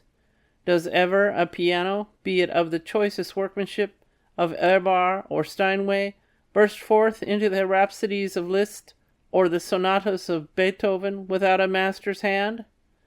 Or, if guns win battles, why did not Louis Napoleon beat the Prussians with his mitrailleuse, or the Spaniards with their Mausers, the Filipinos, whose arms were no better than the old-fashioned Remingtons? Needless to repeat what has grown a trite saying, that it is the spirit that quickeneth, without which the best of implements profiteth but little. The most improved guns and cannon do not shoot of their own accord. The most modern educational system does not make a coward a hero. No. What won the battles on the Yalu, in Korea and Manchuria, was the ghosts of our fathers, guiding our hands and beating in our hearts. They are not dead, those ghosts, the spirits of our warlike ancestors. To those who have eyes to see, they are clearly visible. Scratch a Japanese of the most advanced ideas, and he will show a samurai. The great inheritance of honor, of valor, and of all martial virtues is, as Professor Cram very fitly expresses it, quote, but ours on trust, the fief inalienable of the dead and of the generation to come, end quote. And the summons of the present is to guard this heritage, nor to bate one jot of the ancient spirit. The summons of the future will be so to widen its scope as to apply it in all walks and relations of life. It has been predicted, and predictions have been corroborated by the events of the last half-century, that the moral system of feudal Japan, like its castles and its armories, will crumble into dust, and new ethics rise phoenix-like to lead New Japan in her path of progress. Desirable and probable as the fulfillment of such a prophecy is, we must not forget that a phoenix rises only from its own ashes, and that it is not a bird of passage, neither does it fly on pinions borrowed from other birds. Quote, the kingdom of God is within you, end quote. It does not come rolling down the mountains, however lofty. It does not come sailing across the seas, however broad. Quote, God has granted, says the Koran, to every people a prophet in its own tongue, end quote. The seeds of the kingdom, as vouched for and apprehended by the Japanese mind, blossomed in Bushido. Now its days are closing, sad to say, before its full fruition, and we turn in every direction for other sources of sweetness and light, of strength and comfort, but among them there is as yet nothing found to take its place. The profit-and-loss philosophy of utilitarians and materialists finds favor among logic choppers with half a soul. The only other ethical system which is powerful enough to cope with utilitarianism and materialism is Christianity, in comparison with which Bushido, it must be confessed, is like, quote, a dimly burning wick, end quote, which the Messiah was proclaimed not to quench, but to fan into a flame. Like his Hebrew precursors, the prophets, notably Isaiah, Jeremiah, Amos, and Habakkuk, Bushido laid particular stress on the moral conduct of rulers and public men and of nations, whereas the ethics of Christ, which deal almost solely with individuals and his personal followers, will find more and more practical application as individualism, in its capacity of a moral factor, grows in potency. The domineering, self-assertive, so-called master morality of Nietzsche, itself akin in some respects to Bushido, is, if I am not greatly mistaken, a passing phase or temporary reaction against what he terms, by morbid distortion, the humble, self-denying, slave morality of the Nazarene. Christianity and materialism, including utilitarianism, or will the future reduce them to still more archaic forms of Hebraism and Hellenism, will divide the world between them. Lesser systems of morals will ally themselves on either side for their preservation. On which side will Bushido enlist? Having no set dogma or formula to defend, it can afford to disappear as an entity. Like the cherry blossom, it is willing to die at the first gust of the morning breeze. But a total extinction will never be its lot. Who can say that stoicism is dead? It is dead as a system, but it is alive as a virtue. Its energy and vitality are still felt through many channels of life.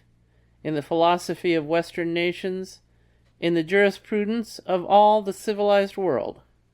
Nay, wherever man struggles to raise himself above himself, wherever his spirit masters his flesh by his own exertions, there we see the immortal discipline of Zeno at work. Bushido, as an independent code of ethics, may vanish, but its power will not perish from the earth. Its schools of martial prowess or civic honor may be demolished, but its light and its glory will long survive their ruins. Like its symbolic flower, after it is blown to the four winds, it will still bless mankind with the perfume with which it will enrich life. Ages after, when its customaries shall have been buried and its very name forgotten, its odors will come floating in the air as from a far-off unseen hill. Quote, the wayside gaze beyond. End quote. Then, in the beautiful language of the Quaker poet, quote, the traveler owns the grateful sense of sweetness near, he knows not whence, and pausing takes with forehead bare the benediction of the air. End quote. End of Section 9. End of Bushido, The Soul of Japan, by Inazo Nitobe.